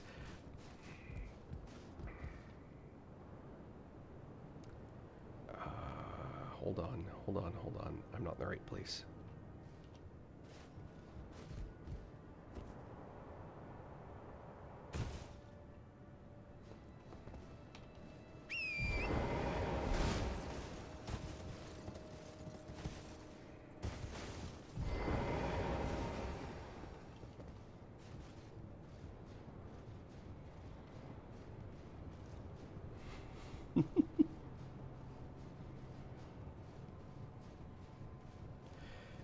No, my nemesis. So, my nemesis used to be the centipede things, the evil wraiths. Those used to be my nemesis.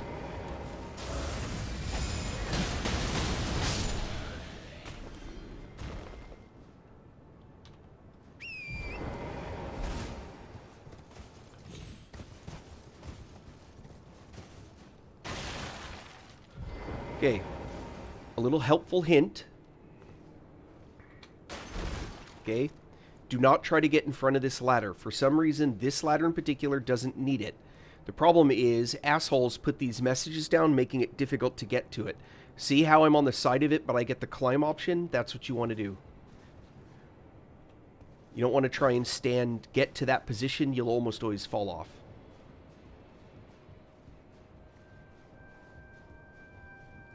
Oh yes, healing spells are definitely the way to go with those. I did not know that, and so for the longest time, those things destroyed me. And then someone on my feed a couple weeks ago was like, you know, heal spells hurt those. And I'm like, no, they don't. And heal from afar became even better. By the way, for future reference, the single best spell in the game, heal from afar.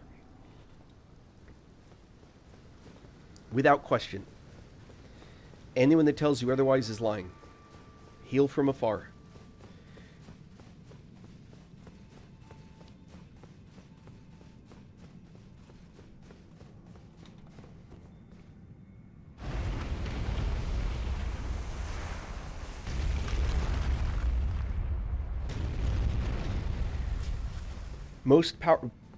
Most powerful early game spell. Go. I have an opinion. What do you think? What's the best early game spell?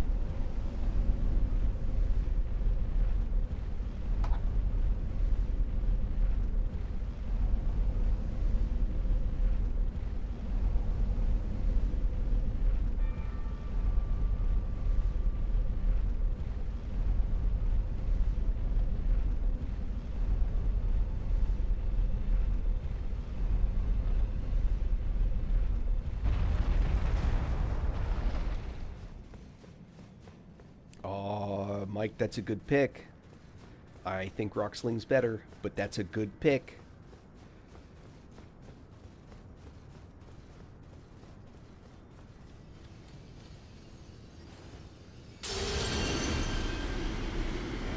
Alright. That takes care of that one. What other towers? I've been to that one.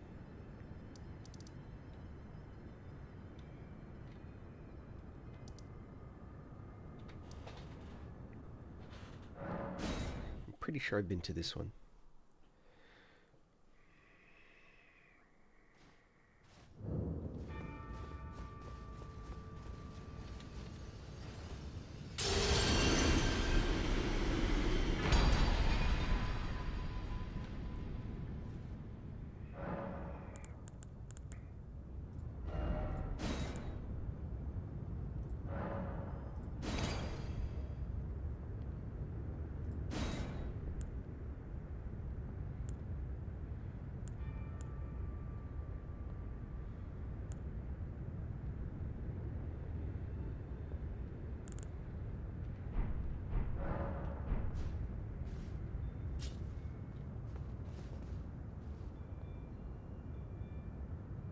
Which is the most useless one?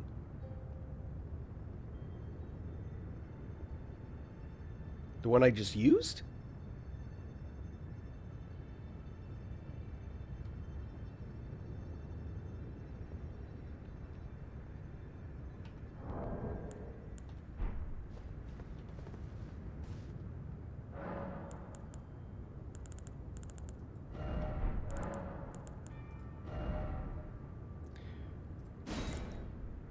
Am I supposed to... Oh.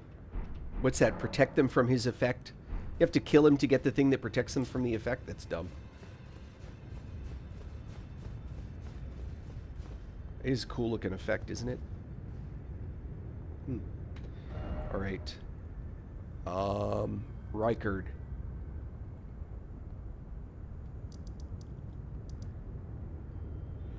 Alright, I gotta get lunch and get some real world stuff done. I think 4.5 hours stream is probably today's record. Thank you all so much for watching. I really appreciate you. I really love the likes and follows. Please feel free to keep giving those. Happy to keep explaining stuff. Oh, 702, before I leave. Are there any good spells for strength builds? There are no spells for strength builds. And I'm not trying to actually be facetious about that.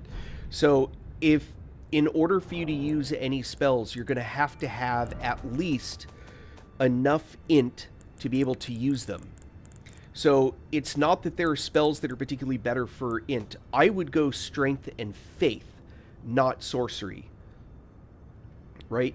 So there are a couple of ones. I would say that if you're going to walk around with just a couple of spells in your repertoire, I would go with faith, not int. And I would have, at a minimum, you should have what you need to be able to cast Golden Vow. So that's 25 faith. Hands down, Golden Vow is going to be the best spell that you want. The next best, or best, depending on what damage you're doing, is, where is it? Flame Grant Me Strength. So if you're using Blasphemous Blade, this one's better, but it doesn't prevent damage. Golden Vow both makes you a little bit more resistant to damage, and it makes you do more damage. This makes you do more damage for physical and fire, and they stack. So if you have a blade that does both, it's really good. But if you're going to walk around as a strength build with a damage spell, use either Pest Threads or Pest Thread Spears if you've done the DLC. This is better. But Pest Threads is an awesome spell. It's great for dragons especially. That's one. Two, you can use, where is it? Rock Sling, or Stone of Garunk, sorry. Stone of Garunk is actually a really good spell. It's just, and it's super low faith. Well, Blood Flame Blade only matters if you have an enchantable weapon.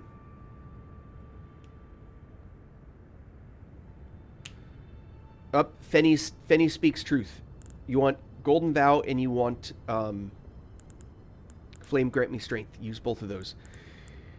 Blood Flame only matters, though. If you're using Blasphemous Blade, that won't do you any good, right? I would not focus on using incantations as part of your damage repertoire, except to enhance your ability to do damage. Pest Thread Spears and Pest Threads are uniquely excellent against dragons and other big body bosses when you're standing toe-to-toe, because they continue to do damage as they pass through. So if you target a dragon's body and you're standing next to his foot, the threads may go through the wing, the leg, the wing, and then into the body, all of which will do additional damage. So it's a super high damage spell in that case. And it's pretty good at breaking poise. Yeah, Elden Beast, same thing. Pest Thread Spears, especially this one, is brutally powerful against creatures.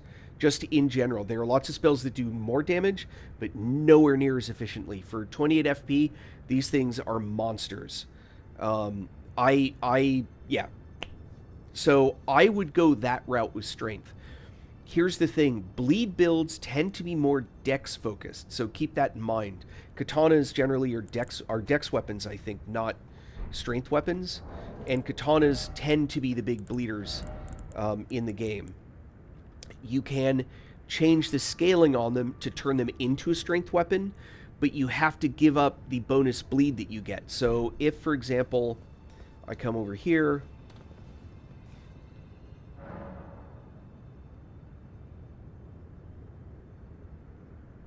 yeah, Millicent's Quest. So let's say, for example, that you do, you have a simple katana. This is Uchi katana, which is a great one. And you put any one of the actual bleed things on there. Notice it's arcane, strength, and dex. If you change it, for example, to be the overhead strike, which is a great choice. Where is it?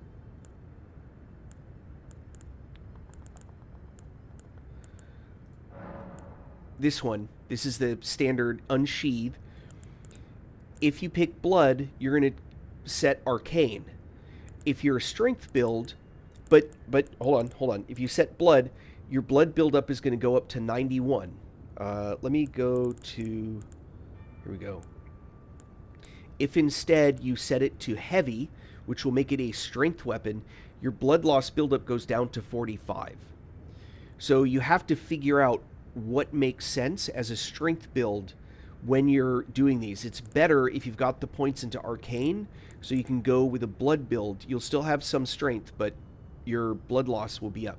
So you have to think of a blood build as being blood first and stats later. You have to think of a strength build as being strength first and abilities later. You could still do bleed, but bleed is not nearly as effective because you don't have the blood loss buildup that you would have if you went with a more blood-focused one. I hope that kind of makes sense. So for me, if I want to get the best damage I can out of the weapon with my build, because I'm an int build, I would probably use cold. That keeps me some blood loss, but I also get a ton of frost buildup, which frost makes mobs weaker to your sorcery spells. If you don't if you don't do sorcery, you don't care about frost buildup. Well, magic. Not sorcery, but magic. You don't care about frost buildup. I mean, you do, but you may as well do bleed because it's going to be more effective. So, for that kind of big thing. Anyway, so I'm going to call it here. Thank you all very much. I really appreciate you. Please like and follow, all the usual things. And I will see you guys the next time around. Be